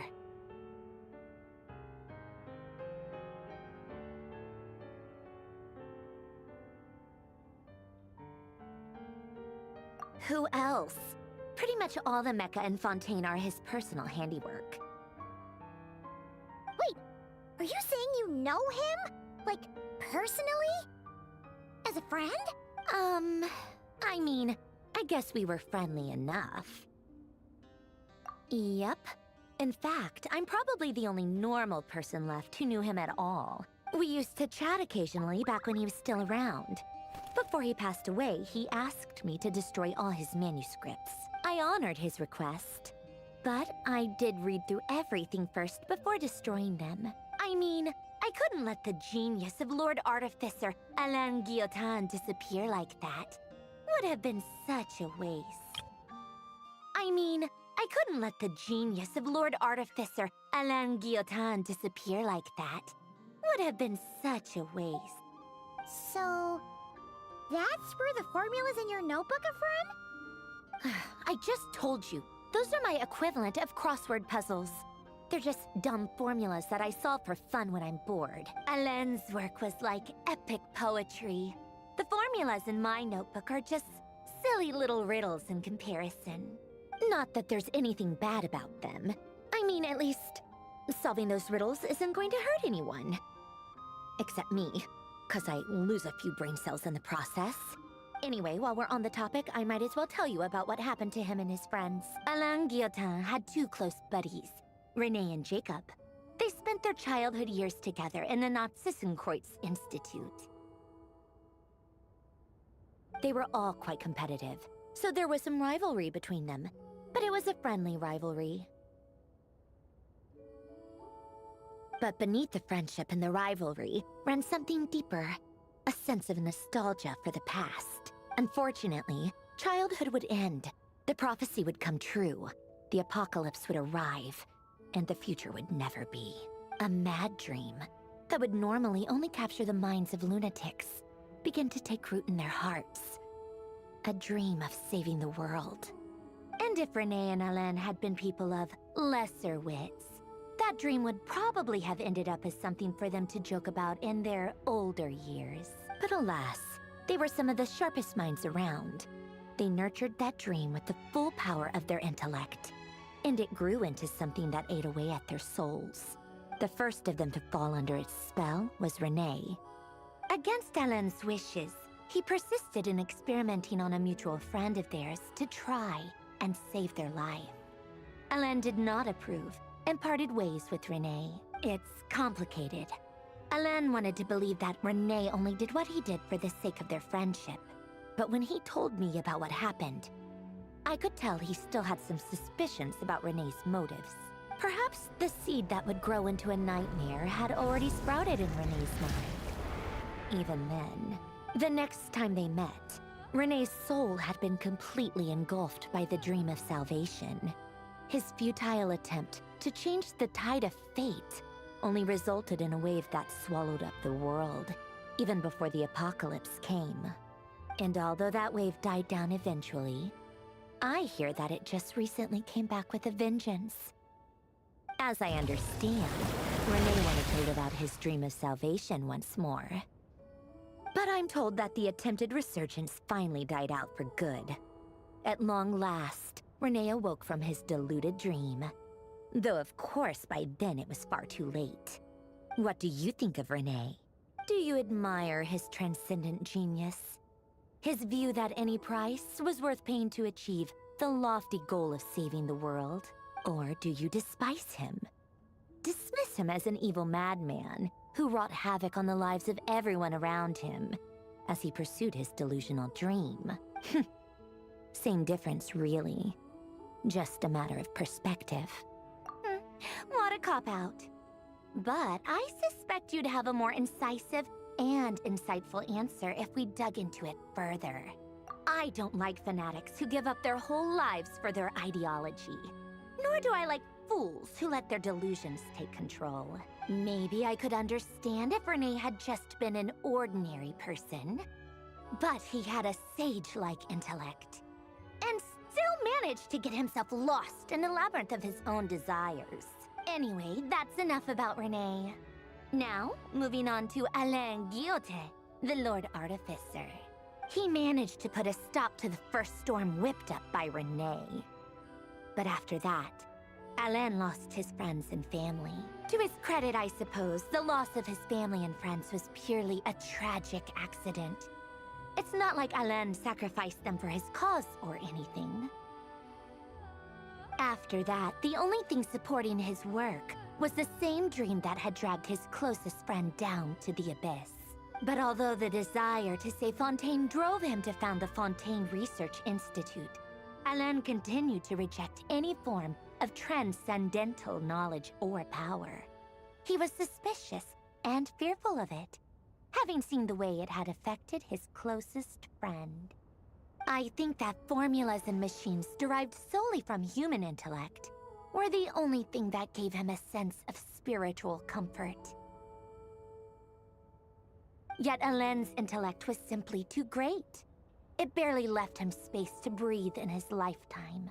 Once he realized that the end of his life was approaching, he finally accepted the truth.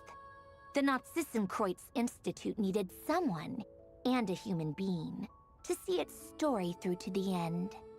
He quit working on his formulas, trading them in for the fairy tales that had played such a formative role in his childhood, but which he barely touched in his adult life. He told me that the director of the Nazissenkreuz Institute used to read those fairy tales to the children as bedtime stories.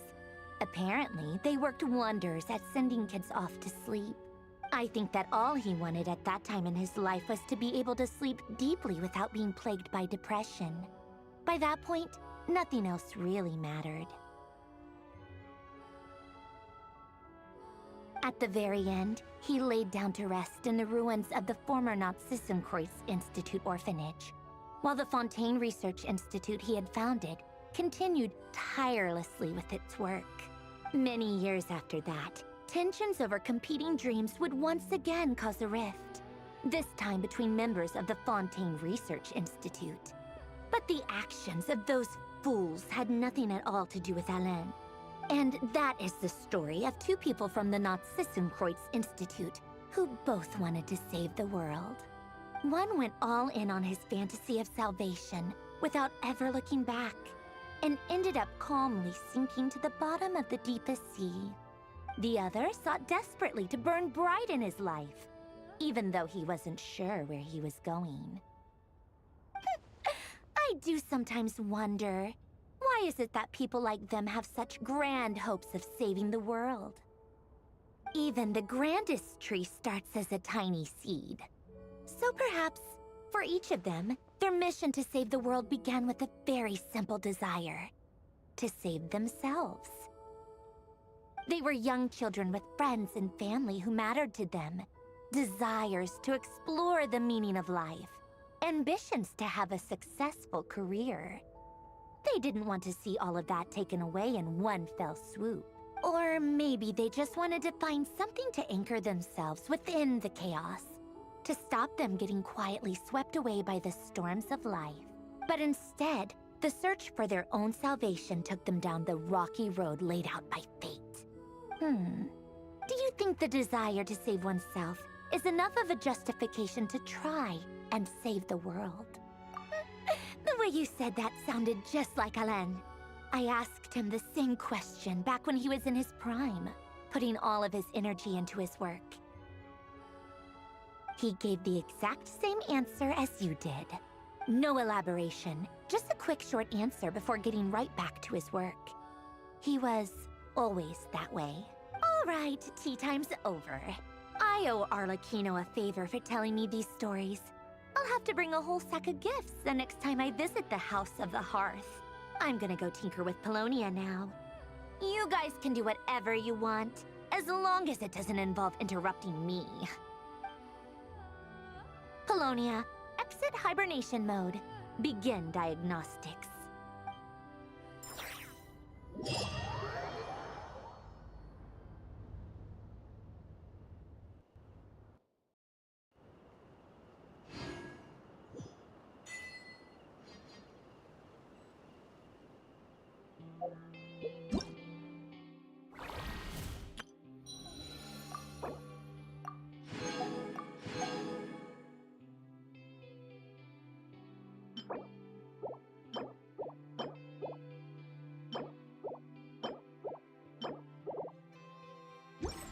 Let us have a modicum of patience.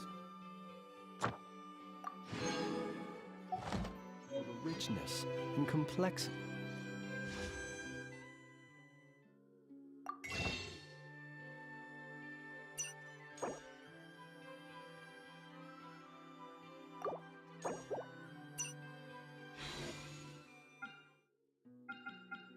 Humanity. The wanton cruelty of the few is not worth our ire.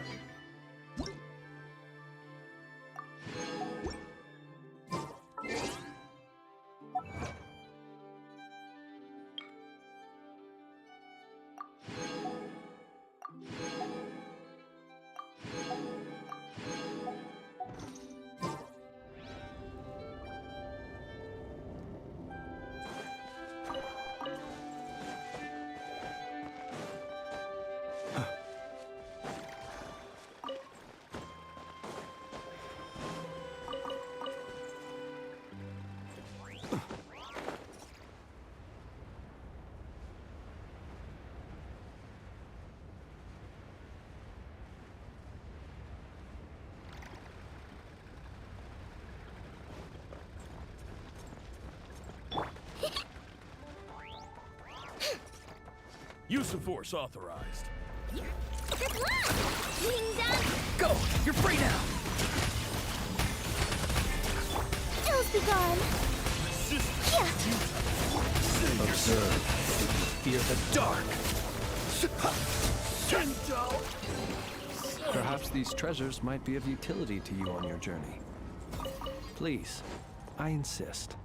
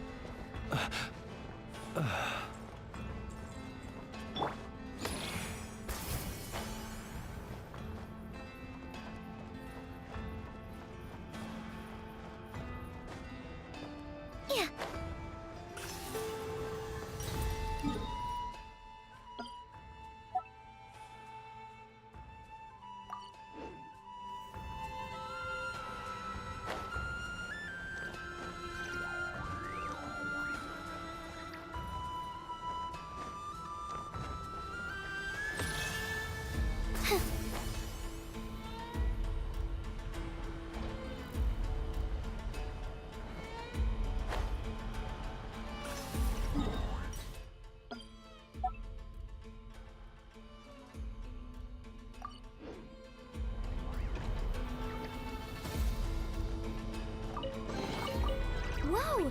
Can I have some? Spread the luck around.